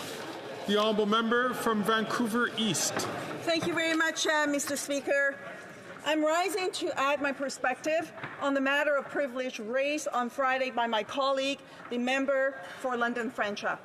Specifically, the opposition Deputy House Leader explicitly named me and put completely false information on the record regarding my conduct in the lobby as an attempt to deflect from the deliberate, premeditated plan to disrupt the voting proceedings in the House. And so I'm rising to state this, to correct the record and put on the record what had actually happened. Prior to the vote taking place, on my way to the washroom, I overheard the Conservative lobby staff instruct Conservative MPs to disrupt proceedings in the chamber once the NDP rose to vote. He then egged them on and said, quote, The NDP deserves it. I shook my head and made a comment under my breath and left the lobby. Not only was there no intimidation, there was no heated exchange of words between me and that staffer. In other words, the Conservative staff is suggesting that the NDP deserves to have our House privilege violated in clear contravention of Section 16(1) of the Standing Orders. When the vote took place, sure enough, the Conservatives carry out their premeditated plan to deliberately violate the privilege of NDP members. During the vote, I was not able to hear if my vote was registered, and I did not know if, in fact, it had or not. I stood for some time watching and waited. After the vote, a number of MPs and staff had gathered, and I reiterated that the staffer in question had instructed Conservative MPs to disrupt the House, which he affirmed. I also raised this with the Conservative whip and asked if this amounted to bullying, to which he responded that he knew nothing about it. The question is, if he knew nothing about it, then who instructed the Conservative lobby whip staff to disrupt the House? Is it the leader of the official opposition? If not, did the staff act on their own? I understand what happens in the lobby is not subject to debate in the House, but the member from Megantic-Larab brought this up, and I need to defend myself and put the truth on the record. Right. The member's fabrication does not end there. In his comment, he says that an NDP staffer had to, quote, physically take hold of me. Not only is this absolutely untrue, when I returned from the washroom and walked through the lobby, I was not manhandled by anyone. On the contrary, I proactively informed what I had overheard to the NDP lobby staff, who was already aware at the time that the Conservatives intended to violate Standing Order 16(1) by disrupting the House when the NDP got up to vote. This was reported to the clerk, and so that the Speaker would be informed and aware.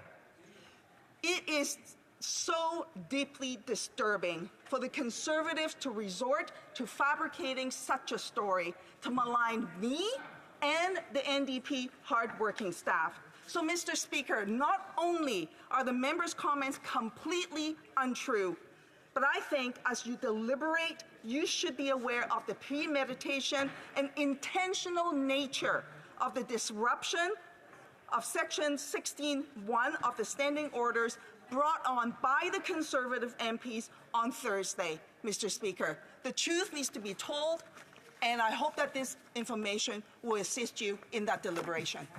Thank you. I thank the honourable member from Vancouver East. Je reconnais le rappel. Point of order. The second person on the list was the honourable member for La Prairie. Yes, thank you, but it's not on the same topic, but I'll still go ahead with my point of order. One of your responsibilities is to maintain order in this House. I know it's not always easy, especially at this time. I know our friends at the NDP are very far away from you, but they're very near us, and they're often very noisy, and it's hard to hear interpretation, and it is also disruptive for us. So I hope that in future you will be able to pay greater attention to what's happening in this corner of the House, because it's really hard for us. Je remercie l'honorable député de La Prairie pour son intervention. I'd like to thank the honourable member for his intervention.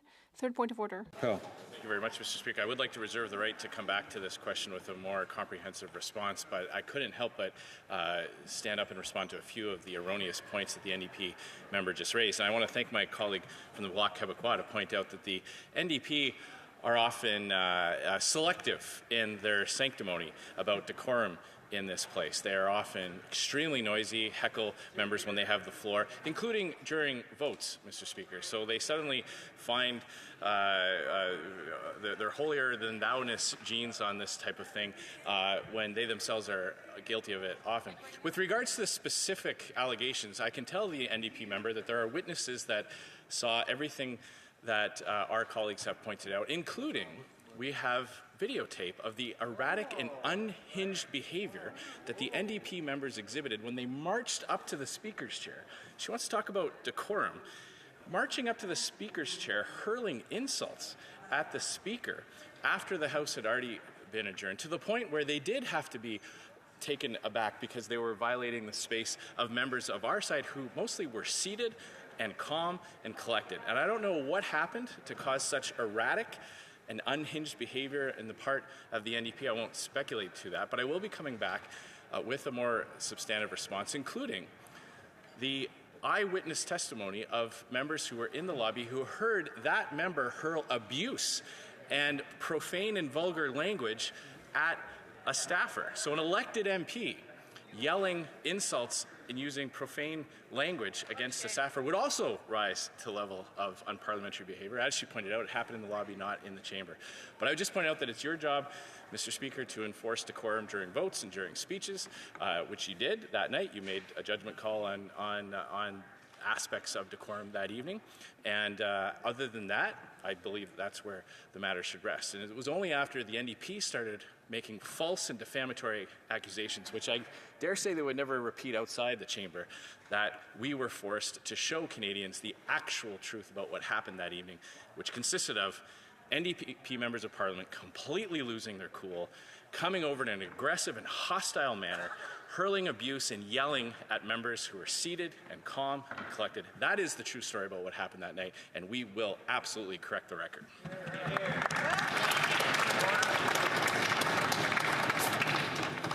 I see that the honourable member from Niagara Centre is rising, Niagara Falls rather, is rising on the same point of order. If I could ask the honourable member to be brief. And I take no pleasure in standing here, and I'm just building on what our House Leader would have to say in the report that he will be coming back with on further comments. I was one of those witnesses that evening in the lobby, and you know I want to correct or bring a little clarification to what the member opposite said. Unfortunately, she used her position of power to bully a staffer and used inappropriate language when dealing with that one staffer. I immediately let the whip's office and our House Leader's office know, and it should not stand. You do not treat the people that serve us here in this House in that type of manner. Thank you, Mr. Speaker.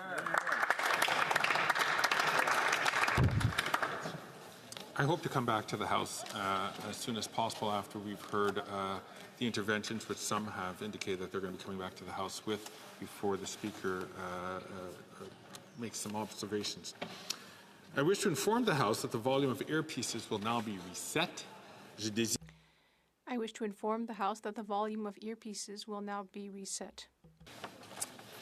Routine business, tabling of documents, introduction of government bills, statements by ministers, reports from interparliamentary delegations, presenting reports from committee. The honourable member for Charlottetown. Monsieur le Président, j'ai l'honneur de présenter dans les deux.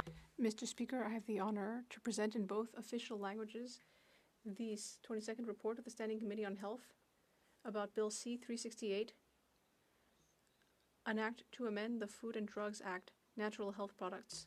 Has studied the bill and has decided to report the bill back to the House with amendments. Thank you, Mr. Speaker. The honourable member, presenting reports from committees, the honourable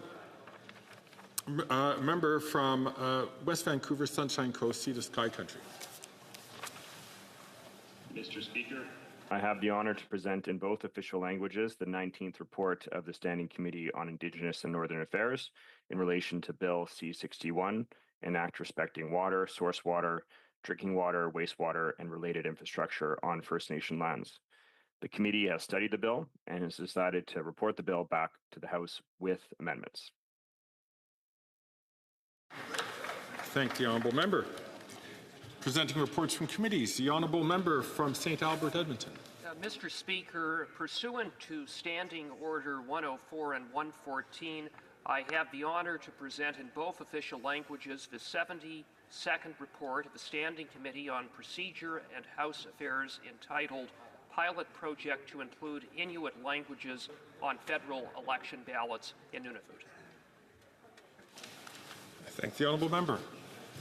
Introduction of private members' bills. Ms. Zerillo, seconded by Ms. Barron, moves for leave to introduce a bill entitled An Act to Amend the Canada Disability Benefit Act. This motion is deemed adopted. The honourable member for Port Moody Coquitlam. Today, I am introducing a bill to protect the Canada Disability Benefit and the persons who will receive it from clawbacks. Thank you to the member of Nanaimo Ladysmith for seconding it and for the work that she does in her community for persons with disabilities. People with disabilities living in poverty experience the cruelty of clawbacks firsthand, because whenever they get the slightest increase in income, their critical government benefits are reduced. The skimming of benefits that they are entitled to pushes them farther behind. The era of perpetuating poverty through Liberal and Conservatives before them, cruel and callous clawbacks, has to end. And the negative impacts go farther than just bad economic policy. It's bad social policy too. People with disabilities are prevented from having a live-in relationship, marrying, leaving an abusive relationship, or even taking on roommates, because if they do, they risk losing their critical benefits. With my bill, which is already with my bill in relation to the Canada Disability Benefit, which is already woefully inadequate, the government can amend and modernize this new era of disability benefits that empowers people instead of punishing them. In closing, I raise my hands to the disability community and countless advocates who have continued to raise the issue. And again, I call on the government to do what is right. Adopt this bill, fix this historic wrong, and make sure that people with disabilities can live the life they choose.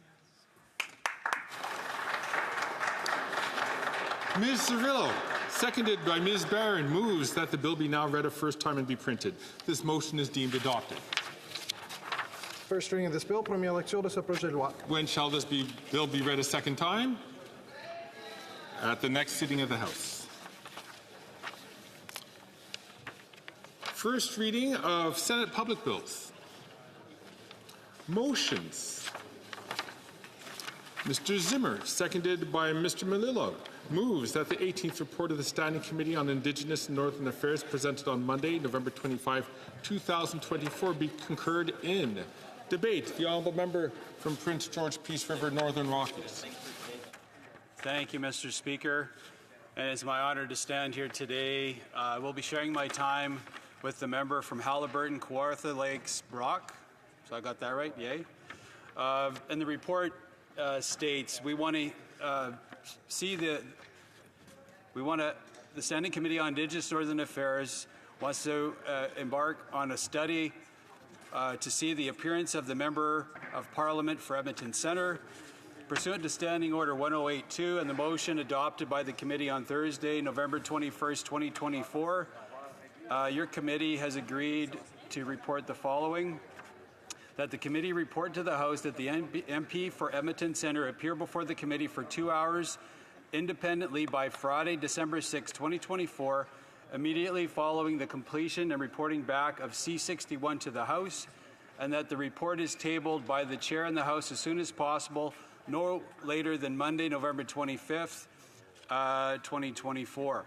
And so, Mr. Speaker, the reason why we're going through this important report is the Minister from Edmonton Centre needs to come clean about his actions. And we all have heard about the other Randy story, as GHI, a company that he co-owned, was bidding on government contracts while claiming he wasn't, when it came out that he actually was.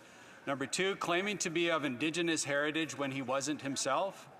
And third, falsely bidding on Indigenous contracts. His company was his Indigenous company when he wasn't Indigenous and didn't have an Indigenous company. From a recent article in the news, Alberta MP from Edmonton Centre has resigned from cabinet amid allegations about his business dealings and criticism of his shifting claims about his Indigenous ancestry. The Prime Minister and the MP from Edmonton Centre have agreed that the MP from Edmonton Centre will step away from Cabinet effective immediately. MP from Edmonton Centre will focus on clearing the allegations made against him, a spokesperson for the Prime Minister said in a statement. And this is why, Mr. Speaker, it's so important that the former minister appear at INAN Committee. Previous to that, he was scheduled to appear as minister, and what the NDP Liberal government has tried to do is say, well, since he's no longer a sitting minister, therefore he doesn't really need to come and appear at committee to answer for the allegations made against him. And that simply is unacceptable. It doesn't change that he was a long-serving member of this corrupt NDP Liberal government, and that he's got 3 very significant issues he needs to answer to the Canadian public for. Most of all, Indigenous communities. You know, one thing that colleagues of mine in this House have really highlighted, impersonating an Indigenous person or an Indigenous company is a severe offence. And it's fraudulent, and it's something that's just simply not acceptable for anybody in Canada, let alone a sitting minister of this NDP Liberal government.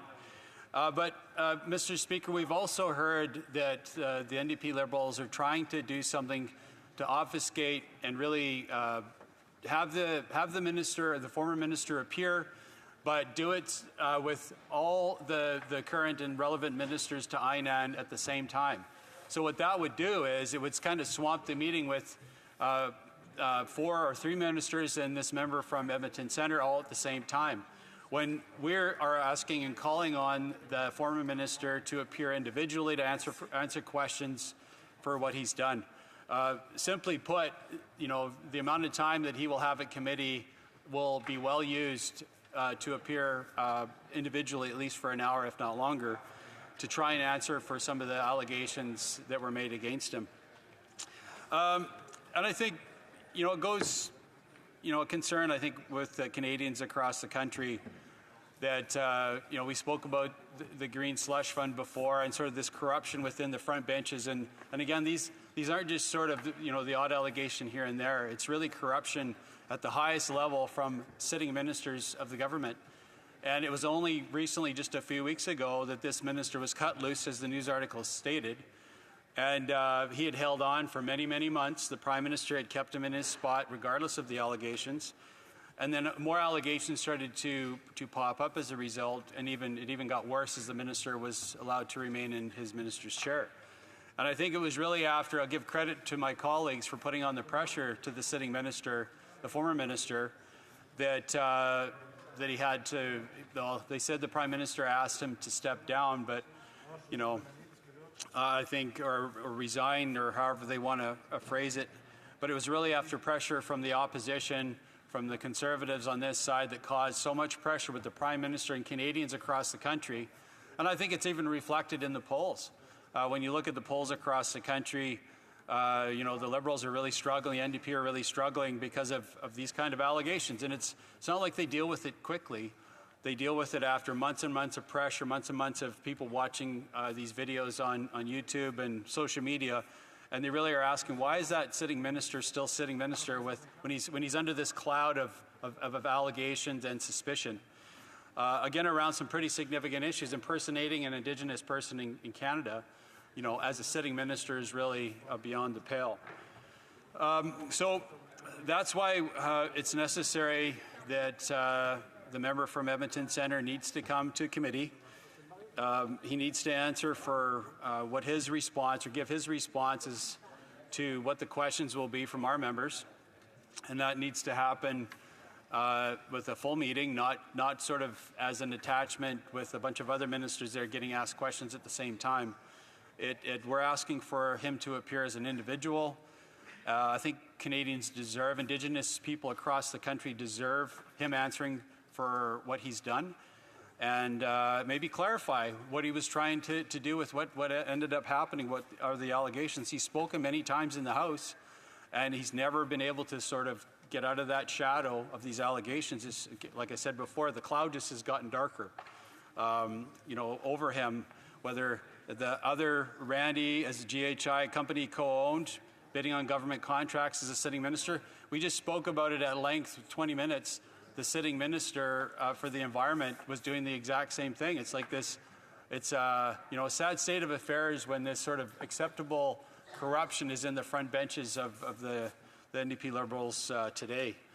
But again, I think what we look forward to is that we get a chance to ask some tough questions of the former minister. And again, if nothing was done wrong, and it was this prime minister that said sunny ways. I think we all remember that in 2015.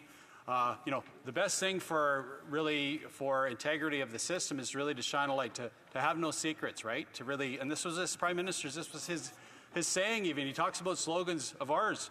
Sunny ways was his slogan. And where has that gone today? All we have is government cover-up after cover-up after cover-up. Mr. Speaker, you are even challenging this government to produce unredacted documents to the Green Slush Fund. So it's not just that where we're trying to shine light on some of these accusations of this of a current minister and the current prime minister, but it needs to actually see the light of day. We need to see the minister in INAN committee. He needs to answer for the allegations against him. Again, those serious allegations. I think, again, Indigenous peoples across the country are expecting that, and Canadians at large are expecting that. Is that how could a sitting minister, so obviously do things that are fraudulent and keep being able to do it for as long as he was able to? It was only after, again, relentless pressure from again the Conservative Party on this side, and facts that just kept turning up as time went on, until finally, again, as the article said, that the Prime Minister and the MP from Edmonton Centre have agreed that the MP from Edmonton Centre will step away from Cabinet effective immediately. And this is a challenge for him to actually do this. In the article, it said, MP from Edmonton Centre will focus on clearing the allegations made against him, a spokesperson for the Prime Minister said in a statement. Here's a great opportunity to do exactly that as an individual, to clear the allegations against him. Thank you, Mr. Speaker, and appreciate the opportunity today. Before we, avant qu'on continue, Before continuing, 2 questions and comments. I am now ready to rule on the point of order raised by the member for La Prairie on November 21st, 2024, regarding the designation of the final 4 supply days for the period ending on December 10th, 2024. In his point of order, the member for La Prairie asked whether the chair would intervene to designate the remaining opposition days in the hypothetical case that the 2 questions of privilege before the House remain under consideration through the end of the current supply period.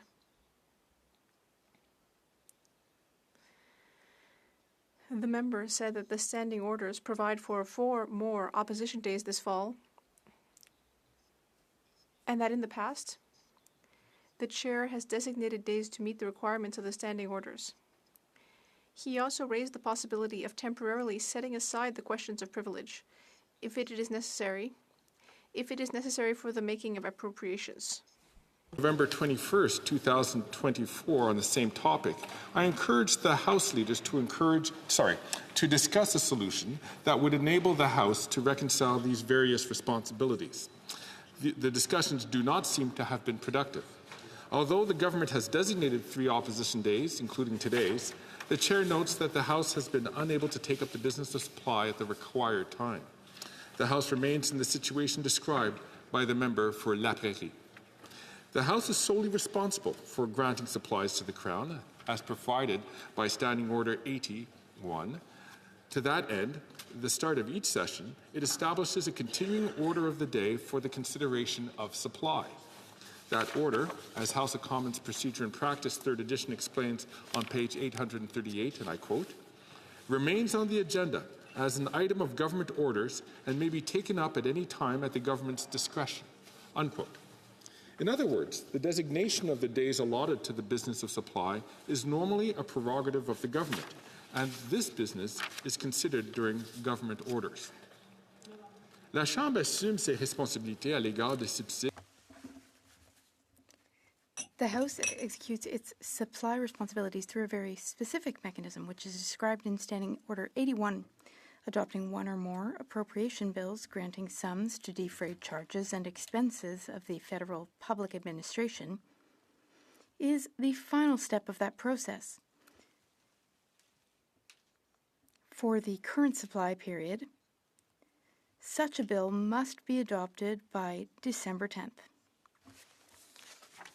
Under Standing Order 81-17, the Chair is required, no later than the last day of this period, to interrupt proceedings and put every question necessary to dispose of these appropriations. That said, one principle of our parliamentary government is that members have the right to air grievances before considering the government's financial requirements. There exists a vital balance between grievances and supply, the former being considered on supply days. What is to be done if the government is unable to designate those days? The member for La Prairie raised the Chair's role in this situation by citing an important precedent. On Thursday, March 22, 1990, a dispute between the government and the opposition prevented the last 2 opposition days that could be allotted for the supply period ending on March 26 from being designated. Consequently, on that day, Speaker Fraser designated Friday, March 23rd and Monday, March 26, 1990 as opposition days. In a ruling rendered on March 26, 1990, on page 9759 of the debates, he explained, and I quote, "The standing orders list the number of allotted days that there will be in each supply period, and where the government has failed to designate sufficient days to meet the requirements of the standing orders, by attrition, those days left in the period must become allotted days when no other alternative is possible in order to comply with the standing orders. Hence, Friday and today had to become opposition days, whether specifically designated by this government or not." Unquote. However, the House was not considering questions of privilege when Speaker Fraser had to rule on the issue. November 21, 2024, the Chair outlined the House's responsibility to grant supplies in accordance with the specific mechanisms provided by the standing orders. The Chair also remarked that a privilege motion must take priority over all other orders of the day. Still, this practice is not absolute. As we have seen on a few occasions this fall, the House may, through a special order or under a unique specific standing order, require a particular action to be taken at a particular time. For example, pursuant to Standing Order 66, the House resumed consideration of motions to concur in committee reports after debate on them had been adjourned, even though these motions were orders of the day. In the same vein, the continuing order of the day for supply enables, and in fact the standing orders require, the House to dispose of supply matters by December 10, 2024. Despite the questions of privilege before the House, the Chair must conclude that the provisions of the standing orders governing the consideration of supply remain in effect. The Chair further concludes that the balance between the allotted days and the adoption of appropriations must be maintained, and that, as a result, the remaining supply days must take place. Puisqu'il reste 4 jours des subsides à désigner. Since 4 supply days are yet to be designated, and 48 hours notice is required for opposition motions, unless the House decides otherwise, the Chair declares that the last 4 sitting days in the current period, namely Thursday, December 5th, Friday, December 6th,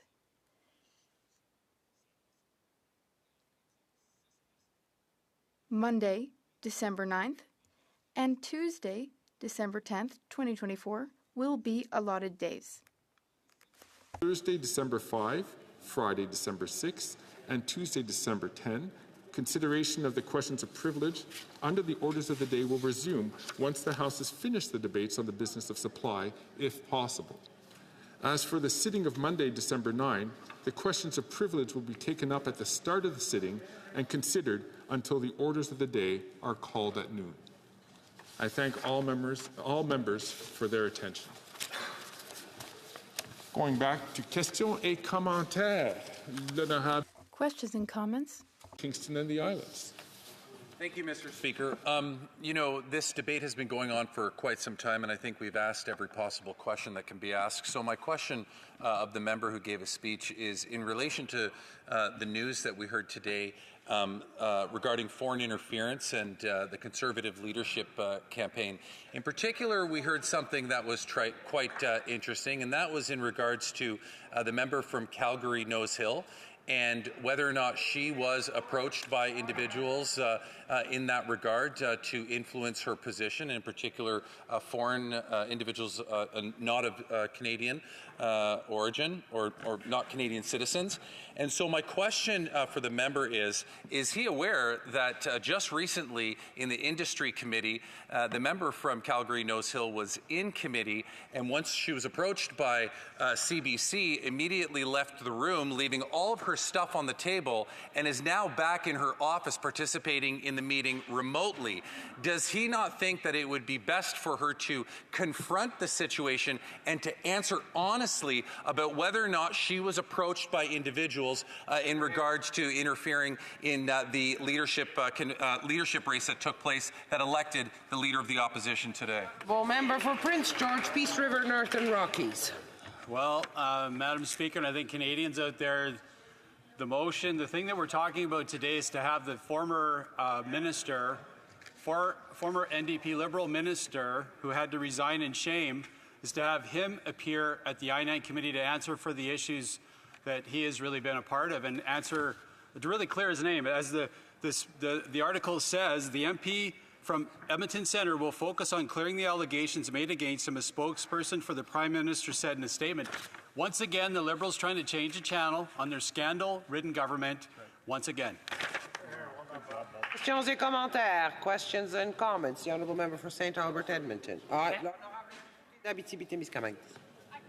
Speaker, the disgraced member for Edmonton Centre's company applied fraudulently for 2 government contracts representing themselves as a wholly owned Indigenous company when that wasn't true, in a disgraceful effort to steal contracts from legitimate Indigenous businesses. The Prime Minister was aware that the minister did that, and yet for days the Prime Minister defended the minister. It was only when the Edmonton police announced that they were launching a criminal investigation that he was finally bounced from cabinet. So what does that say about the low ethical standards set by the Prime Minister, and could the Prime Minister's reluctance to fire the member for Edmonton Centre from cabinet have anything to do with the fact that, like the member for Edmonton Centre, the Prime Minister is a cultural appropriator? Great question. The Honourable Member for Peace River, Prince George, Peace River, Northern Rockies. Right, thank you. And that's actually a good question to the relevant subject at hand, isn't it, House? And for the Canadians watching out there, that's what proper question to somebody across the way looks like. Instead of trying to obfuscate and cover up their scandals, there's a great question. And the member, it is a great question. In this scandal-ridden government, the member is very aware of the Green Slush Fund and the many efforts that have been made to cover up their scandals, their corruption, et cetera, et cetera. But I know it's alarming, I think, for most Canadians and for us too, how long it took for him. He still was sitting on the front benches for weeks under these dark clouds of these allegations, and it just kept getting worse. We did see a shift, though, in the last week, is when normally NDP Liberals, when they don't want to have their minister answer for something that's corrupt, they have somebody else answer the question for them. We saw he had to sit out and answer the questions himself, which showed there was some erosion in the relationship with the Prime Minister and that particular minister. The Honourable Member for Abitibi-Témiscamingue. Thank you, Madam Speaker. I thank my colleague for his speech, an important speech about an important issue that is shameful to this Parliament. I also would like to thank him for his work on committee. Now, how do First Nations people feel right now, knowing that a government minister is taking on First Nations identity to have access to government contracts? So there are contracts which are set aside, 5% of the budget set aside. And this is also a matter of being resilient. And then these contracts end up being given to people who are not Indigenous. How does the member feel about that? Yeah, thank you to the member from the bloc, who is also a sitting member of the INED committee. It sits down the way from us. I can tell you how First Nations feel in my community. They feel absolutely disgusted by former actions by this current Prime Minister, and then these latest actions to really shield a minister that's been fraudulent in his claims about being Indigenous. It's shameful. And guess what? Next election, they're voting Conservative. Resuming debate, the honourable member for Haliburton, Kawartha Lakes Brock. Thank you very much, Madam Speaker. Today I rise in the House of Commons to address a matter that has serious implications for public trust, accountability, and the integrity of our democratic institutions. It is a matter that speaks to the very principles that Canadians hold dear, the principles of transparency, honesty, and the fair application of our laws. This is an issue, Speaker, that is both deeply troubling and critically important to the future of our nation. It is an issue that strikes at the heart of fairness and those we expect and the actions we expect from those in power. We live in a country that prides itself on its commitment to reconciliation with Indigenous peoples. We recognize that this is a journey, a process of healing, understanding, and building trust between Indigenous communities and the Canadian governments. But this process is only as meaningful when it's rooted in honesty and respect. The issue at hand is the controversial conduct surrounding the former Minister of Employment, the member for Edmonton Centres, his past business dealings, specifically his connection to Global Health Imports, a company he co-owned. This matter not only raises questions about potential conflicts of interest, but also brings to the forefront serious concerns regarding the manipulation of Indigenous business procurement programs for personal and political gain. This issue that calls into question both the ethical standards expected of our public officials and the integrity of programs designed to benefit Indigenous entrepreneurs and communities. We're faced with a troubling situation in which an individual, a public servant no less, is accused of exploiting the very tools that were meant to uplift and empower Indigenous communities for personal advantage. The procurement strategy for Indigenous businesses was established by this government to ensure that Indigenous communities can participate meaningfully in federal contracting opportunities, and yet we are now confronted with the possibility that this program is being misused by individuals with questionable motives.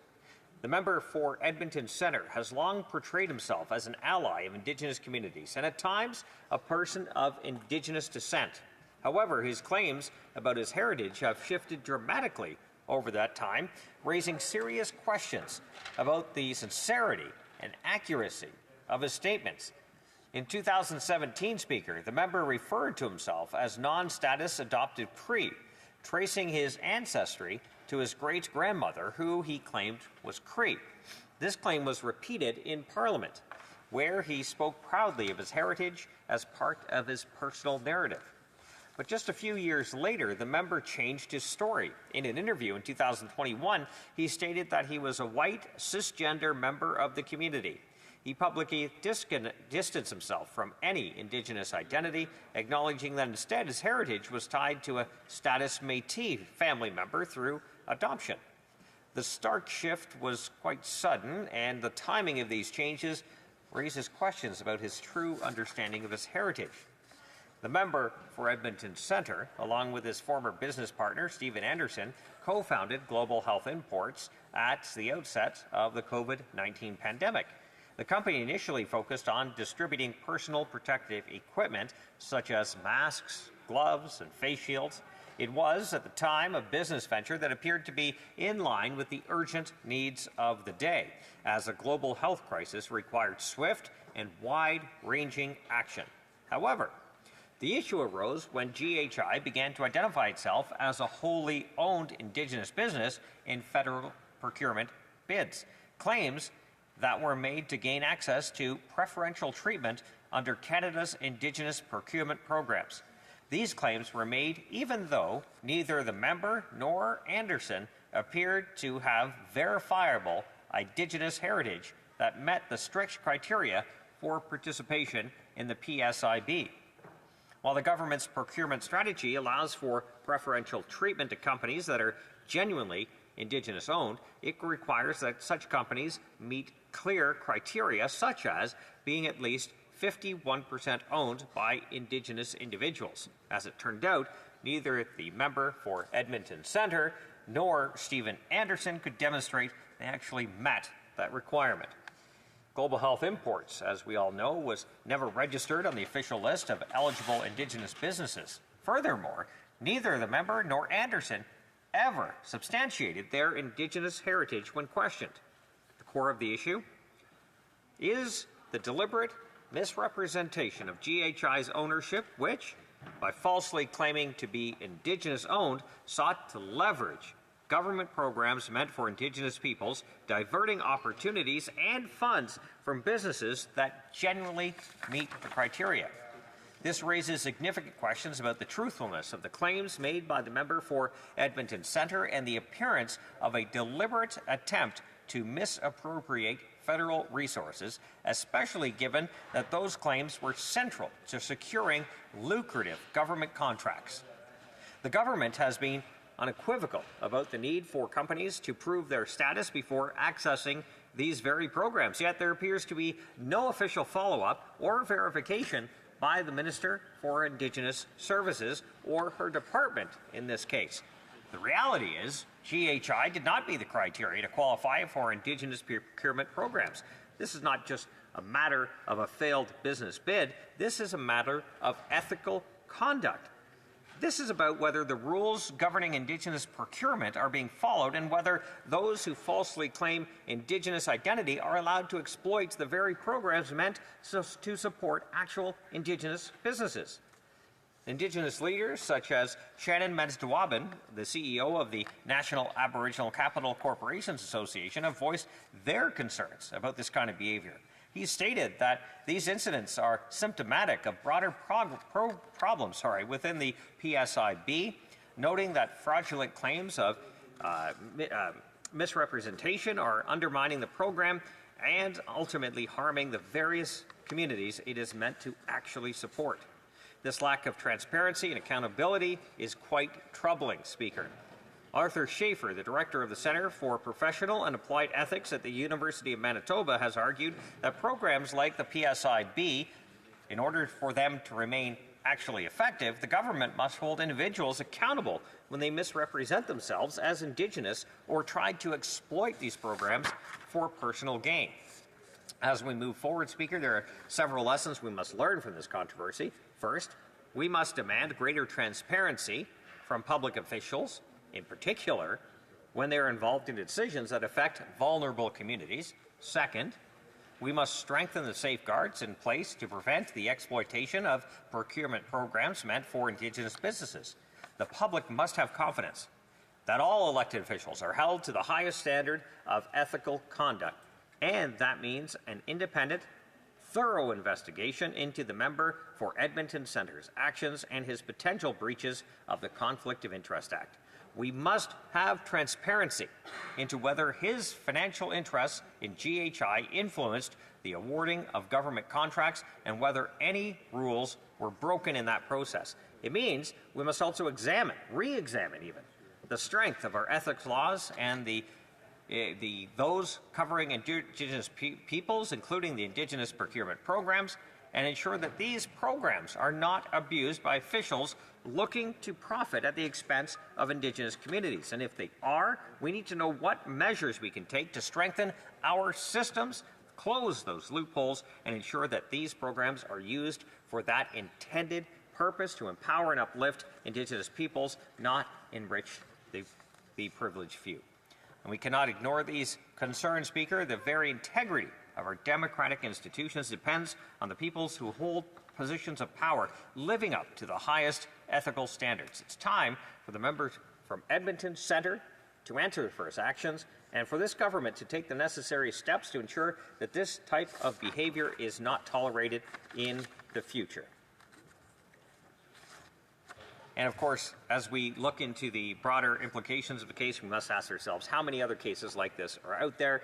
how many more individuals are attempting to pass themselves off as Indigenous to access resources and advantages that should be reserved for the very communities we are striving to support. And as I wrap up, Speaker, I would like to move, seconded by the member for St. Albert Edmonton, that the motion be amended by deleting all words after the word that and substituting the following.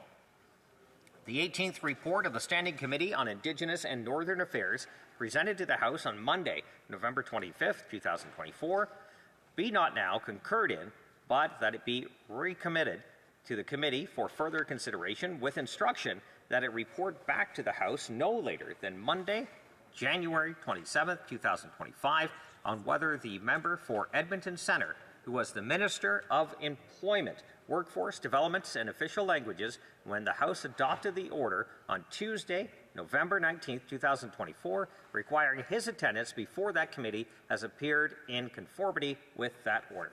Thank you, Speaker.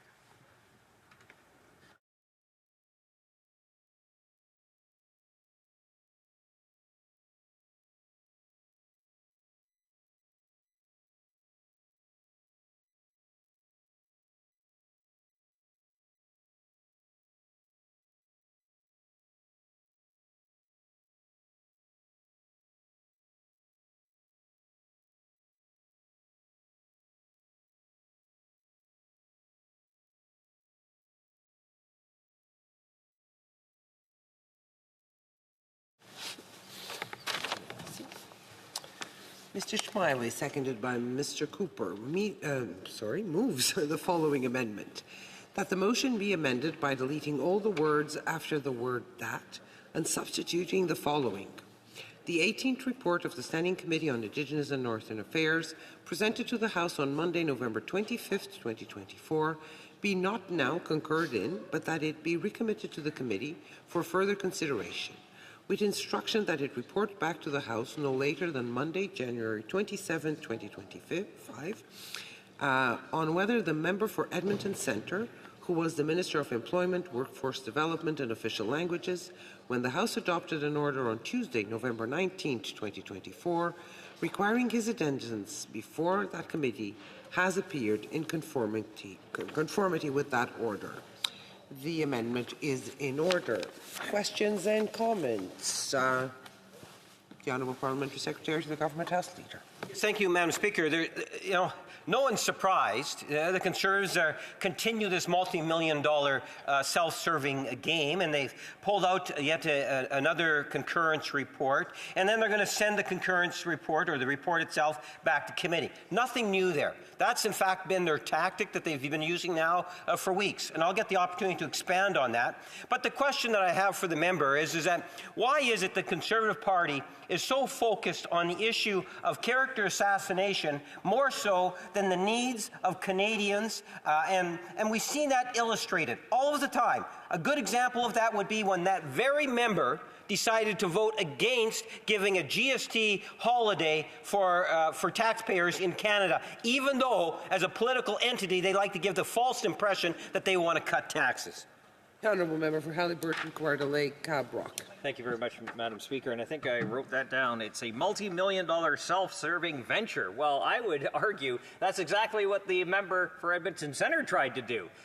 The member from Edmonton Centre and his company he co-owned checked a box claiming to be Indigenous-owned, claiming to be wholly Indigenous-owned, thereby bidding on a contract reserved for Indigenous-owned businesses. So the hypocrisy is unbelievable here. So you have a minister that had no problem trying to push down legitimate Indigenous-owned businesses to try to secure and enrich himself. Unbelievable. Questions et commentaires, Questions and comments, the Honourable Member for Abitibi-Témiscamingue. Thank you, Madam Speaker. I'd like to thank my colleague and the Vice Chair of INAN for his intervention. The motion that he has just tabled, the amendment, is it related to the fact that they just wanted to fool around our committee because they were saying that interpretation, well, we wanted to have the Minister of Official Languages there who would answer, and then it was the member for Edmonton Centre.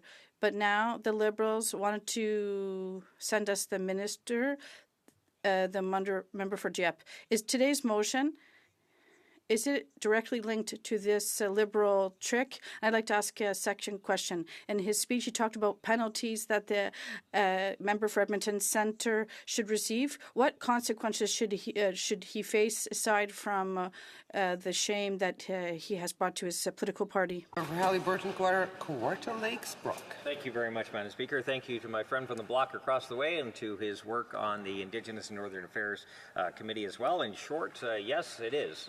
As he correctly pointed out in his question, that the Liberals tried to play games on the committee, tried to ensure it was the new interim minister for employment covering the member of Edmonton Centre that was going to actually appear before committee. Clearly, that was not the intent of the motion. The intent of the motion is to get the member from Edmonton Centre and order him, if you will, to appear before committee. In terms of what punishments he should to face, I guess that's up to different agencies. I would hope that there's enough shame brought to him and the Liberal Party that Indigenous people have a second thought about voting for Liberals, but also the fact that hopefully he decides it's not ready for him to run in the next election.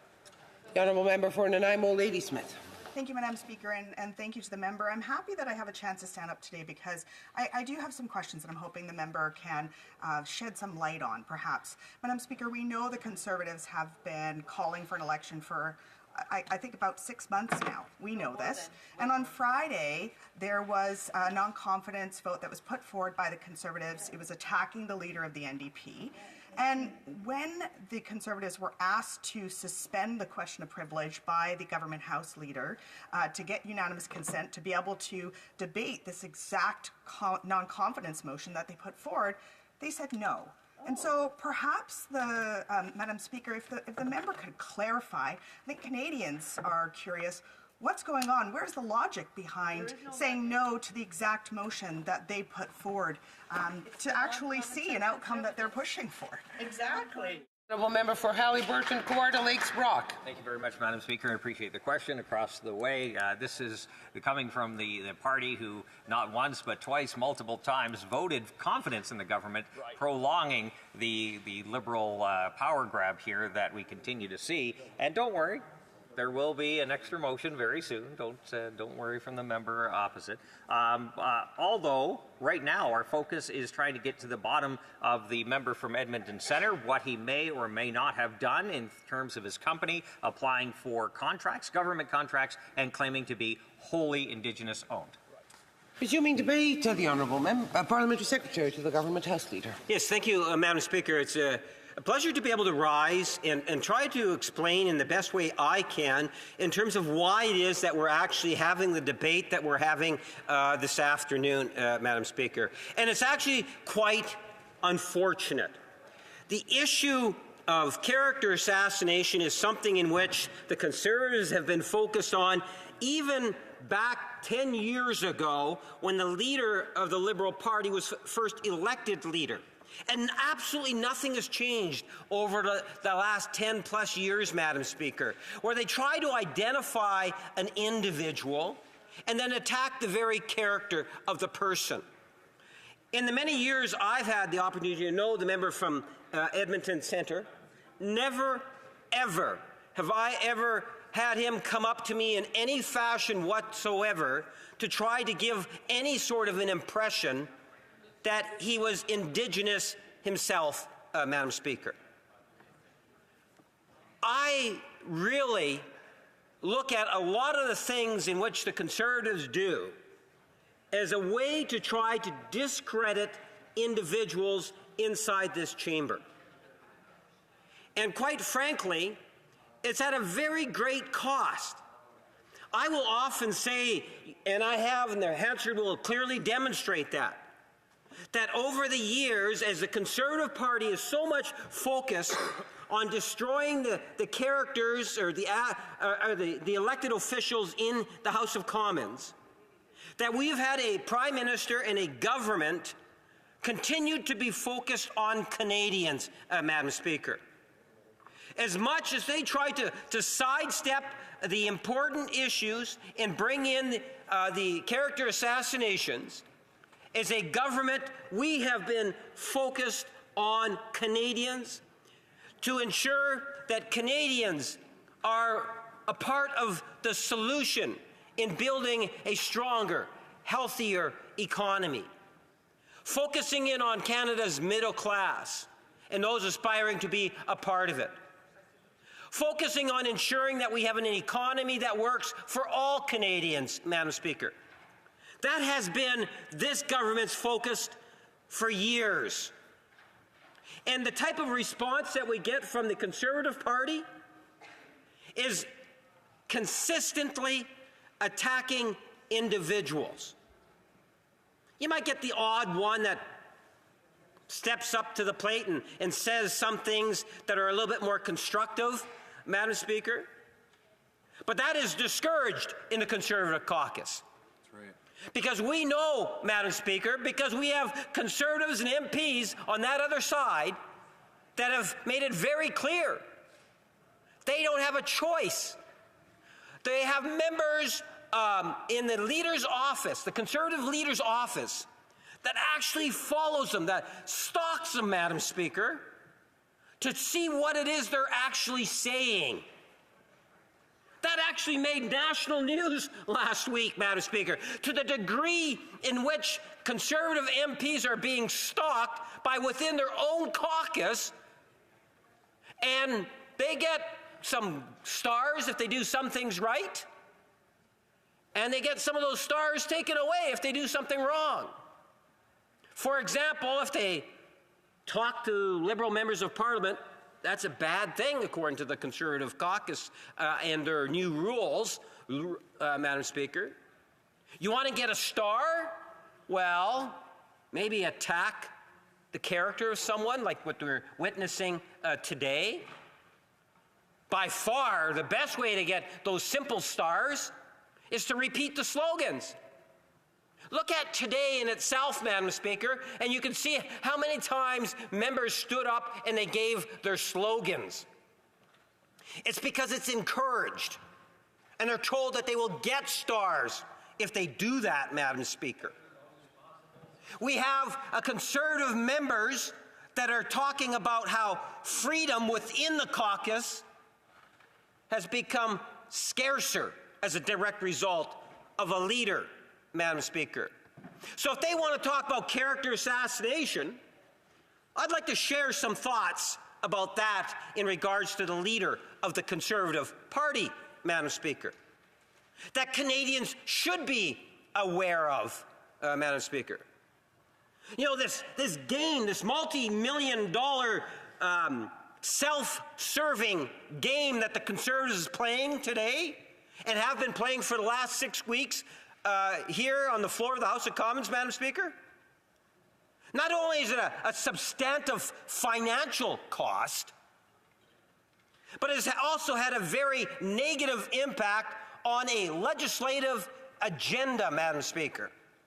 An agenda that would have saw legislation passed to protect children from online predators, to protect sexually abused women and others, Madam Speaker, within the Canadian Forces by taking out of the military court, putting into civilian courts. Legislation dealing with Canada's supply lines, Madam Speaker. We can talk about the full economic statement, not to mention private members' bills, opposition day motions, all forms of legislation that could have been being debated. But no. Why? Because the Conservative leadership has made the decision to filibuster on the floor of the House of Commons. So when we talk about character assassination, what we're witnessing in regards to the attack from opposition Conservatives towards the former minister, the member from Edmonton, Madam Speaker, I would suggest that the one that's orchestrating it is the leader of the Conservative Party, and he needs to look in the mirror, Madam Speaker. After all, he's the one that's in borderline contempt of Parliament by the $1 million-plus game that he is orchestrating on the floor of the House of Commons. And that's what's happening today. we are seeing a political game because they believe, the Conservative Party believes, that they know better.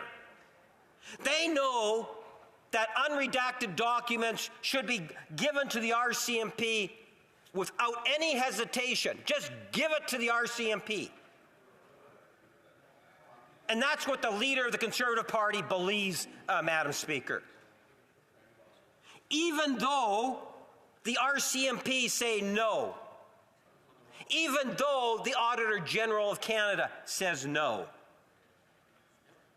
So on the one hand, they're going to take into consideration as a part of their filibuster a serious issue of Indigenous businesses and opportunities and use that as a way to attack the character of a member of Parliament. Yet I would suggest to you that we need to start reflecting more on the attitudes and the types of things in which the leader of the Conservative Party is doing, because it is purely self-serving. It's not in Canada's best interest.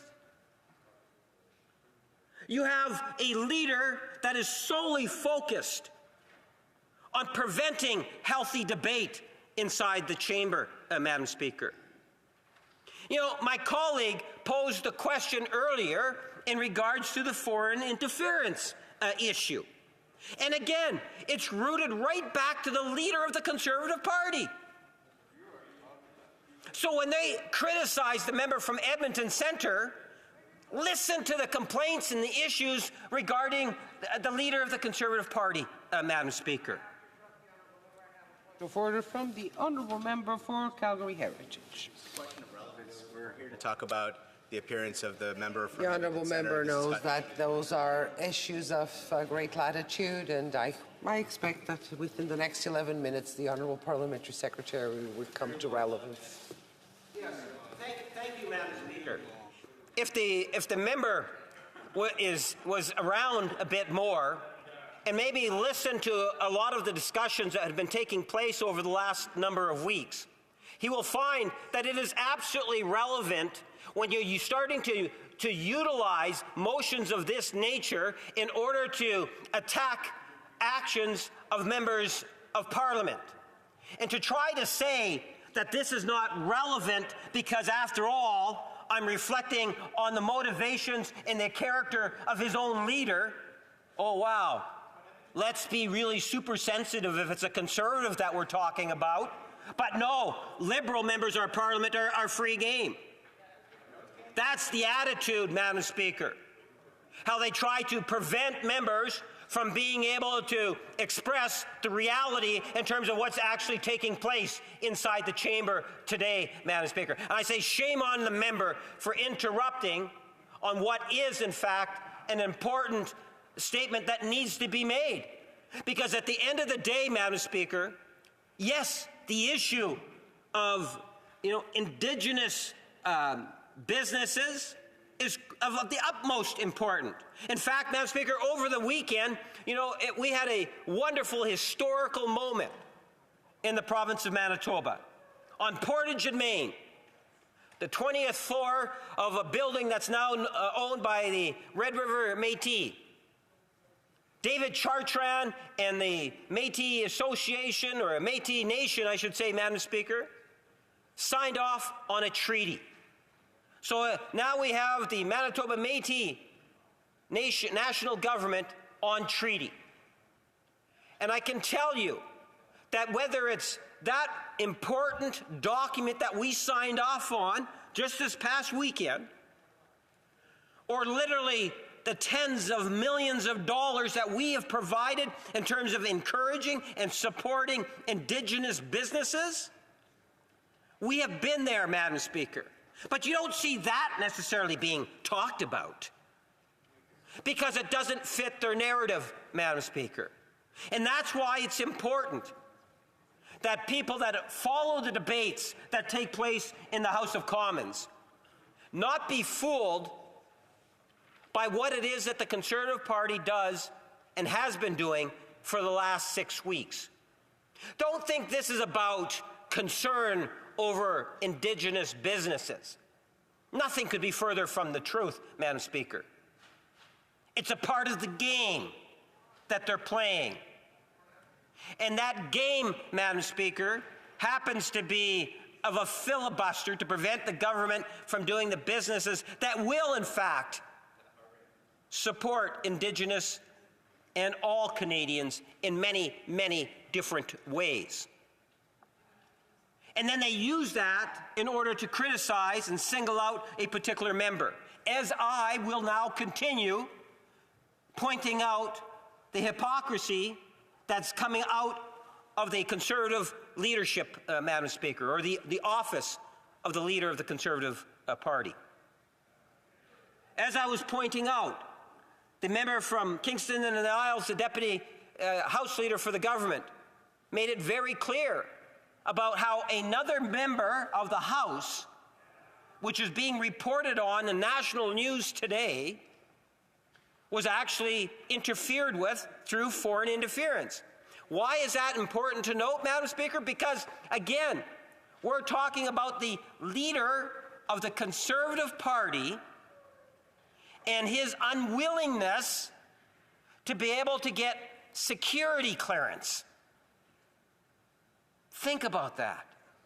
The only leader in the House of Commons. In fact, Madam Speaker, if you want to be an intern for the Conservative Party, you're required to get a security clearance. But not if you're the leader of the Conservative Party. And then today, through the news, we find out that there is a direct link that the leader of the Conservative Party, during his own leadership, was in fact interfered with through foreign interference. Remember a year ago how often we were hearing that issue of foreign interference? The Conservatives were jumping all over each other, raising the issue. Until we caught wind that there were maybe some Conservatives at play, and it might not necessarily reflect well on them, Madam Speaker. Oh, then how attitudes quickly change. When's the last time we've seen them stand up in question period and pose a question on foreign interference, Madam Speaker? I suspect it has a lot to do with the fact that the Conservative leader doesn't want to talk about the issue anymore because of something that's there that's preventing him from wanting to get the security clearance. People today, the news story today is all about leadership interference. That might be one aspect to it. I think there's more to it, Madam Speaker. I think there's more to why it is that the leader of the official opposition does not want to get the security clearance. And I believe Canadians have a right to know. So if members across the way want to use this particular report to have their reflections on the member from Edmonton Centre, I think that while they stand up and they talk about that what they should be also doing is reflecting and maybe looking in the mirror and thinking about the leader of the Conservative Party. Should they not be applying the same sort of pressure, the same sort of tactics, maybe even within their own caucus at the very least, and call into question why it is that their own leader refuses to get that security clearance, Madam Speaker? Yes, I believe foreign interference is one of those reasons that had a direct impact on his own leadership. One of the reasons why he might even be the leader of the Conservative Party today. I understand that Patrick Brown, well, Conservatives laugh. Well, I don't think Patrick Brown was laughing. We actually have to summon him to committee in order to find the truth. I wonder maybe if we should be summoning him to the bar. That's something the Conservatives like to do. We'll have to wait and find out just in terms of how open and honest they are in terms of the answers coming from members on that particular committee, Madam Speaker. I look forward to hearing some of the results. Maybe, on the motion that we have, there's an amendment. And the amendment is to actually call and demand that the member from Edmonton Centre go before the committee. And as Conservatives tell me all the time, Madam Speaker, we have unfettered rights here on the floor of the House of Commons. So even if it's a majority government, it don't matter because we have unfettered rights and it has to be respected no matter what, according to Conservatives, Madam Speaker.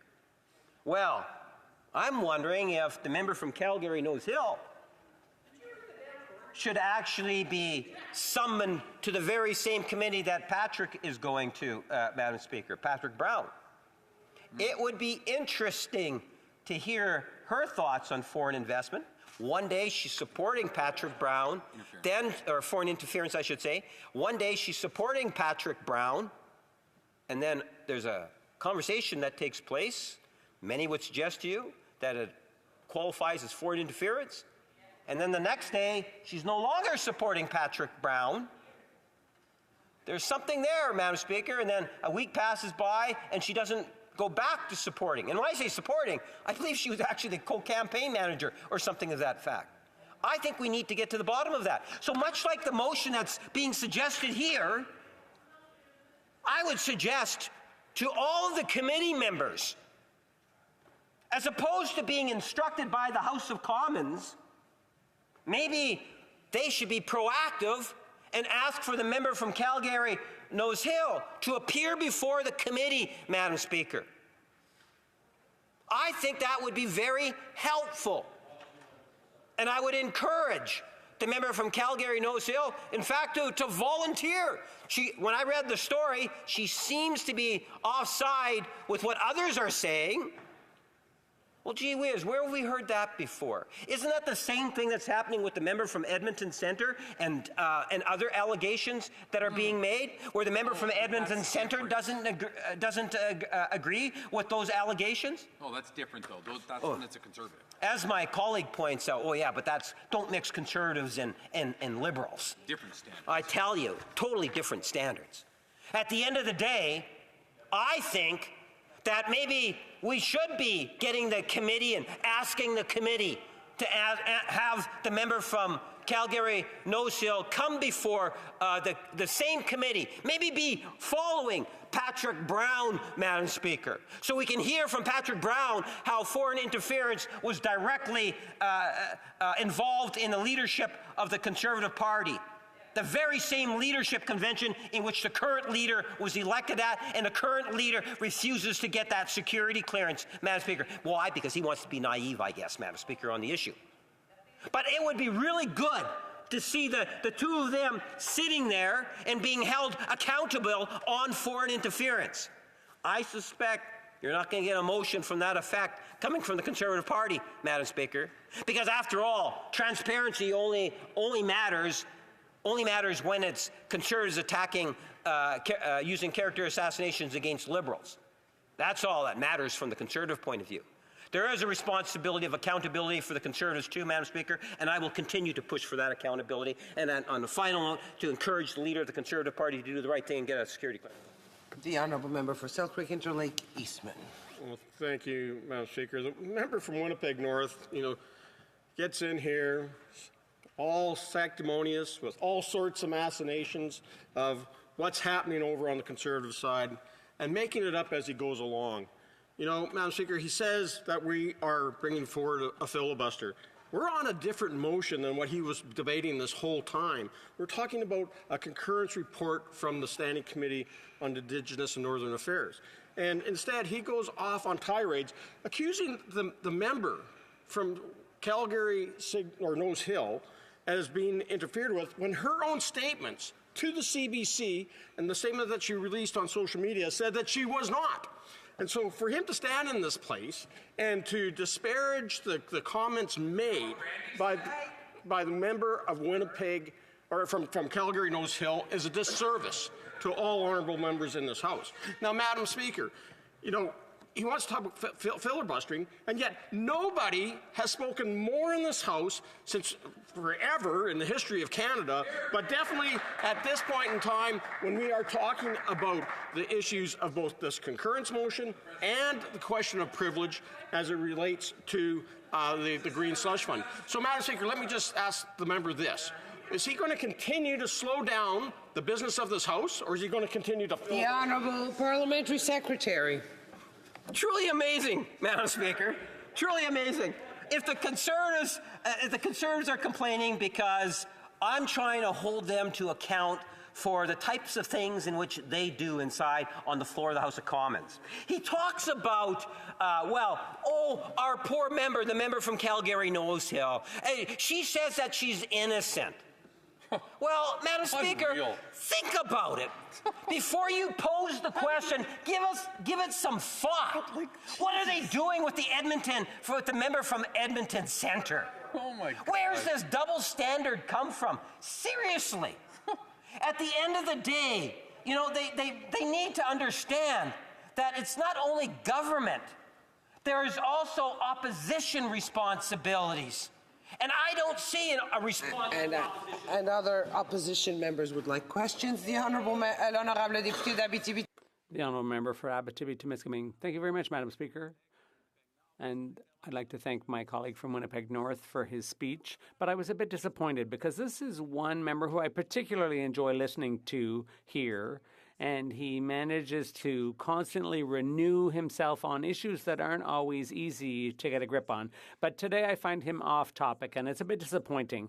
The main topic, in my view, and that's why the Bloc supports it, is the usurpation or the theft of Indigenous identity. People use these false claims to get access to benefits that are for Indigenous people when Indigenous people don't even recognize those false claimants' identity. So the solution is simple. There should be a registry made by and for members of First Nations so they get to decide who is and isn't a part of their nation. Would the member for Winnipeg North support that approach? Madam Speaker, and I appreciate the comments and my apologies in the sense that if I only had more time, I would have gotten to a number of things that I actually had listed. And for example, Madam Speaker, as of November 18th, 2024, there has actually been 2,945 businesses listed on the IBD. Of the 2,945, 111 of them are Indigenous businesses that are actually joint ventures, which is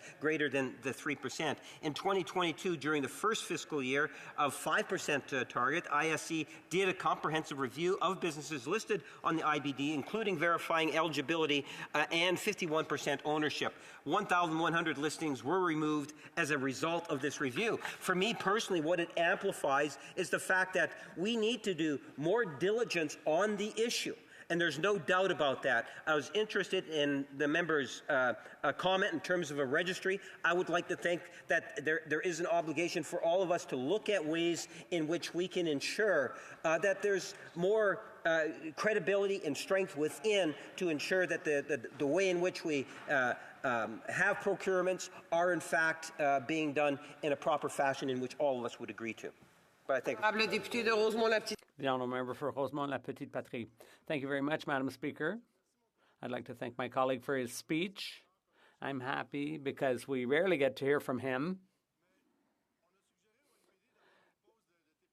The NDP suggested that there be a break on the GST. The Liberals went with only 2 months, unfortunately. We would have liked it to be longer. But then there's also the $250 check for workers, which is interesting, but seniors and retired people would be excluded because they don't have any employment income. So I hope the member will work with us so that we can help seniors who are truly in need. I'd just like to remind the Honourable Member that this doesn't really relate to the topic before us. The Honourable Parliamentary Secretary. I actually appreciate the question. Working with the NDP has ultimately allowed the government in many ways to come across common policy initiatives that are helping Canadians, and we're actually able to get things done.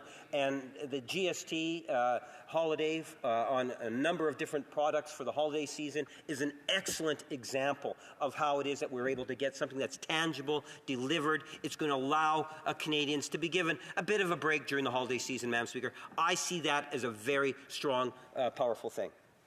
Honourable Member for Kingston and the Islands.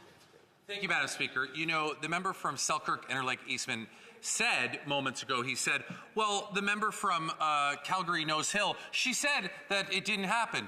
Actually, you got to read what she actually said in that story, Madam Speaker. What she said is she said, I was not coerced. left the campaign of Patrick Brown on my own volition. But that's not what we're talking about, Madam Speaker. We're not talking about why she chose to leave. What we're talking about is whether or not there was foreign interference. So the question is not why did she resign from the campaign? The question is, did anybody approach her? Did a foreign diplomat specifically approach her? What does the parliamentary secretary have to contribute to that in terms of what he thinks that means? The Honourable Parliamentary Secretary.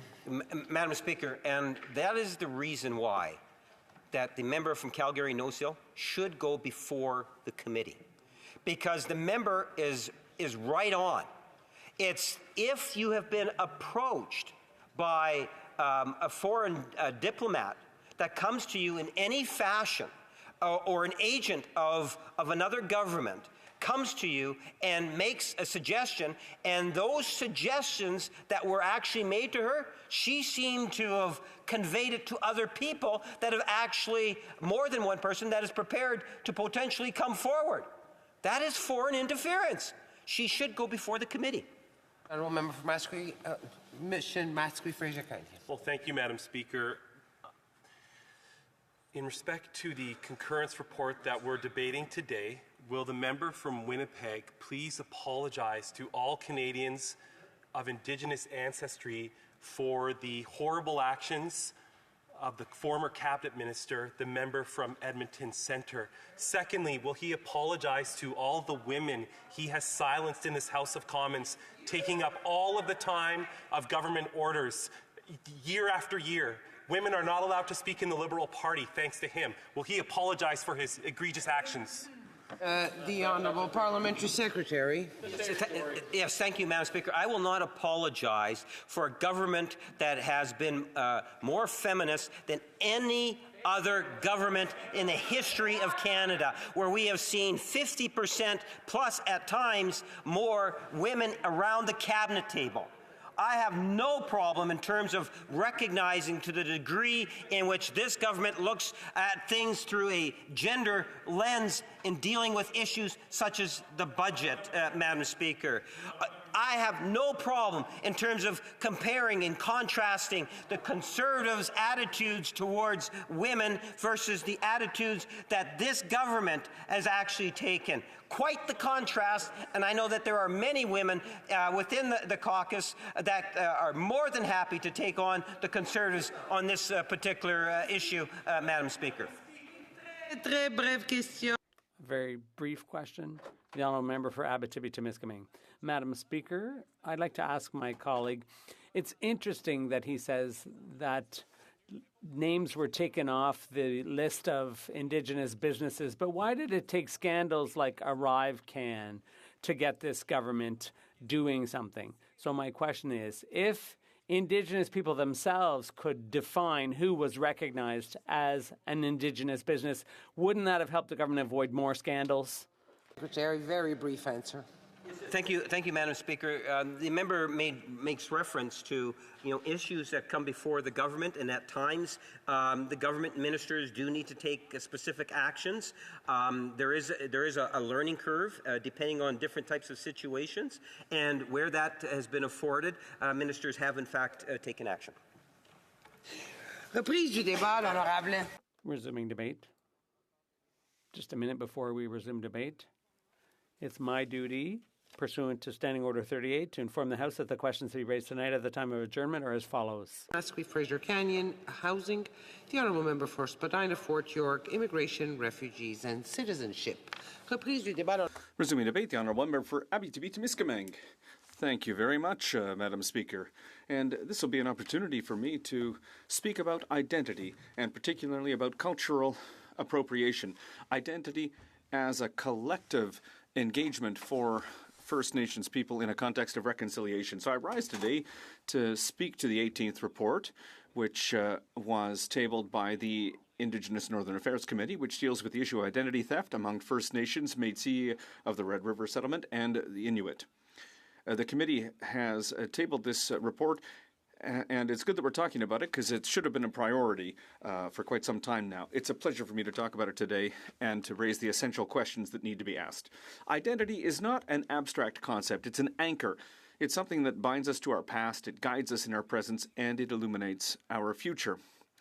But it's not something that should be claimed lightly.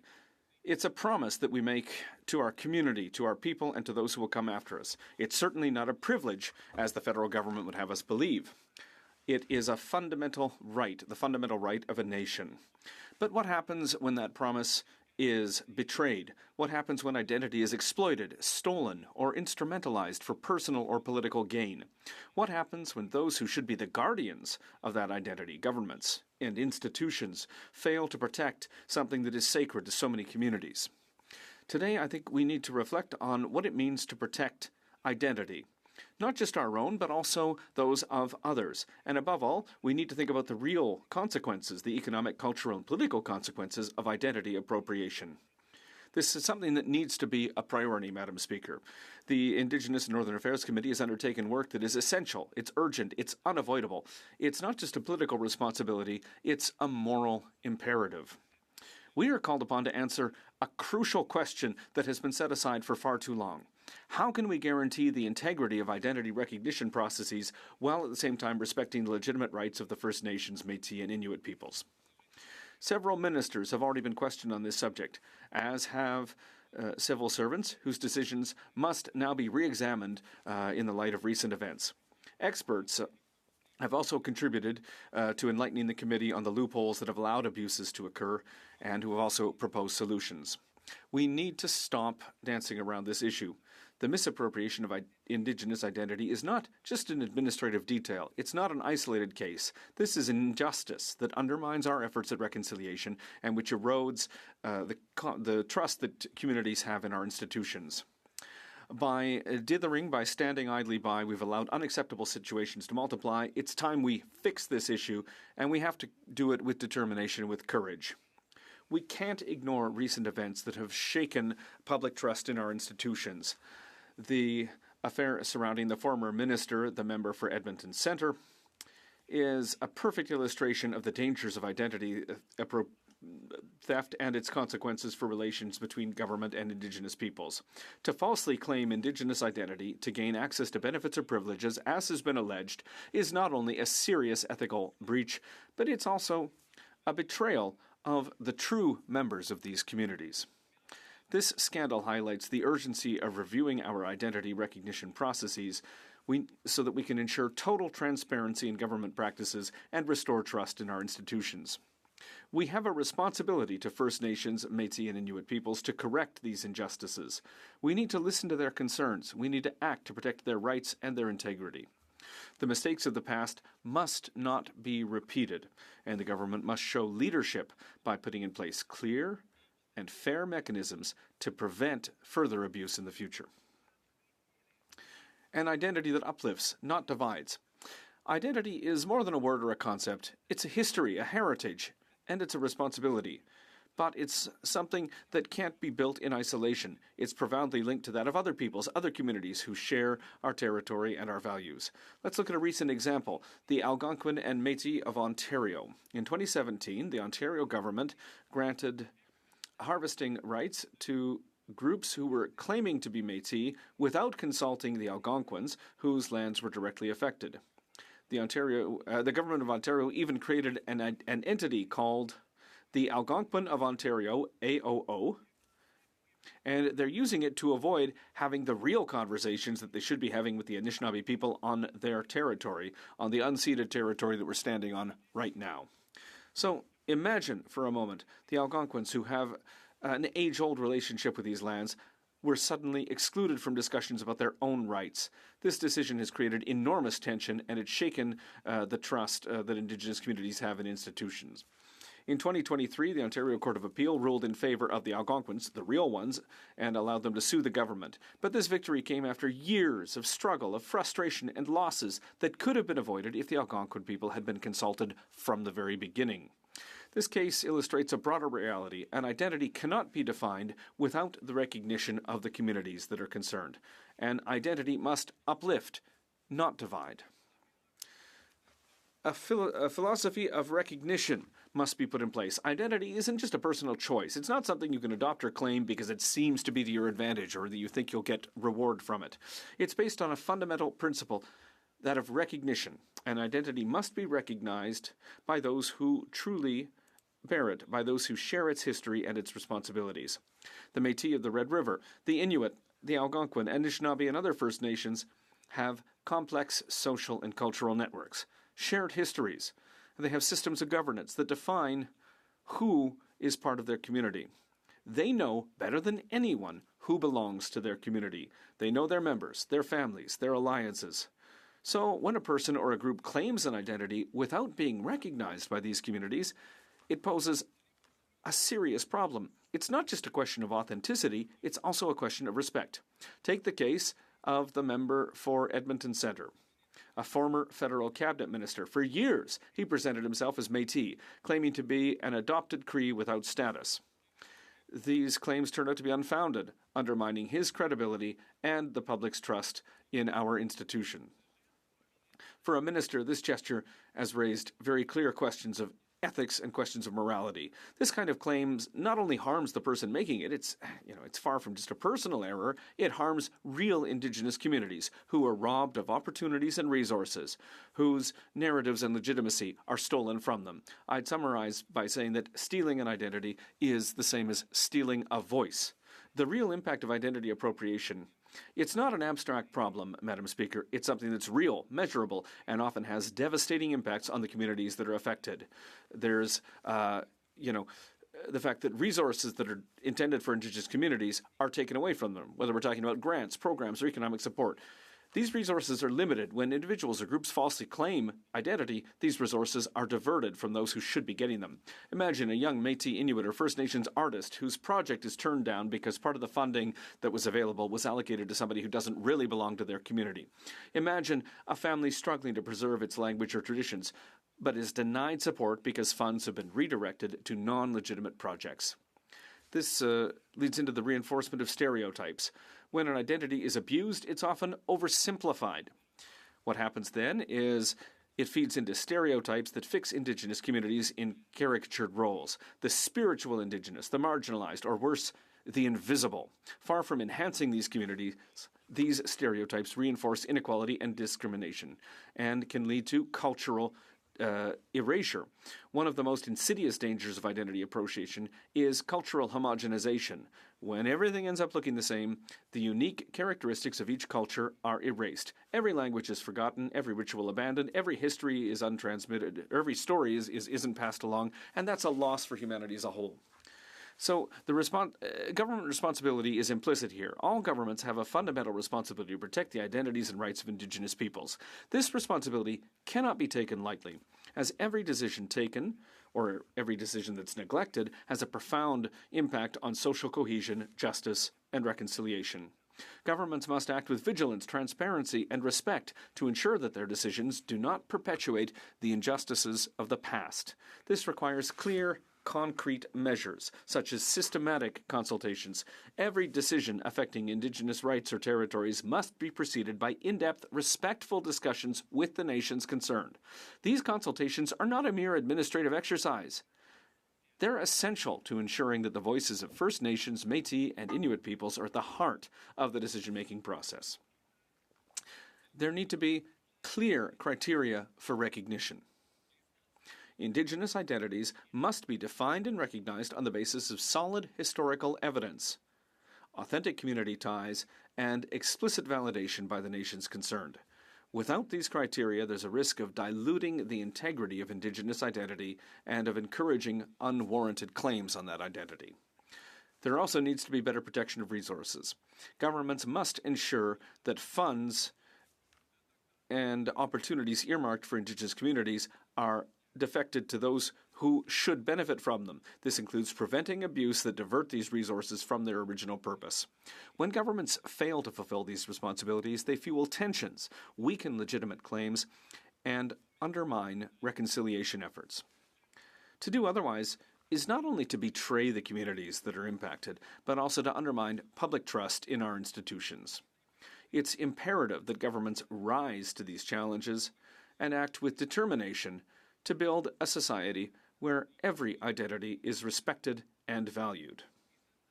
And this leads us to reflect on our own identity, Madam Speaker. In Quebec, we have a long history of fighting to preserve our language, our culture, and our rights. But this is a fight that must be undertaken with respect and humility. We can't defend our identity while ignoring or minimizing those of others.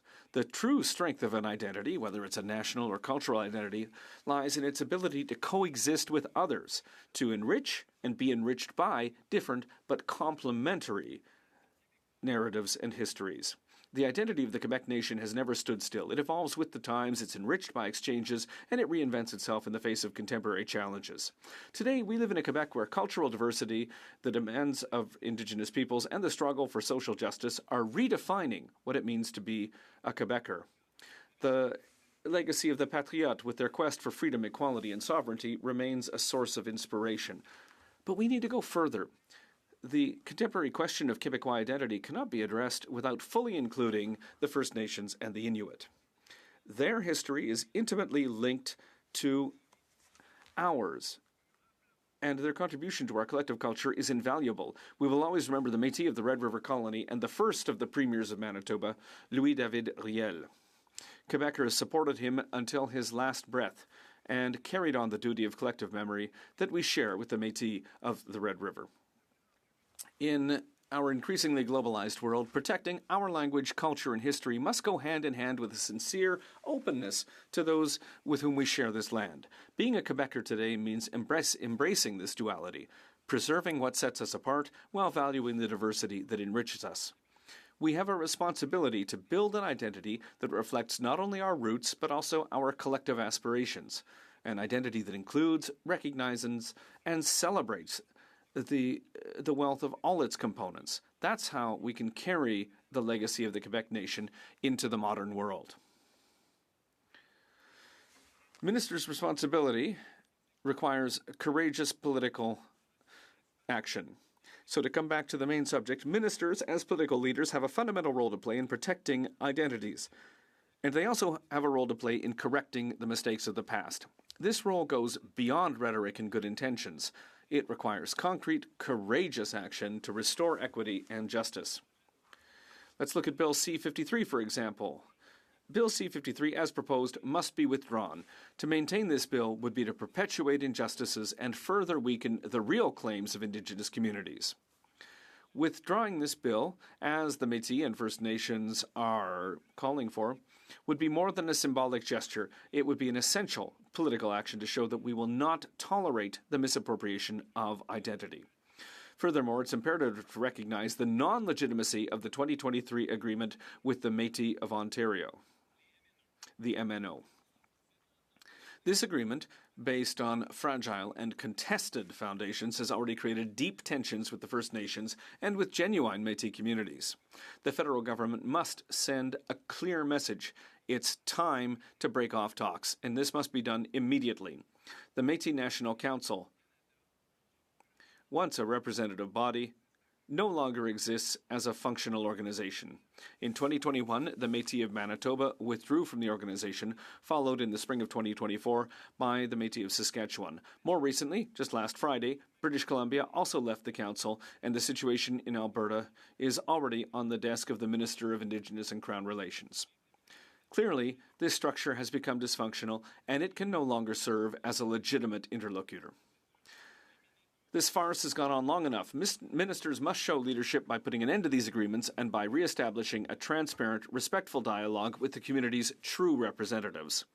The ministers responsible for Indigenous services, for Crown Relations, and for Northern Development undoubtedly have a central role to play in reconciliation efforts. However, it's imperative to recognize that this responsibility doesn't rest solely on their shoulders. We've repeatedly reminded them that some issues are beyond their jurisdiction and require the engagement of their cabinet colleagues. Reconciliation isn't a job that can be compartmentalized. It must cut across all departments, all sectors. The Minister of Public Safety must ensure that relations between law enforcement agencies and Indigenous communities are based on justice and respect. The Minister of Transport must take into account the realities of Indigenous territories and work to make sure that they have access to the rest of Canada. The Minister of Heritage must recognize and support Indigenous cultural initiatives to preserve and promote languages, arts, and stories. As for the Minister of Immigration, he has a duty to integrate Indigenous perspectives into reception policies, ensuring that newcomers understand and respect the rights and history of First Nations, Métis, and Inuit peoples. And the list goes on. Each minister in his or her own field must actively contribute to reconciliation. Reconciliation isn't just an election promise. It's not just a budget line. It's a collective effort that requires coherence, collaboration, and unshakable political will. Everyone must play their role because only by acting together can we build a future that's based on mutual respect and justice. These decisions are not just political corrections. They're acts of responsibility. They're actions that show that we're serious about protecting the identity and rights of Indigenous peoples.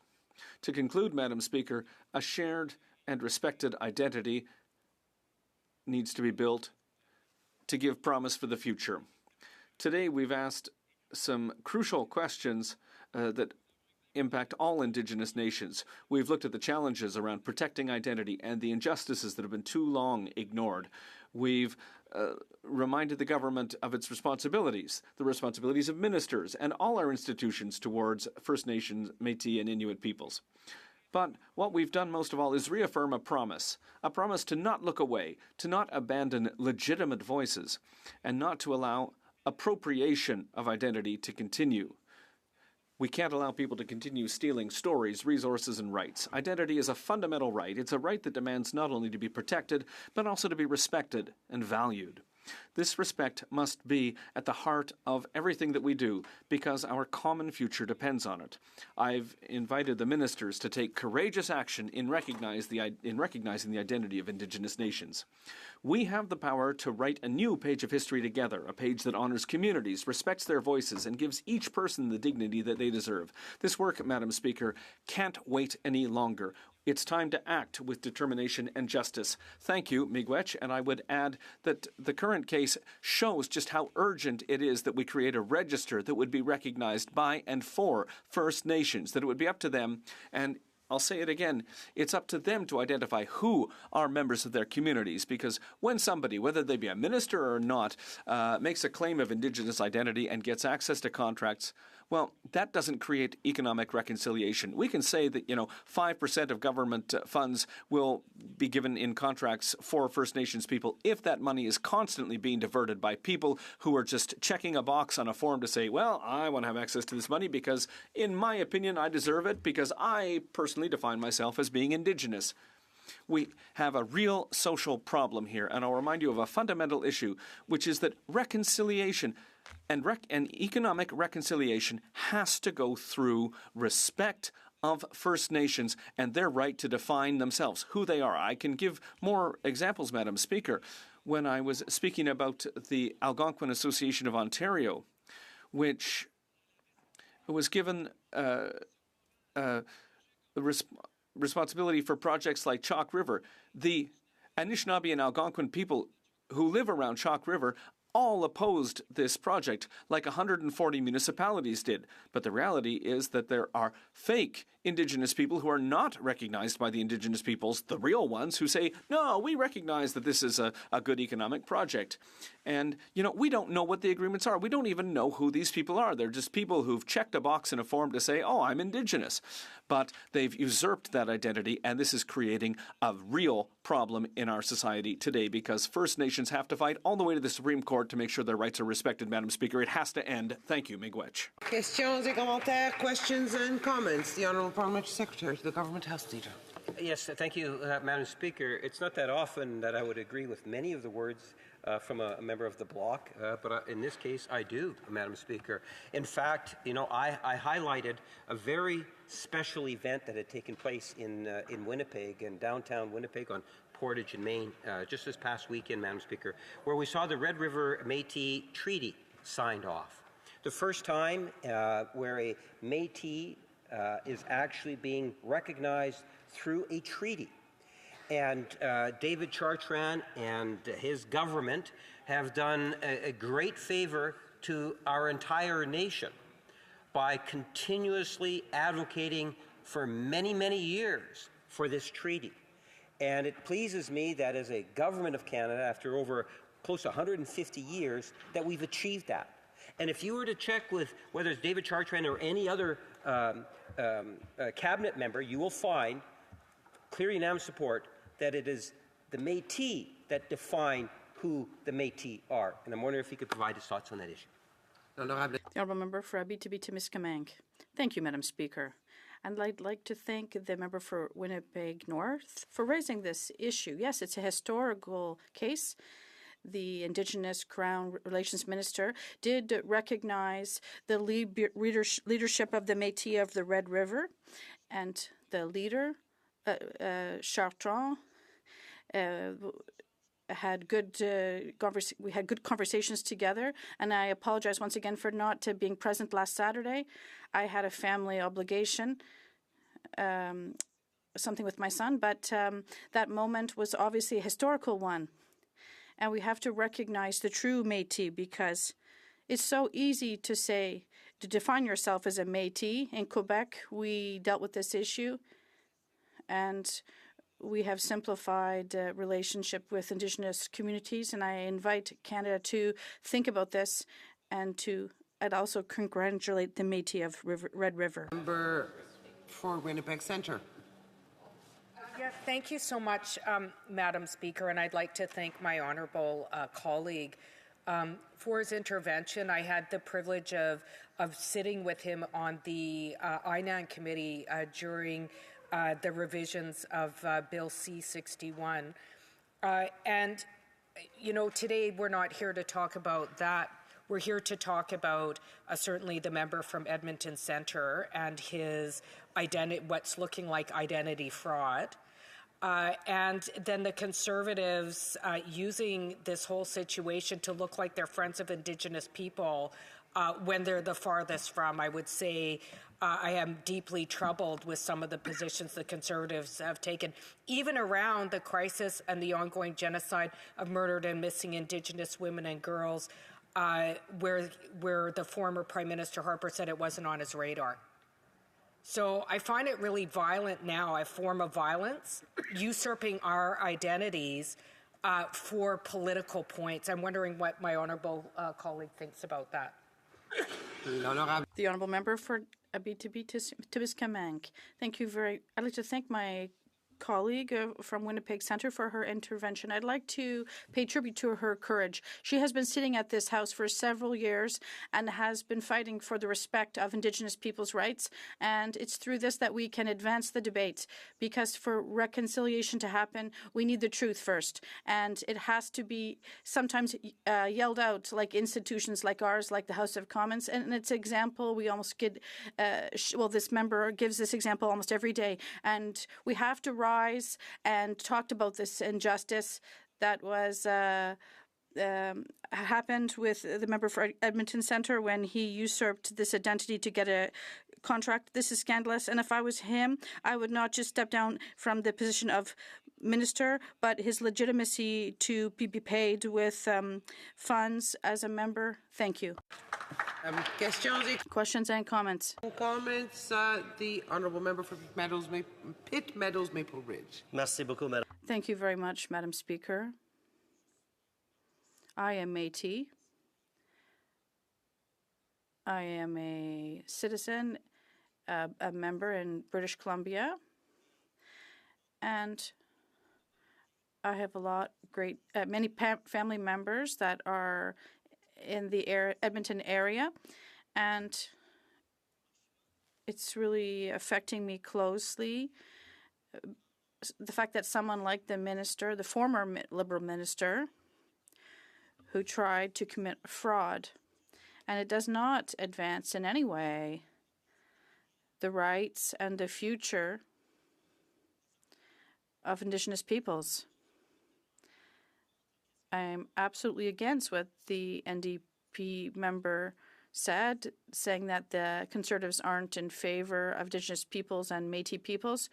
We want Indigenous peoples and Métis peoples, Inuit as well, to be prosperous. Does the member not agree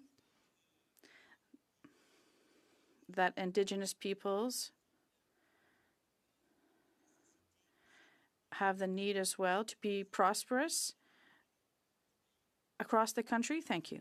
The Honourable Member for Abitibi-Témiscamingue. Thank you, Madam Speaker. And I'd like to thank my colleague for speaking in French with a great deal of love and an extended hand to the Bloc in these circumstances, but also to recognize the care he has for First Nations members. I'd like to answer his question by giving an example.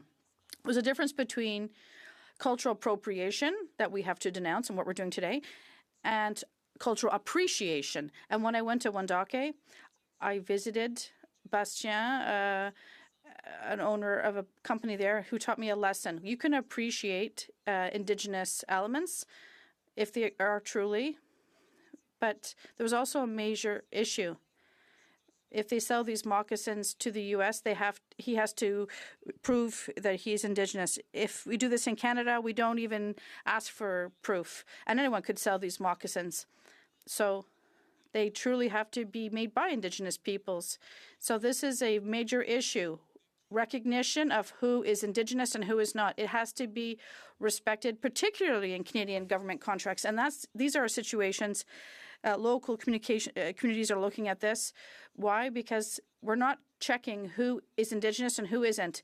We have to do this, and it's up to Indigenous peoples to define this themselves in respecting their traditions. Thank you. Questions and comments? Thank you very much, Madam Speaker. The Honourable Member for Shefford. Thank you very much, Madam Speaker.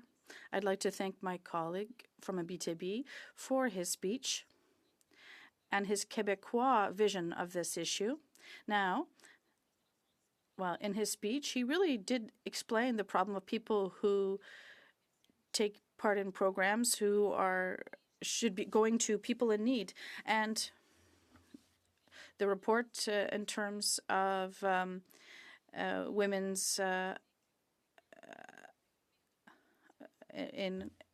for Indigenous women, there are a lot of entrepreneurs, and it's not always obvious access to programs that they need. So we have people who are usurping identities, who take money from women money that could go to Indigenous women to create companies, and who don't have enough money.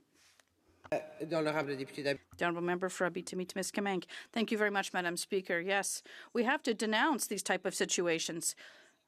People get access to funds who don't deserve to because they're not Indigenous, and they're taking money from Indigenous women. So I'd like to, my colleague participated with me in an event of the NACA organization, who created assistant programs for entrepreneurs. They set up a committee of young people and women who want to participate in co-development meetings and coaching sessions. These are resources by and for Indigenous peoples that are working. So I would ask the government to multiply such initiatives to invest in development funds for and by Indigenous peoples. When we have resources like this that help young entrepreneurs who are women and Indigenous, so they can move forward in their knowledge and of their business, and that they will be able to harness Indigenous savoir-faire, knowledge, and to produce products that will be available in the market for the benefit of Quebecers. Thank you. Honourable Member for Edmonton, Griswold. Thank you very much, Madam Speaker. And today I rise on behalf of a critical topic related not to just this place, but to Indigenous people right across the country. I do want to make mention of the fact that I'll be splitting my time with a very honourable member from Winnipeg Centre, to which not only is a champion in this place for Indigenous rights, but a champion for Indigenous people right across our planet. Madam Speaker, we're prepared to discuss a topic present to the Indigenous and Northern Affairs Committee related to the member from Edmonton Centre. The member from Edmonton Centre had falsely identified, or at least misled individuals, in particular the Liberal Party of Canada, in believing that he was Indigenous. For what purpose would one do this? Why would someone go about the process of undertaking identity fraud, identity theft, and taking from a people what is truly theirs and more? My sister, actually, when I mentioned this story to her, she said something really interesting to me. She said, "Oh, great. Someone wants to identify as Indigenous. That's fantastic. They should also face the consequences we do. Wow. Imagine that. My sister, a visible woman of color, not able to overcome the serious barriers that were present to her as a young person when trying to enter into business, when trying to enter into jobs, when trying to enter into a workplace where she was seen as a whole person. And the contrast that we're seeing here now present today is a contrast that's been extraordinarily exerted in the past few years. Buffy St. Marie is an example of what is a really real and unfortunate circumstance facing Canadians, and that was a wake-up call to Canadians, a wake-up call to each and every one of us, that this kind of fraud,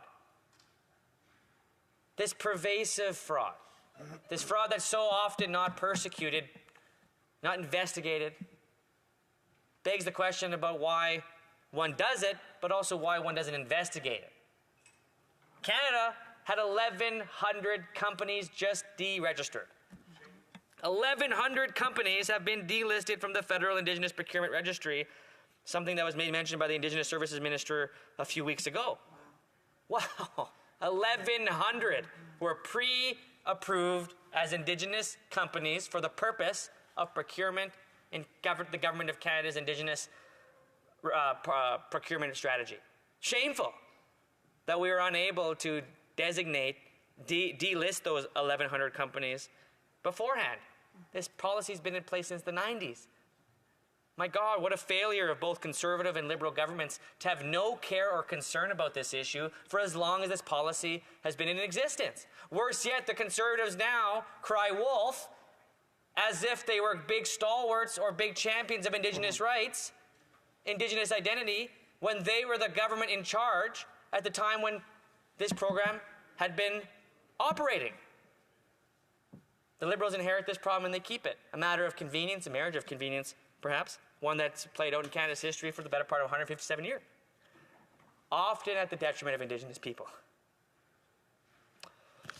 There's consequences to this kind of misbehavior, these kinds of crimes. We've seen in Nunavut, for example, 2 young people who were charged for 3 years in prison for taking Indigenous identity, Inuit identity for the purposes of educational funding. Shameful.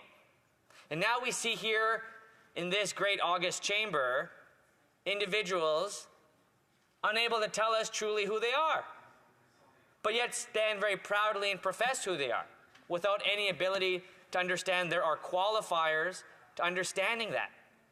There's frameworks. There's actually even court cases in Canada that Indigenous people have had to overcome in order to even see our own people identified and recognized. Vanderpeet, for example, a First Nations Supreme Court case that delineated who was First Nations for the purpose of commercial rights. Indigenous Métis people who've had to still today, since 2003, the Powley case, decide who is Indigenous. In all these cases, the court was deciding. How shameful is that the government was so unable to create a nation-to-nation, government-to-government relationship with those it literally legislated when it was part of their benefit, the Indian Act, for example. They knew who was Indigenous then. They knew who was Indigenous for the purpose of residential school. They knew who was Indigenous for the purpose of 60 Scoop. They knew who was Indigenous when it came to paying out treaty breaches, massive breaches in the agreements made by our ancestors. They knew who was Indigenous then. But now they don't. When they happen to be sitting in cabinet, all of a sudden, holy smokes, we couldn't even ask the guy. We're going to put him in our Indigenous caucus. We're going to label it as an Indigenous caucus, and we're going to call it the Fantastic 11. Today we have questions about those individuals. We have questions about those who pose to be Indigenous for prestige, reputation, or access to funding. The reason why this is an important investigation to undertake is because that pain is felt deeply. The real victims here, some I'm sure would argue, particularly Liberals, is the member from Edmonton Centre. That's who they would argue the victim here is. The real victim is Indigenous people. It's Indigenous businesses. It's Indigenous communities that have done the hard work of organizing their community, creating benefit impact study, talking to the community members, understanding what they can do as a community, create employment, only to be met with a rigged system here in Ottawa created by Liberals and Conservatives. The Liberals and Conservatives, they like to talk a big game on how they're big different parties, how different they are, but they've always benefited from being on the same side of the coin. When one does bad, the other one's elected and then does the bad thing again. Always, over and over and over and over, this tradition exists in Canada. There's rights. And the member from, the Liberal member says to join them. Who would join one of the most corrupt people ever elected in this country? The same people that legislated Indigenous people to having no water. And they're heckling an Indigenous member now. That's how disturbed they are by their own record. And now the good decency of the member from Winnipeg South is telling him, we're going to lose on this, so you better not talk about it. And I appreciate that, because it's true. The Liberals have no clue how to engage Indigenous people unless a court is telling them how to do it. That's a true fact. And I beg my Liberal colleagues to look at that fact. Every single agreement comes through the narrow lens of the law. Because this government would rather debate who has rights in a matter of law, in the court of law, than to acknowledge Indigenous people are truly people that need recognition and rights in this place. That's the real shame of all this. And I've spoken to the government many times about this pervasive issue. The Minister of Indigenous Affairs, the Minister of Crown Indian Relations, they all admit that Canada's system is like this. That, we got to go to the courts, and then you'll come to us, and that's just the process. You got to prove to us that we have rights. No! I say, Canada, you prove to me you have rights. That's right. Hear, hear. You prove to Indigenous people why you think your laws are superficial to the Indigenous natural law that exists in this place. That's how far away we've come from this discussion, the true necessary pieces of this discussion. We fail to see a nation-to-nation relationship when we always come at it from this domestic point of view, that these nations lack the quality of sovereignty. They lack the quality of nationhood. They lack the quality of being able to assert for themselves self-determination.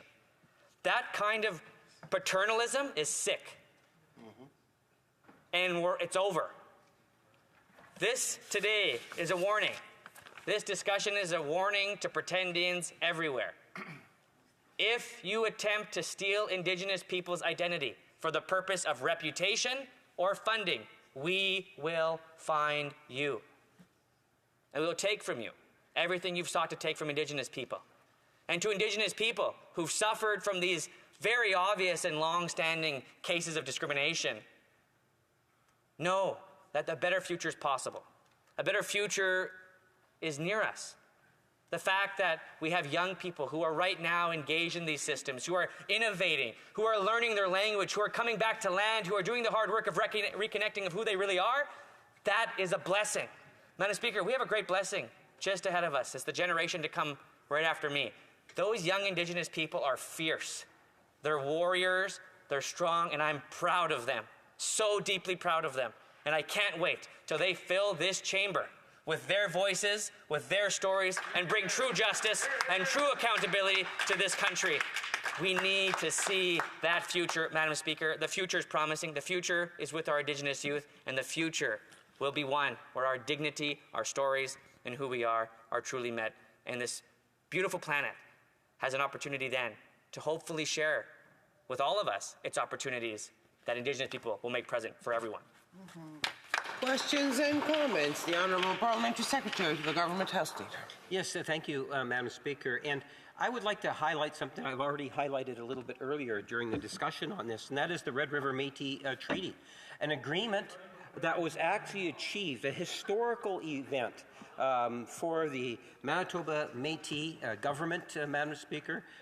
You're talking well over 150 years, and through the leadership of President Chartrand and his cabinet and ongoing discussions with this government, we have the first ever treaty, Métis Treaty. And I see that as a very strong positive. As I see the many different calls for action of those where the federal government is responsible for. It's well over 80% that are well underway, many of them actually been done.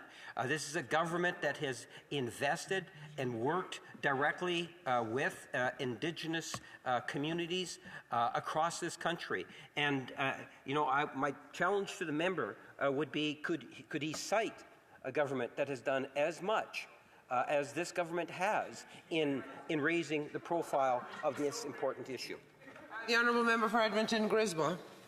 The greatest government to ever help Indigenous people is our own governments, our own people's governments. I've served my own people's government. I served as the National Director for the Métis Settlements General Council as the National Director. And the member cites a historic treaty that was just signed. And in my speech, if you had listened, I had told them every single agreement that reaches a Liberal's desk is one that's been forced down their throat by the court. Yeah. The MMF's decision was one. Yes, it was. Open your phone, look at it, Google it. It's called the 2013 Supreme Court case, Manitoba Métis Federation, that just signed a treaty, and Canada, citing Canada in breach of the 1870 Manitoba Constitution that my ancestors died for. They paid the ultimate price.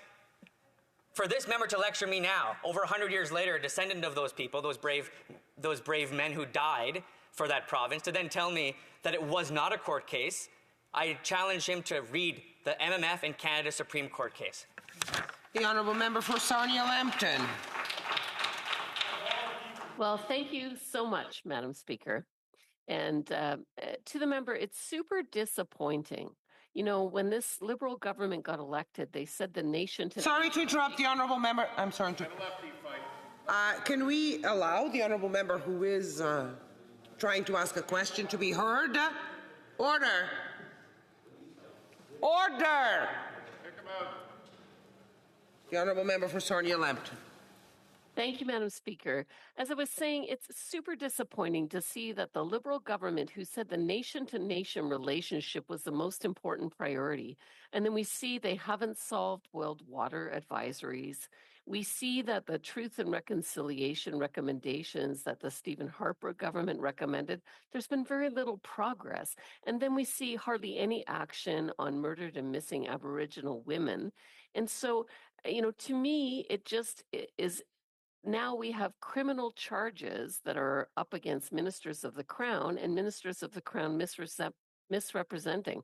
So could the member opposite comment on his disappointment in these events? Member for Edmonton Griswold. Thank you very much, Madam Speaker. And I am disappointed. I'm disappointed by consecutive Liberal and Conservative governments who always use Indigenous people as a gambling chip. Whether it's Conservatives that today are using Indigenous people as a gambling chip to own the Libs, or whether it's the Liberals who consistently neglect their responsibility for Indigenous people. Both are immense travesties in this place. When it comes to clean water, the member mentions that I will want to correct the record on the history of clean water. The reason why we're debating clean water legislation today is because the Conservative government of the past was litigated in court, and that was deemed inappropriate. It was deemed illegal. And so the Conservatives were attempting to take control over Indigenous people water, and the court said, no way. And now the Liberals are coming with another inferior piece of legislation that's almost identical to the Conservatives' piece of legislation. That's the problem that exists when it comes to clean water. When it comes to Truth and Reconciliation, we had witnessed the largest Indigenous protest in Canada's history called Idle No More in order to kick Stephen Harper to the curb. Indigenous people did that. We stood on our rights. We stood on the shoulders of giants that led the way, our ancestors in particular, that will never, ever allow us to see dignity or pride ever again.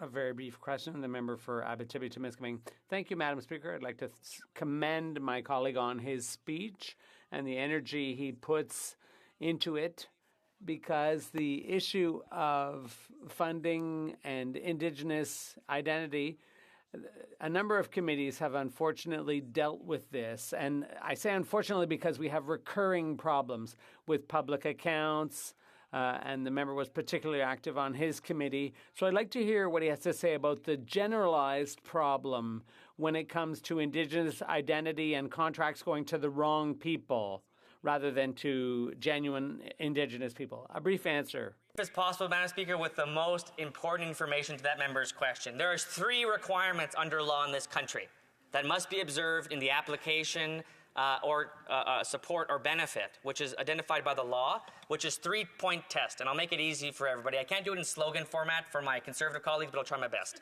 1, you must self-identify as an Indigenous person. I, Blake, the member from Edmonton-Griesbach, identifies as Métis. You need to pass a second test, which is you must have a historic connection to that community. My ancestors, we have a big fancy sheet that tells where we're from, we have a historic connection to that same nation. This is the 3rd test that very few people can pass, that the modern iteration of that community accepts you. The Métis settlements, I'm from the Fishing Lake Métis settlement, accepts me as a member. Those 3 qualifiers together, under the Supreme Court of Canada, Noise Pally, give us that ability to understand.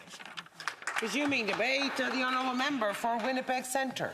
Thank you so much, Madam Speaker. And I have to say I'm not pleased to rise today to participate in a debate about a concurrence motion about the member from Edmonton Centre usurping, appropriating Indigenous identity for financial benefit. And I have to say what's been most disturbing is while my good colleague, an expert on Métis rights, stood here just now talking about Métis rights, the member from Kingston and the Islands felt it appropriate to heckle him. The height of white supremacy that we regularly see in the House, and I can say that. The honourable member for Kingston and the Islands on a point of order. I almost feel as though this is to entice a reaction out of me. But I did not heckle anybody. The member from Winnipeg and I were just having a conversation. I didn't even raise my voice, Madam Speaker. That is, yes, that may be debate or clarification, but we will let the honourable member for Winnipeg Centre pursue her speech. The honourable member for Winnipeg Centre. And the member from Kingston and the Island, again, when we're talking about the usurping of Indigenous voices and identity, what does he do? He decides to do a point of order. When an Indigenous woman is talking, the height, again, I will say, of white supremacy. And then the member from Winnipeg North, the Liberal from Winnipeg North, here we go. The honourable member for Winnipeg North. As for the honourable parliamentary secretary. Yes, Madam Speaker, I'm concerned in regards to the direction that the member is trying to intentionally label members of the government. She stands up on many points of order to interrupt other individuals and to try to give any sort of false impression that this is something that's anti-Indigenous is just wrong and unethical. Well, the honourable member for Hamilton Centre on the same point of order, but the honourable member, members will allow the chair to speak. Thank you, Madam Speaker. I do appreciate that. You know, they're going to keep on standing up to interrupt her with, I would at least ask through you that they cite the point of order that they're raising and apply the relevance to their point of order. Same to the honourable member, but I do, can I, actually that is a rule that applies to everyone. Well, before asking for a point of order, it is important that to mention which point of order the members are referring to. But to go back to the honourable member for Winnipeg Centre, it would be perhaps good not to try to accuse other members of being what the honourable member was accusing them. So the member, and I'm going to go back to my point that he didn't allow me to finish, and then the member of Winnipeg North, instead of learning from an expert, an actual descendant of the Red River Métis, he heckles him during his response when he could take the time, a time of reconciliation, truth, to learn. Shameful. Shameful. And it is unfortunate that at a time when the Liberal Party should be standing in solidarity, if they're really serious about reconciliation, to protect Indigenous people from the robbing and stealing of our identities, that they double down. They double down and they heckle. Well, they're not going to take away my voice. Hear, hear. So this is what I have to say. It is disgusting what has occurred. It is disgusting what has occurred for a number of reasons, Mr. Speaker. Because this member has used Indigenous identity for potentially for financial gain. And here's the sad part about people like him, people like Buffy St. Marie, people like the many academics who have gotten scholarships and grants and bursaries as a longtime academics that used our identity to get millions of dollars in research grants. They financially benefit, but they don't have to deal with the kinds of things that we do as Indigenous people, like the intergenerational impacts of residential school, like the fact that we have an ongoing genocide against Indigenous women and girls so severe in the city of Winnipeg that I fear the safety of my nieces taking taxi cabs in the city of Winnipeg. And in the midst of this debate, when they have an opportunity to give space to Indigenous voices, they disrespected that. But it's not just the Liberals. It's the weeks and weeks and weeks that I've had to listen to the Conservatives also usurp Indigenous identities for political gain. Disgusting. And I'm going to tell you, Mr. Speaker, why this is so grotesque.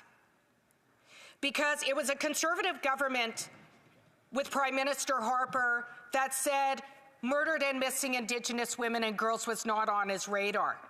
It was the current member of Carleton who said to residential school survivors when settlement agreements were being reached, they don't need the money, they need to learn the value of hard work. Like being a slave in the residential schools doing tasks every day wasn't hard work, being taken away from your families, to then fundraise with residential school denialist think tanks or lift up his friend Jordan Peterson, a misogynist, a transphobe, and a residential school denialism, protecting in public time and time again freedom of speech. Well, inciting hate, Mr. Speaker, we have laws in this country, the criminal code. Inciting hate is inciting hate. This has nothing to do with speech, and time again, the leader of the Conservative Party has fraternized and even fundraised with folks like Frontier Centre, residential school denial think tanks for the Conservative Party of Canada. Fundraising with Frontier Centre when he came to Winnipeg, when we had just discovered the tragic news that there were women potentially in the Prairie Green landfill, women that we are currently looking for. Didn't go see the families. No.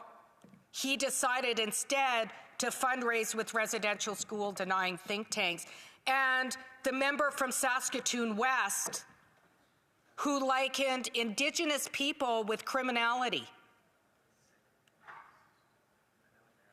likened women, saying he was more likely to offend, he said, because of his racial background. And then doctored the Hansard. Doctored the Hansard to suit his political benefit. So I get kind of sick and tired coming as a representative from a place that has been likened as ground zero for MMIWG. I get really sick and tired when I come from a family who's had to deal with the intergenerational effects of child welfare systems and institutionalization, to hear Conservatives, people who have voted unanimously time and time again against the United Nations Declaration on the Rights of Indigenous Peoples, showing this deep concern for the latest identity fraud from the Liberals. So yeah, point of order. I hadn't even started talking. Point of order. It reeks here of appropriating Indigenous identities for personal benefit and gain. Whether it's the Liberals and members trying to get loans, or the Conservatives utilizing our trauma, our historical experiences, so that they can hold up the House forever on our backs. I wish they had fought so hard for residential school survivors. I wish they had fought so hard to get support for families of murdered and missing Indigenous women and girls. I wish they fought so hard for our land, territories, and resources, not when it suited their economic and political interests, but to uphold our human rights. Human rights that they have voted against time and time again in this House, voted against C-15. So if we're going to get to the bottom of this, then if we're going to reconcile in this country, then people need to do some inner reflection, like the members who felt it necessary to heckle me, like the Conservatives who I've had to listen to time and time again call us our Indigenous people. Members from the Liberal parties call us our Indigenous people, like somehow we're pets in this place. Let's do some reconciling here. Let's tell some truth bombs here about the level of baloney and racism on the backs of Indigenous people that I and my other Indigenous colleagues and our family members and communities have to endure. Drivel. Political drivel. If we want to reconcile, we need some answers today, and we need this behavior to stop. Thank you, Mr. Speaker. Here. Questions and comments? Question commentaire. The honourable member for Sandwich Gulf Islands. Thank you, Mr. Speaker, and for recognizing me out of turn there. I appreciate it, because the honourable member for Winnipeg Centre deserves all our respect and our deep appreciation for her championing, for her work on behalf of Indigenous women and girls, yes, but I would say for marginalized people, and for class struggle, and for the recognition that we're in an unfair society at many levels. So I just want to speak of my deep gratitude and ask her what those of us who are settler culture MPs can do to be better allies. The honourable member for Winnipeg Centre. Well, I think one of the things, and I thank my honourable colleague from Saanich Gulf Islands for the question, I think one of the things that I've struggled with, and I have to say I'm really proud to be part of the NDP who has respected my voice as an Indigenous person, understanding that maybe sometimes my voice might be different. A deep respect from our leader and my colleagues who have supported us, that understand that human rights are human rights. Not when it just suits our political and economic interests. Human rights for Indigenous people that are up for debate every day in this House, whether it's the ability to make racist statements in Dr. Hansard's or to vote against the United Nations Declaration on the Rights of Indigenous Peoples. I think that's a good first step we can make as legislators, is to uphold the rule of law. Thank you. Question commentaire. Questions and comments. The honourable member for Pitt Meadows, Maple Ridge. Thank you, Mr. Speaker. And as a Métis citizen of Métis Nation, British Columbia, and the Golden Ears Métis Society, I must admit that what the Liberal minister, former Liberal minister, has done has really undermined Indigenous people throughout Canada.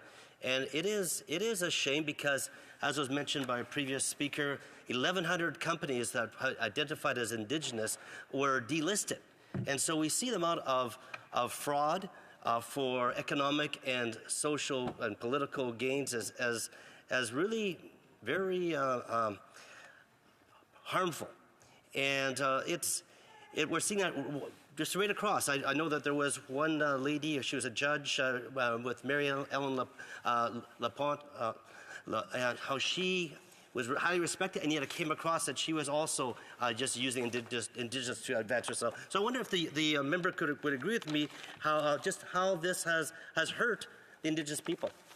The honourable member for Winnipeg Centre.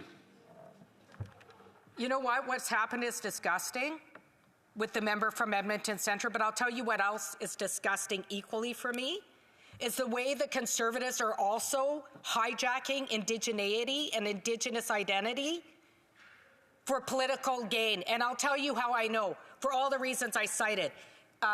The National Inquiry into Missing and Murdered Indigenous Women and Girls, something they were against. They're voting against the United Nations Declaration on the Rights of Indigenous People. The fact that the current leader is fundraising with residential school denialists and buddying up with Jordan Peterson, who is also a residential school denialist. I guess we get a point of order, Pitt Meadows, Maple Ridge. I take this as an attack upon me personally. And my family attended residential schools, and as a Conservative, it's not just okay. That says we're into debate. We'll go on. Order.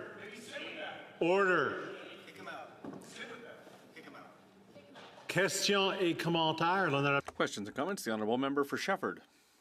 Thank you, Mr. Speaker. I'd like to thank my colleague from Winnipeg for her speech, and we sit on the same committee. We have, had the opportunity to work together for some time now, and I'll try to be brief today.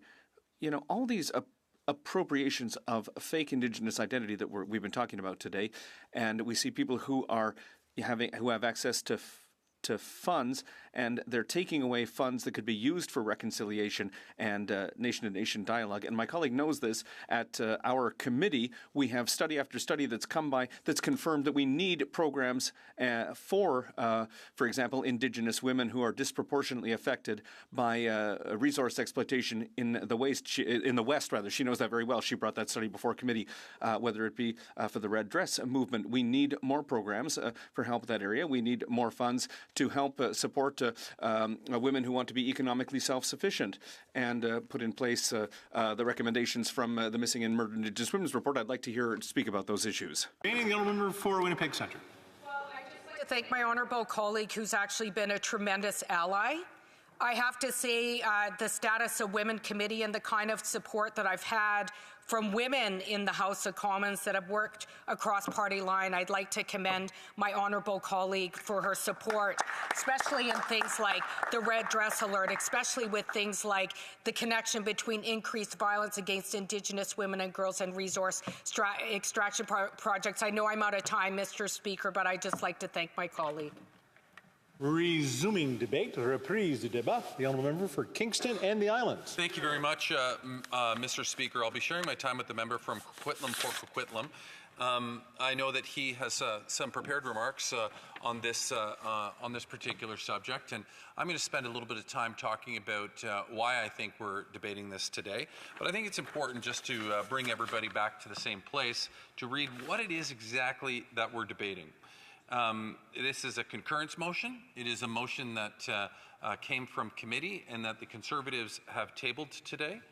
And the motion reads that the committee report to the House that the MP from Edmonton Centre appear before the committee for 2 hours independently on Friday, December 6th, immediately following the completion, and report back of C61 to the House, and that the report is tabled by the Chair in the House as soon as possible and no later than Monday, November 25th, 2024. They then further amended this, the Conservatives, to say that it come to return from committee by January the 25th. And so that's what we're debating. That is what 3 hours of House time has been seized with, is to debate whether or not the minister, the member who is the MP from Edmonton Centre, go and appear before committee on this particular day for this allotted amount of time, and how it be reported back to this House.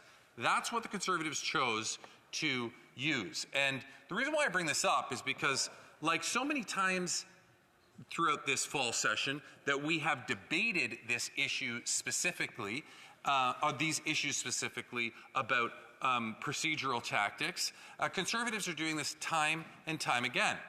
And I find it very discouraging, because there are so many other things that we could be talking about, so many other issues that we could be discussing. But instead, we revert back to Conservative go-tos of character assassinations and trying to drag people through the mud, because that's the only way that this Conservative Party feels as though it can ever get elected, Mr. Speaker, is not to present its ideas to Canadians, but rather to repeatedly and ad nausea just try to create and inflict maximum personal damage on individual reputations. And it doesn't even have to be an elected official. They will stop at nothing. They will go after renowned Canadians, as we saw last spring. They will go after just about anybody that they see, that they think that they can get a little bit of political game out of. And that's what we're seeing today again. The member from Edmonton Centre, who was a minister, stepped back. He defended himself and said that the allegations against him were not true. He stepped back and he said, I want to clear my name and I want to take time to do that, and I will step back from the ministry in the meantime. And that's exactly what he did. But it's not, that's not enough. It's an honorable way to approach this. That's not enough for Conservatives. They need to absolutely absolutely go after this until they've drawn as much possible blood out of this situation as possible. And I find it so discouraging, and I believe that the majority of Canadians do too.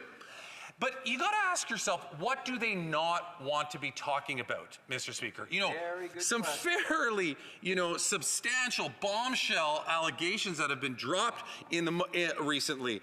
You know, the member from Calgary, Nose Hill, is being implicated in a CBC story recently about having been pressured by foreign diplomats to abandon Patrick Brown's leadership campaign in a leadership race that eventually elected the current leader of the opposition to that position. Now, here's something even more remarkable, Mr. Speaker. Moments ago, not that long ago, the member from Calgary Nose Hill was in a committee room. She was approached by the media, and she jumped up and ran out. There's video of it all over the internet right now. She jumped up, ran out. This is, by the way, the member that said not too long ago, she referred to herself, I have to find it here in the story, she said that she was a seasoned politician and a seasoned communicator. That's what she said. Those were her words. And she couldn't handle the heat of the media coming up to her in a committee room, and she got up and she ran out of the committee room. I mean, I don't know about you, Mr. Speaker, but when I see something like that, the first thing I think of is somebody's trying to hide something. And it's interesting because she made some comments that are in that story. She said, I left the Patrick Brown campaign on my own volition. I was not pressured. I'm a seasoned politician, a seasoned communicator. I know how to handle myself. She certainly does. She certainly does, because she handled herself very well in that comment alone. She skated right by the main issue. The issue is not whether or not the member from Calgary Nose Hill was changed her mind as a result of a conversation. That's not the issue. The issue is not even, believe it or not, whether or not she was coerced by a foreign diplomat. That's not the issue either. What the actual issue is, and what she completely neglects to say because of her incredible communication skills that she rightly points out that she has, she neglected the honourable member for Fort McMurray Cold Lake. Thank you, Mr. Speaker. And while I understand and appreciate that there is a decent amount of latitude given to us here in this chamber, the member is talking about is not on the issue at hand about the member from Edmonton Centre and his egregious claims of Indigenous identity to try and get government contracts. And therefore, I do believe that this is a call on relevance. I thank the honourable member for the input, and I will caution the honourable member to tie it back as best as he can to the topic at hand. The honourable member for Kingston Islands. I assure you I will be coming back in a moment, Mr. Speaker, but I mean, I can't say that I'm surprised that a Conservative would get up and try to silence me when I'm making these comments. I mean, the issue here is not whether the member from Calgary Nose Hill was influenced or whether or not the member from Calgary Nose Hill was able to stand up and, the issue. Member for Member Coldlake. Thank you, Mr. Speaker. Again, the issue is that we are here to discuss the member from Edmonton Centre and a concurrence motion that was moved from the I-9 committee on that. And I know that the member from Kingston and the Islands would like to talk about anything else. He always does, but this is not relevant to the debate at hand. Thank the honourable member again, and as I said previously, tie it back quickly. The honourable member for Kingston Islands. And I tried to, but I was only given 10 seconds before I was shut down again by a Conservative. The issue is that the member from Calgary Nose Hill has neglected to inform us whether or not she was approached by a foreign diplomat. That's foreign interference. That's what the Canadian public deserves to know, not what her end result was as a result of that. Another point of order from the element for Fort McMurray Cold Lake. That was far more than 10 seconds, Mr. Speaker. I'm trying to give him some time, but he refuses to bring this back to the debate at hand. And I think on the same point of order, the Honourable Parliamentary Secretary, Government House Leader. Yes, absolutely. Mr. Speaker, I think the member needs to be a little bit patient, and let me explain why. What the motion that the Conservatives have actually amended calls for the member from Edmonton Centre to go before a standing committee. If the member is patient enough, what she'll hear is that there is merit for the member from Calgary Nose Hill also to be going before a committee and to draw the comparison. It is absolutely relevant in terms of drawing that comparison. She might not like the comparison. Okay, well, we are descending far into debate here. I will say again that relevance is important in this chamber, that we do want to be talking about the issue that's at hand, which is, of course, this report. But ultimately, I know the honourable member for Kingston and the Islands will at least say 3 words to connect it back like the Parliamentary Secretary just did. I'll do that right now, Mr. Speaker. And I did start my speech by talking exactly about what this report said. I read out the report. And to the Parliamentary Secretary, to his point, he kind of gave away where I was going with this, but this is exactly it. You know, this is a committee report that is calling a minister to go and appear before a committee. But yet we can't even, a former minister, thank you for that correction, we can't even get the truth out of some we can't, I'll rephrase that because I don't want to be doing something I can't do indirectly. We can't even seem to get members of this House who potentially have information to go before committee. That's right. So my point is, as it relates to this report, is this double standard that Conservatives seem to be placing. On the one hand, they're saying, we absolutely need to get to this minister appearing before committee. That's what this whole entire report is about. I apologize to my colleague from Conservatives if she feels as though I'm not staying on topic. This is literally just 2 sentences that we're debating. That's what this is. And we're debating whether or not the minister should be dragged before committee. And we know that we just had to drag Patrick Brown to public safety. He has to be there before December the 10th. And all I'm saying is maybe that should be extended to the member from Calgary Nose Hill too, because she seems to have some information that I bet you the committee wants to get down to. So I'm sure that my colleagues on Conservatives are equally concerned about the member from Calgary Nose Hill, as they are in this motion that they tabled today in this House. So, Mr. Speaker, I end with where I started, which is that I believe that this is nothing more than an attempt for Conservatives to drag people that have already admitted and have already stated their position and admitted that they're going to remove themselves from the position that they're in order to get to clear their name. And we have to let that process unfold. And therefore, I am very much content with the manner in which it has been dealt with. I feel as though there is an opportunity for the minister or the former minister to provide his position on what has transpired. Then, I believe, is the best time for everyone to judge him. Hear, hear. Questions and comments? Question commentaire. The honourable member for North Okanagan, Shuswap. Thank you, Mr. Speaker. They can't stand the truth. They couldn't handle it. That's why we've been in a state of limbo, and there's been no government legislation debated in this House for weeks, because their Prime Minister and their party refuses the order of the majority of members of this chamber. And yet he tries to deflect the fault to this side of the House when it is that side of the House that has been consistently found, I'll say, in refute of this House's order, and with the continued cover-up of corruption, whether it was the SNC-Lavalin scandal years ago that saw the dismissal and of an honored member, or as it continues today, on and on and on. He continues to try to deflect. Why? The Honourable Deputy House Leader. Well, he almost executed that as well as Jack Nicholson did in A Few Good Men, but not quite.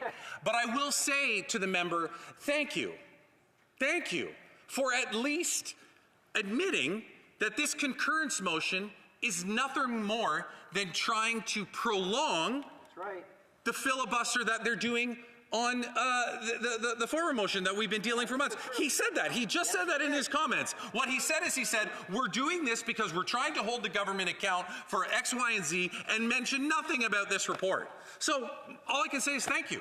Thank you.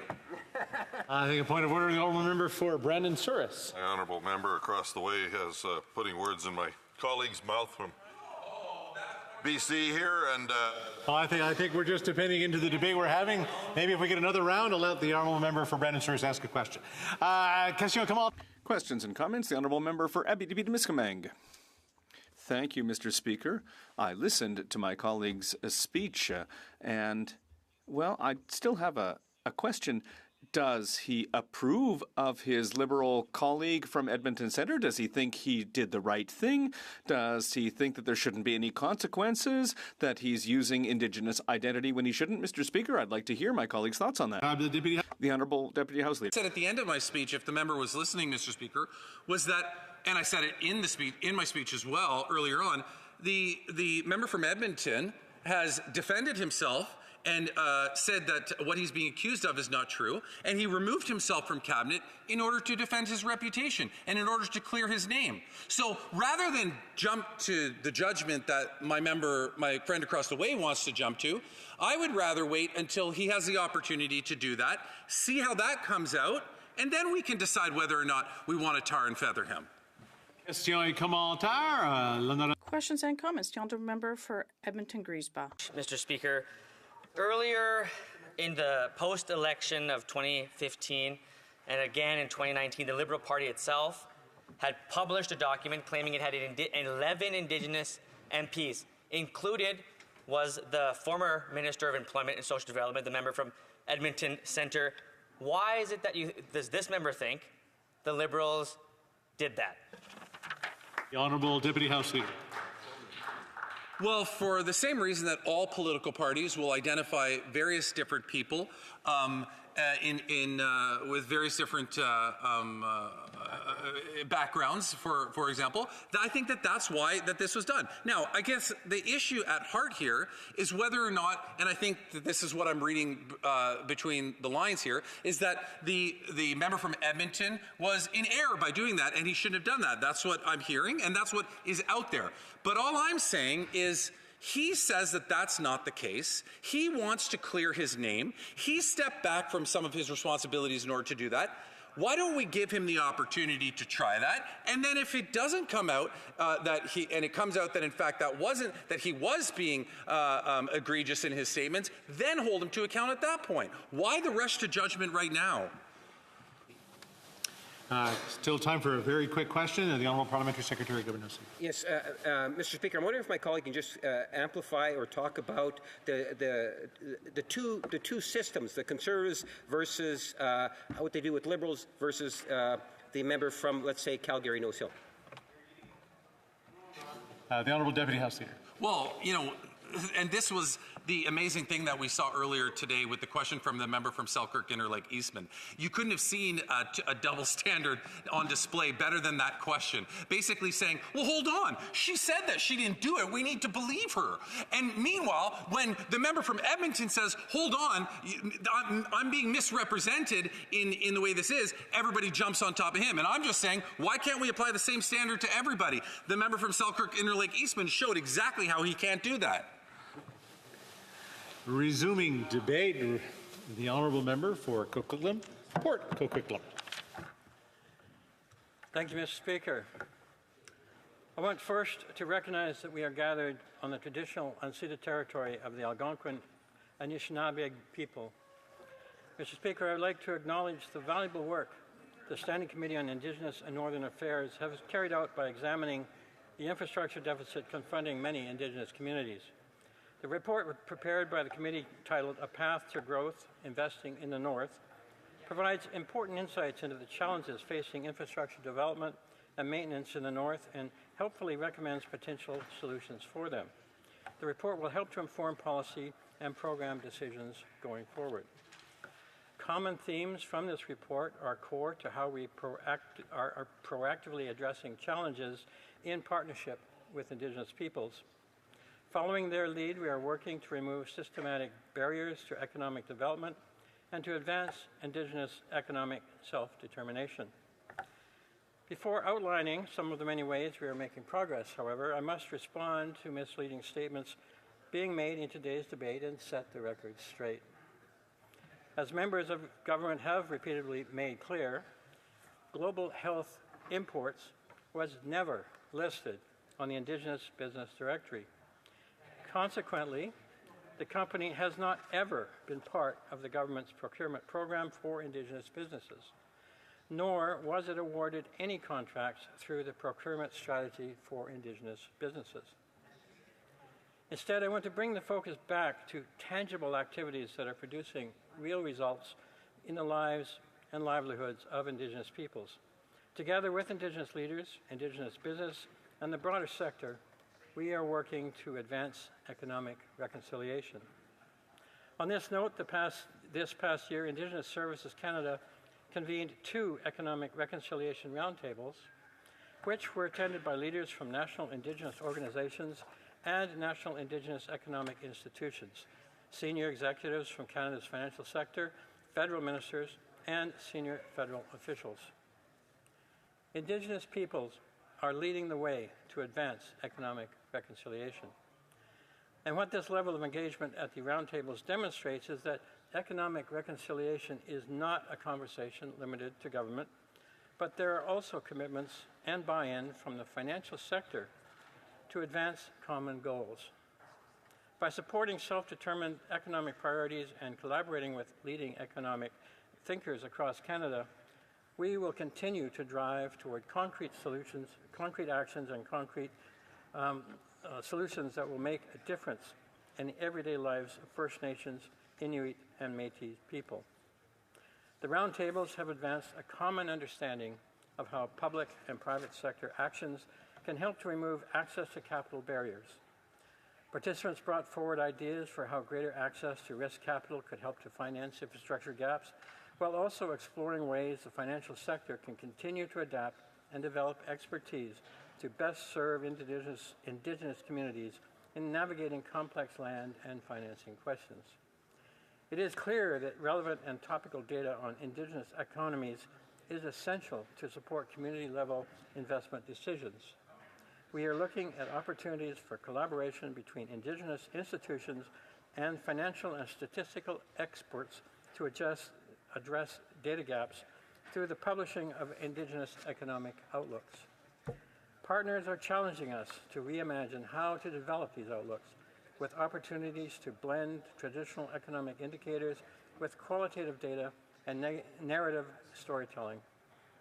A common theme across these conversations is the leading roles Indigenous peoples must play in defining the challenges and solutions that will support their economic priorities. There are many opportunities to support exciting Indigenous visions. This is not the only way we are advancing economic reconciliation. Various economic development programs have been designed to support improved economic outcomes.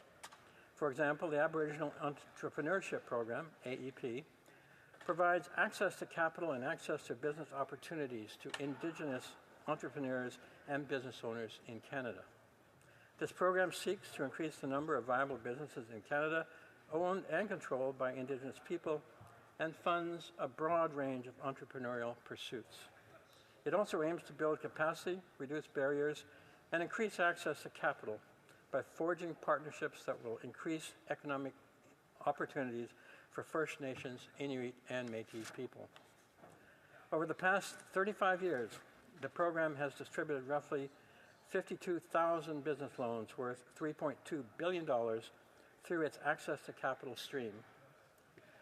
Loans, with a repayment rate of over 95%. Now consider that for every $1 million lent by Indigenous financial institutions through the access to capital stream, 3.6 million is produced in total gross domestic product for Canada. That's an impressive return on investment. Most beneficial an evaluation of the Indigenous Entrepreneurship and Business Development Program over the period 2015 to 2016 to 2020 to 2021 found it is advancing Indigenous self-determination by removing barriers to business capital and supports. Equally important, it is sustaining the network of Indigenous lending institutions, creating and expanding Indigenous businesses, and creating or maintaining jobs through lending. That's not the only example of economic reconciliation in action. The Aboriginal Entrepreneurship Program, which I've just talked about, is actually led by and delivered through the National Aboriginal Capital Corporations Association, NACCA, and the Métis Capital Corporations. It is highly significant that a program put in place to enable First Nations, Inuit, and Métis business owners to launch or grow their businesses is also led by strong Indigenous leaders. The National Aboriginal Capital Corporations Association and the Métis Capital Corporations administer about $25 million per year of equity capital provided by the Government of Canada to enable Indigenous entrepreneurs to obtain affordable commercial loans. This Indigenous-led program shows what success looks like when Indigenous peoples are supported and empowered to independently deliver services. The Aboriginal Entrepreneurship Program also supports the $150 million Indigenous Growth Fund. This Indigenous-led and designed fund is providing Indigenous businesses with a fully independent source of capital. The procurement strategy for Indigenous businesses, which I mentioned earlier, is another initiative producing positive economic results for Indigenous people. It facilitates access to federal procurement opportunities so that Indigenous businesses can win contracts, generate revenue, and gain experience that in turn can assist them with winning larger future contracts within both the public and private sectors. What we have heard from Indigenous leaders is that they want the procurement strategy for Indigenous businesses to stay. It continues to evolve and adapt to changing needs and fiscal realities, in large part because we are listening to Indigenous leaders and businesses. The resulting feedback from procurement roundtables held with Indigenous leaders since 2018 directly led to improvements to the strategy, which is why our relationships with Indigenous partners are so important. Our programs, policies, and services must apply Indigenous insights, lessons learned, and expertise, and that is exactly what we're doing. These efforts have accelerated since 2021, when we began to co-develop a transformative Indigenous procurement strategy with Indigenous partners. This 5-year process is currently underway, and these reforms will improve existing Indigenous procurement policies and programs. Furthermore, they will help ensure that benefits intended for Indigenous people go to Indigenous peoples. An important part of this collaborative work includes determining a path forward to transferring the administration of the Indigenous Business Directory to Indigenous partners. One key message delivered by partners in our co-development discussions is that First Nations, Inuit, and Métis are best positioned to define and verify Indigenous businesses. Indigenous Services Canada is committed to working with partners, including the Assembly of First Nations, the Métis National Council, Inuit Tapirita Katatami, the National Aboriginal Capital Corporations Association, and the Canadian Council for Indigenous Business to transfer the verification of Indigenous businesses to Indigenous partners. We know that economic opportunities for Indigenous businesses were removed from or blocked through years of colonial policies and practices. The concrete actions taken by the Government of Canada in cooperation and partnership with Indigenous leaders and businesses must continue. We need the valuable insights and expertise of First Nations, Métis, and Inuit leaders. We need continued opportunities for meaningful dialogue, and we need reports like A Path to Growth, Investing in the North, that shine a light on the work ahead. This is economic reconciliation and action, when we collaborate on efforts to support and empower Indigenous people to fully and equitably participate, whether as small business owners or leaders of major projects in the economy. Thank you, Mr. Speaker.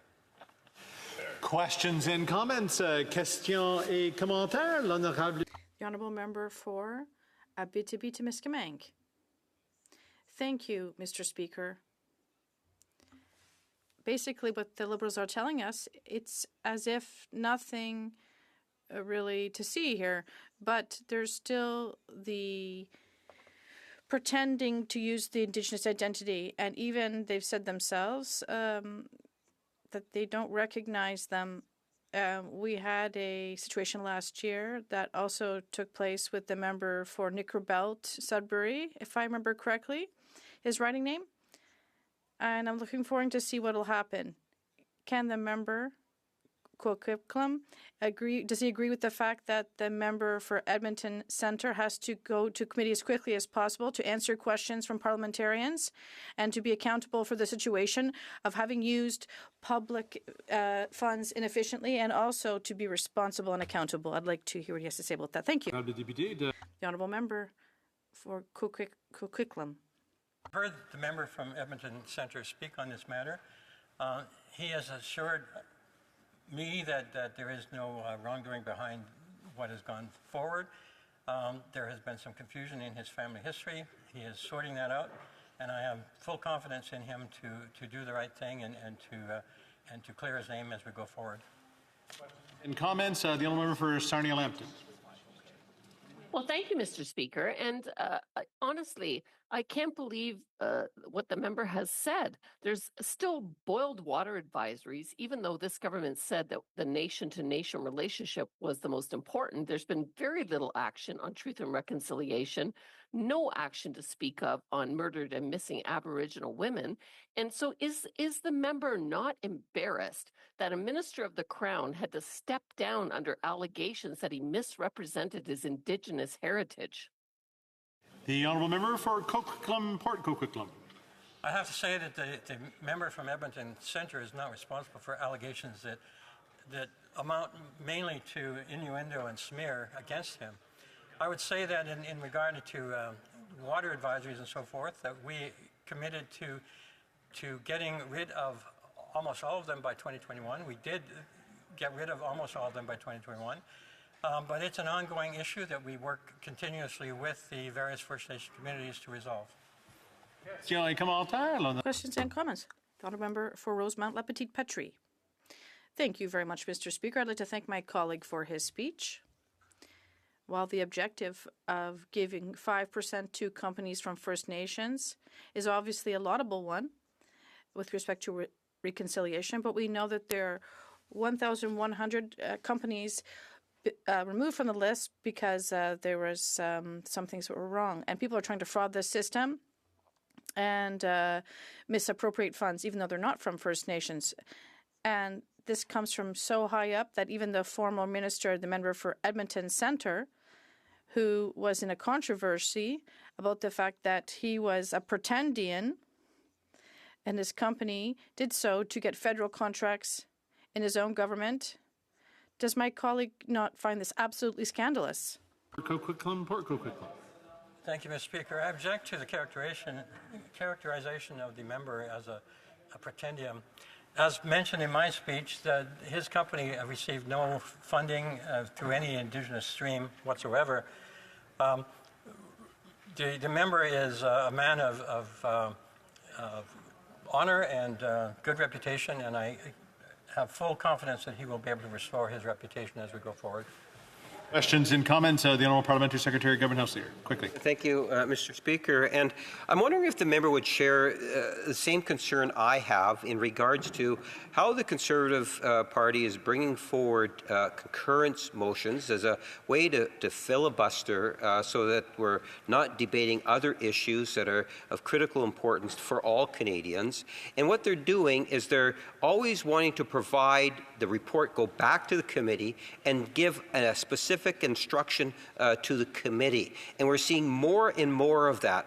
My concern is I believe that these standing committees should be able to determine whether or not they would like to be able to have who coming before the committee for testimony. Does he have any concerns in terms of how much of a control freak or a control the leader of the Conservative Party wants to have over standing committees? Very few seconds left. The Honourable Member for Coquitlam Port Coquitlam. Thank you. I agree with my colleague. I do believe that these motions are a matter of an extended filibuster, and I do believe that the standing committees ought to maintain control of their own business. This is an end run around the notion that we cannot compel members to appear, but I think it is uncontestable that this is a matter of slowing down the House so that they can claim that it's broken. Reprise du débat. Continuing debate. The Honourable Member for St. Albert, Edmonton. Mr. Speaker, the member for Edmonton Centre has a lot to answer for. He has a lot to answer for, notwithstanding the fact that he recently resigned from Cabinet in disgrace.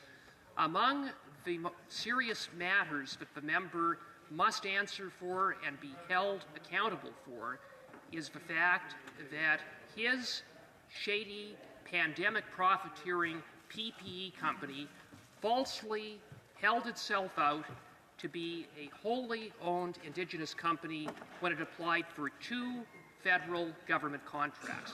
It was a blatant attempt to give the company's bids a leg up in the government's procurement selection process. In other words, it was an attempt to steal contracts, government contracts from legitimately owned Indigenous businesses. It's about as low as it gets. It's cultural appropriation in one of its most offensive forms. And you know what else it is, Mr. Speaker? It's fraud. It's outright fraud. And the Prime Minister knew about the fact that the minister's company had falsely represented itself in this way, and for days the Prime Minister stood behind the minister. He kept him in his cabinet. It was only when the Edmonton police officially announced that a criminal investigation had been launched into the member's company that he finally resigned from cabinet. But I have to say, it isn't just that the Prime Minister, as bad as it was to stand behind the minister for days, the Prime Minister has stood behind the member for months, despite the fact that he faced a cloud of corruption that involved the fact that he almost certainly violated the Conflict of Interest Act while he was involved in the operations of the shady PPE company while he sat in cabinet. That is a situation where the member broke the law, and text messages revealed that a Randy was involved in the operations, was in fact involved in a $500,000 shakedown, and no one can identify the other Randy other than the member for Edmonton Centre. And that didn't stop the Prime Minister from standing by the member for Edmonton Centre. Likewise, the member's company had been ordered by Alberta courts to pay back clients $8 million for ripping them off and faces not less than 7 lawsuits alleging fraud. And that wasn't enough to kick him out of cabinet, nor was the fact that the minister falsely held his company as being wholly Indigenous owned and applying for 2 government contracts. A normal Prime Minister, in fact any other Prime Minister, would have long said to the member for Edmonton Centre, "You're fired, you're out of cabinet." Exactly right. But this is not a normal Prime Minister. This is a Prime Minister who has presided over a culture of corruption and conflict that goes right to the top, right to the Prime Minister himself.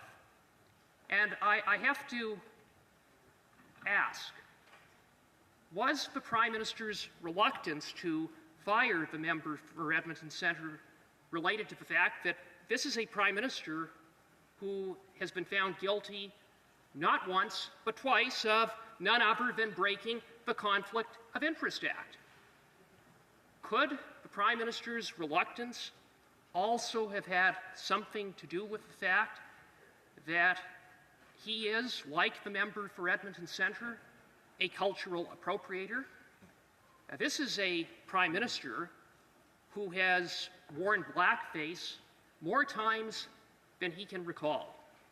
This is a Prime Minister who has repeatedly worn highly inappropriate and culturally insensitive costumes, including while serving as Prime Minister.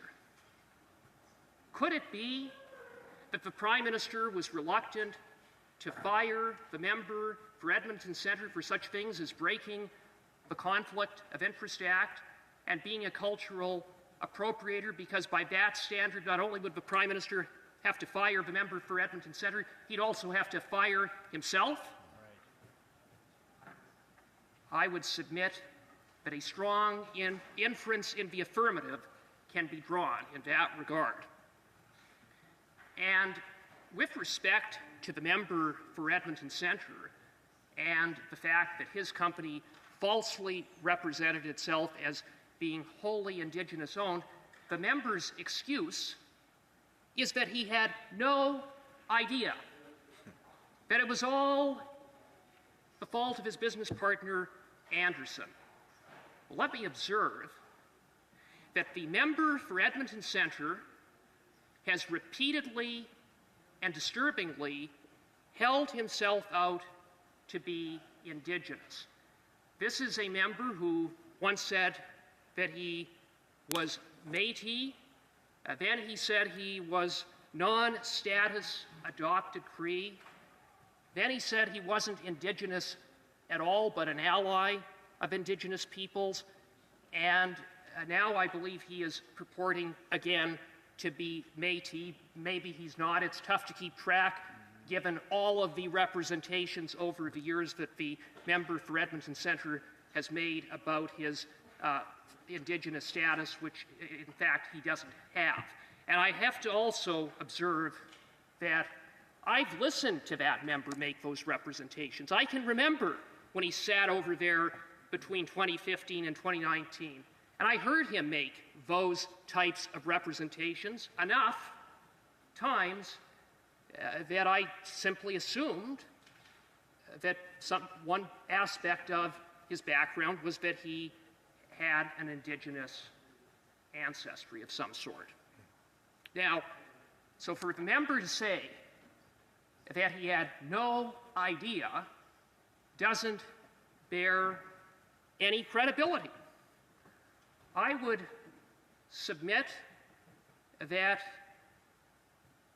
it's part of a pattern. This is a member who constantly says, very conveniently, he has no idea. He has no idea that his company falsely represented itself to be Indigenous owned, just as the member had no idea that his company was connected to a cocaine trafficker, just as the member said he had no idea about the text messages from Randy to his business partner implicated in a $500,000 fraud, just as the member says he has no idea about the arson at the company's warehouse. Mr. Speaker, on and on it goes. The minister's contention that he had no idea about the fact that his company tried to steal government contracts from legitimately owned Indigenous businesses has zero credibility.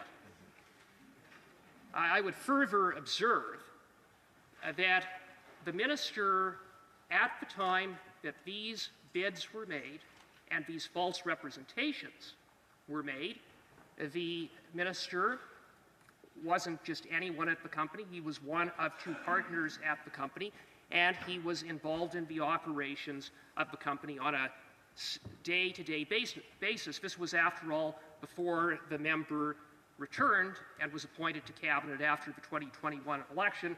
And as I noted, it seems very likely that, notwithstanding that he must not have, the member continued to be involved in the operations of the business, including potentially involving himself in matters of fraud while he sat in cabinet.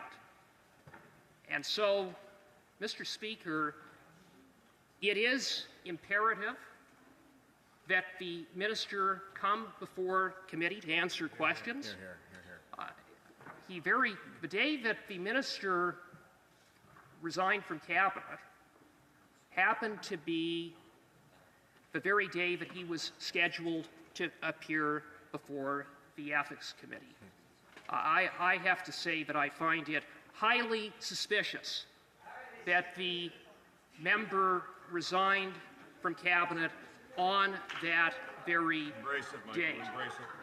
Mr. Speaker, the member, I also have to say, has been less than transparent when he has come before a committee.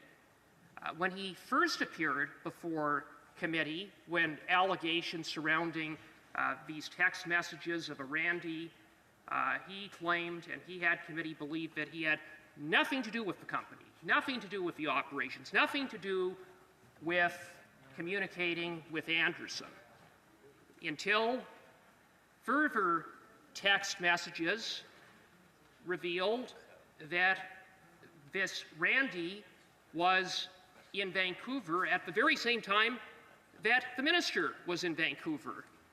And then he came back to committee and said, oh, actually, I did talk to my business partner, Anderson. Oops, I forgot to mention it. Mr. Speaker, that isn't just an omission, it is a material omission that amounts to misleading the committee. Exactly right. Mr. Speaker, the member for Edmonton Centre had better not hide behind the fact that he isn't in cabinet, because right now he is in hiding. No one has heard or seen from the member since he resigned from cabinet. He needs to come out of hiding. He needs to come to committee, and he must answer for his conduct involving this sordid and fraudulent matter. Thank you. It is my duty, and mon devoir, d'interrompre maintenant les délibérations. It is my duty to interrupt the proceedings and put the question to the House. The question is as follows. Moves that the 18th report of the Standing Committee on Indigenous and Northern Affairs presented on Monday, November 25th, 2024, be concurred in. Amendment. Amendment. Mr. Schmale, seconded by Mr. Cooper, moved the following amendment, that the motion be amended by deleting all the words after that and substituting the following. Monday, November 25, 2024 be not now concurred in, but it be recommitted to the committee for further consideration with the instruction to report it back to the House no later than Monday, January 27, 2025, on whether the member for Edmonton Centre, who was the Minister of Employment, Workforce Development and Official Languages when the House adopted an order on Tuesday, November 19, 2024, requiring his attendance before that committee, has appeared in conformity with that order. Deputy. If a member participating in person wishes that the amendment be carried or carried on division, or if a member of a recognized party participating in person wishes to request a recorded division, I would invite them to rise and indicate it to the chair. À se lever et l'indiquer à la présidence. The honourable member for Edmonton, Wetaskiwin. Mr. Speaker, we'd request a recorded vote, please. Pursuant to Standing Order 45, the division stand deferred until Tuesday, December 3rd, 2024, at the expiry of the time provided for oral questions. Lord, order in accordance with Standing Order 38, a motion to adjourn the House is deemed to have been made and seconded at this time. Therefore, the question is that this House do now adjourn. The honourable member for Mission Mascouy, Fraser Canyon. Oh, thank you, Mr. Speaker. A few weeks ago, I asked the Minister of Housing if he would join Conservatives in axing the federal GST on housing so that more Canadians could finally buy a home. Axing the federal GST would spark 30,000 new developments across the country per year. This tax cut will save $40,000 or $2,200 a year in mortgage payments on an $800,000 house. Unfortunately, the Minister of Housing refuses to remove this burden from Canadian shoulders and still clings to a housing accelerator fund that doesn't build homes. The NDP Liberals Housing Accelerator Fund has failed Canadians. Toronto received $471 million and they increased development cost charges by more than $20,000. Ottawa received $176.3 million, and they increased development charges by between 11 and 12%.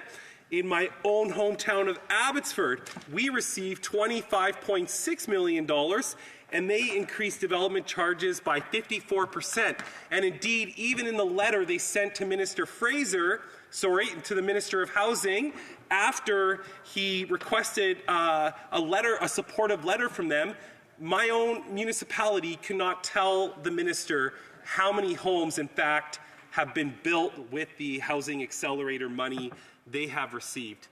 Mr. Speaker, it's unfortunate this government promised to lower rents, mortgages, and housing prices, but has instead doubled these costs for Canadians. Before the Prime Minister took power, it took 25 years to pay off a mortgage.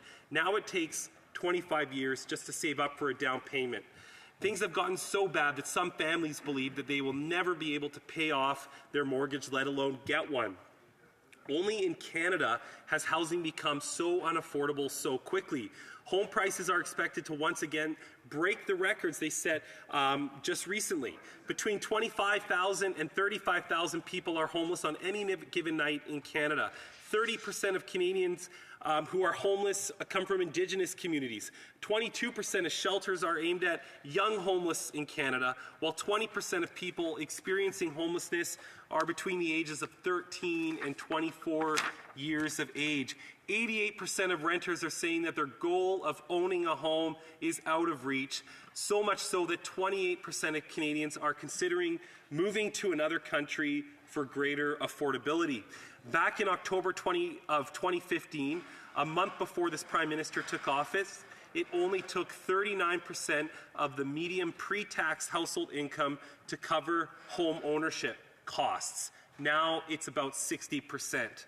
While it used to be normal for working-class youth to buy homes, 80% of Canadians now tell pollsters that home ownership is only for the very rich. Removing the GST on new homes under $1 million would not only spark new developments across Canada, it would also remove a tax burden for new homeowners in Canada. Thank you, Mr. Speaker. The Honourable Parliamentary Secretary to the Minister of Housing, Infrastructure and Communities. Thank you, Mr. Speaker. You know, I listened with interest to the member, and he is a good member, and I know he cares a great deal about his community. He talks about families in his community and families across the country. What he doesn't mention is the Conservatives would, right away, if they were to assume office, cut childcare support, which is now moved in many parts of the country to $10 a day, and where it's not at $10, it will soon be at that level, making life much more affordable. They would get rid of the school food program. We've seen tremendous progress on that.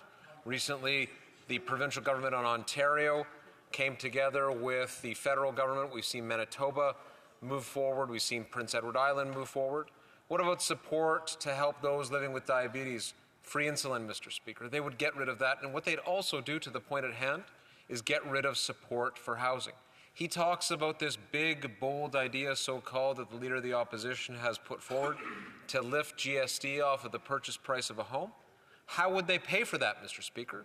They would pay for it by getting rid of the Housing Accelerator Fund, which my friend, unfortunately, has not characterized correctly here today. I don't discount at all the importance of development charges. They are an impediment to getting more homes built, and municipalities have to find a way to lower as much as possible development charges.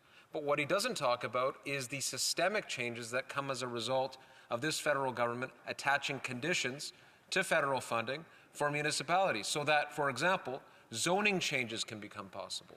Throughout too much of Canada's history, certainly into the modern day, we've seen certain types of homes, they're building anyway, outright illegal in this country. It's been outright illegal to build, in some neighborhoods, duplexes or triplexes or fourplexes, row houses, for example, mid-rise apartments. All of that would add tremendously to affordability to help the families in his community.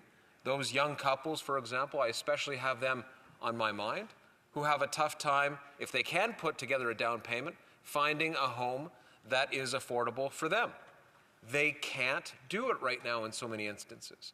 Zoning changes allow for that. What this federal government has done is said, we recognize that restrictive zoning is a huge impediment to getting more homes built, and we've attached conditions onto municipalities that if they want federal dollars for housing, for infrastructure, that they agree to make zoning changes, and many are.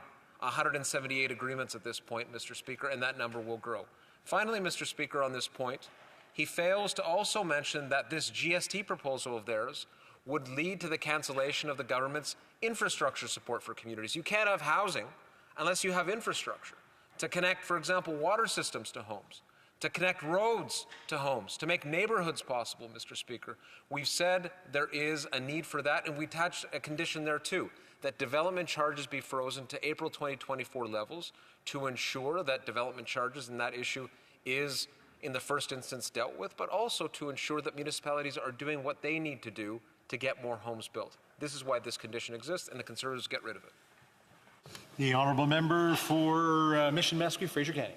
Well, thank you, Mr. Speaker. And I think me and the member from London can agree on one thing, that zoning reform is indeed needed across Canada.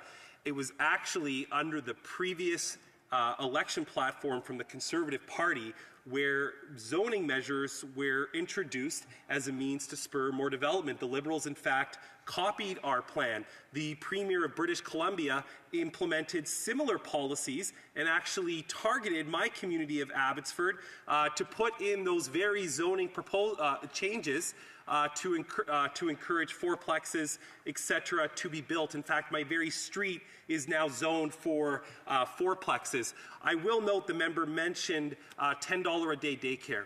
There's only one place in Abbotsford where you can get $10 a day daycare, and that is on Eagle Mountain at the new elementary school. This is the highest income area of the entire community. So what they've really done is given the people with the most money more support under that program. It's a shame. Thank you, Mr. Speaker. Parliamentary Secretary. Agree to disagree on that point, Mr. Speaker. Childcare, $10 a day, is moving forward in communities across the country. As I said, where it's not available, it will be available in communities throughout the land, and that is critical to our country's economic success and to our shared future. On the point at hand, though, again, to stay on topic, with the Accelerator Fund, his proposal, his party's proposal, would get rid of that program, which would be a detriment to communities in his riding. The Lytton First Nation is counting on that fund for 176 new homes. The Boston Bar First Nation, 65 new homes as a result of that program. And finally, the Seabird Island Band is counting on the Accelerator Fund for 251 new homes.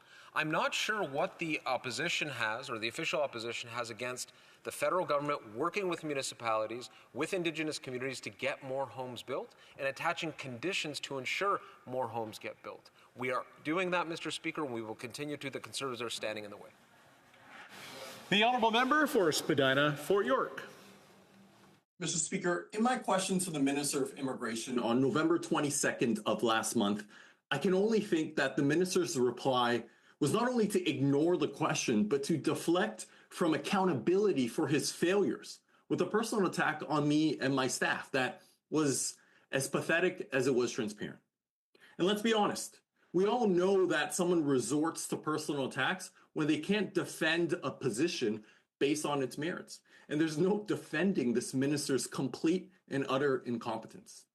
To set the record straight, while I've gotten used to the minister's insults, I will not tolerate outright misrepresentations made against me or my staff, especially when I have evidence that categorically proves that my staff and I have made several representations to the minister. I'm going to have to interrupt the honourable member, and I know the honourable member does have an approved microphone, so I just want to make sure maybe the microphone be a little closer because there was no interpretation actually happening there. So I want to make sure the interpretation is up and running, and I'm just going to. Okay, we'll give it another whirl, and I will allow the honourable member to back up to the start. Thank you, Mr. Speaker. Mr. Speaker, in my question to the Minister of Immigration on November 22nd of last month, I can only think that the minister's reply was not only to ignore the question, but to deflect from accountability for his failures with a personal attack on me and my staff that was as pathetic as it was transparent. And let's be honest, we all know that someone resorts to personal attacks when they can't defend a position based on its merits. And there's no defending this minister's complete and utter incompetence. To set the record straight, while I've gotten used to the minister's insults, I will not tolerate outright misrepresentations made against me or my staff, especially when I have evidence that categorically proves that my staff and I have made several representations to the minister to assist my constituents and their families. For the minister to state that I have, quote, never brought a single case to me, end quote, is an outright mistruth. And if the minister had any credibility, he would do the honorable thing and withdraw his offending and inaccurate comments. And perhaps he should check with his own departmental staff to see the cases that we had brought to the minister. And I also want to correct the minister as to why I'm no longer sitting in my former seat. It had nothing to do with me not wishing to sit near the Green Party leader. I had done so for nearly 2 years. Mr. Speaker, I moved simply because, due to the addition of a new independent member, I would be sitting next to an MP that I personally feel does not share the same interests that I have for a democratic Canada. Mr. Speaker, the immigration minister would do well to review why certain members of his party's caucus no longer find themselves within it, and he may actually learn something from the exercise. Mr. Speaker, it was unconscionable for the minister to suggest that I only asked my question of his useless administration of the immigration department for my benefit. It was out of utter frustration for individuals trying to make Canada their home, but are suffering from the inability to receive any answers and delays as to why they are waiting years to have their cases actioned. Mr. Speaker, I have raised with the minister cases of doctors and skilled tradespeople, individuals who would contribute to building a better Canada for all Canadians, but who find themselves languishing in an immigration quagmire. Mr. Speaker, under his direction, the morass that is IRCC seems better suited to let the IRGC and other terrorists blatantly use and abuse our immigration and refugee systems in order to remain in Canada, rather than to help other people who would become contributing and law-abiding citizens. What an utter disgrace, Mr. Speaker, and it gets even worse. Due to this minister's incompetence, Canada is now facing heavy tariffs being laid on Canadian exports to the United States by the incoming Trump administration. And instead of bringing doctors to heal Canadians, They issue new passports to admitted human traffickers. Instead of prioritizing tradespeople who would build the homes we need, the immigration minister abuses his power and uses a ministerial intervention, not for a life or death situation, but to save a 5-time criminally convicted foreign national who boasted of foreign financing to blockade Canadian roads, highways, and pipelines. Mr. Speaker, it is high time for the minister to be dismissed by the Prime Minister before further damage is done to Canada and to those who not only want to make our country their home, but to help heal Canadians and build the homes we need.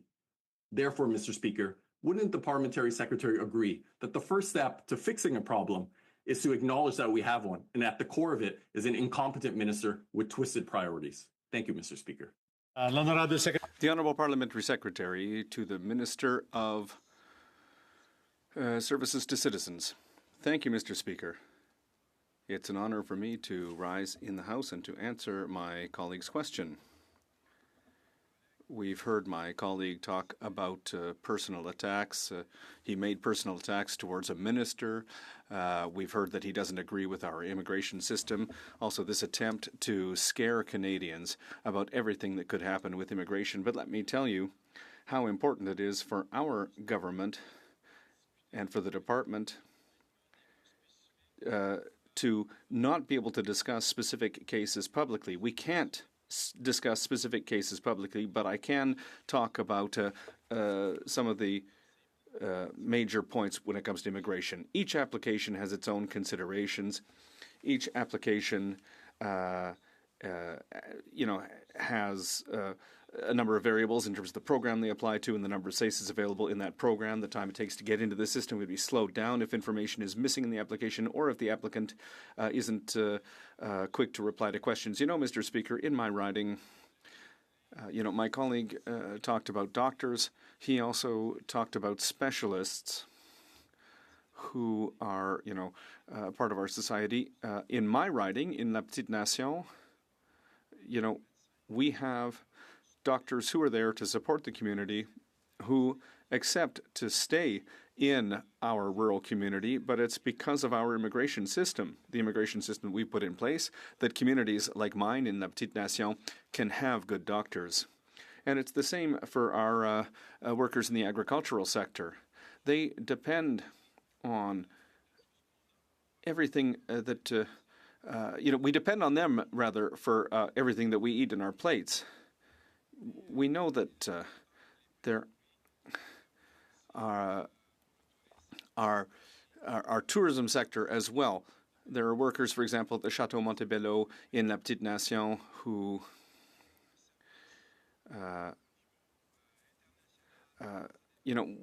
offer international level service thanks to the foreign workers that we have there.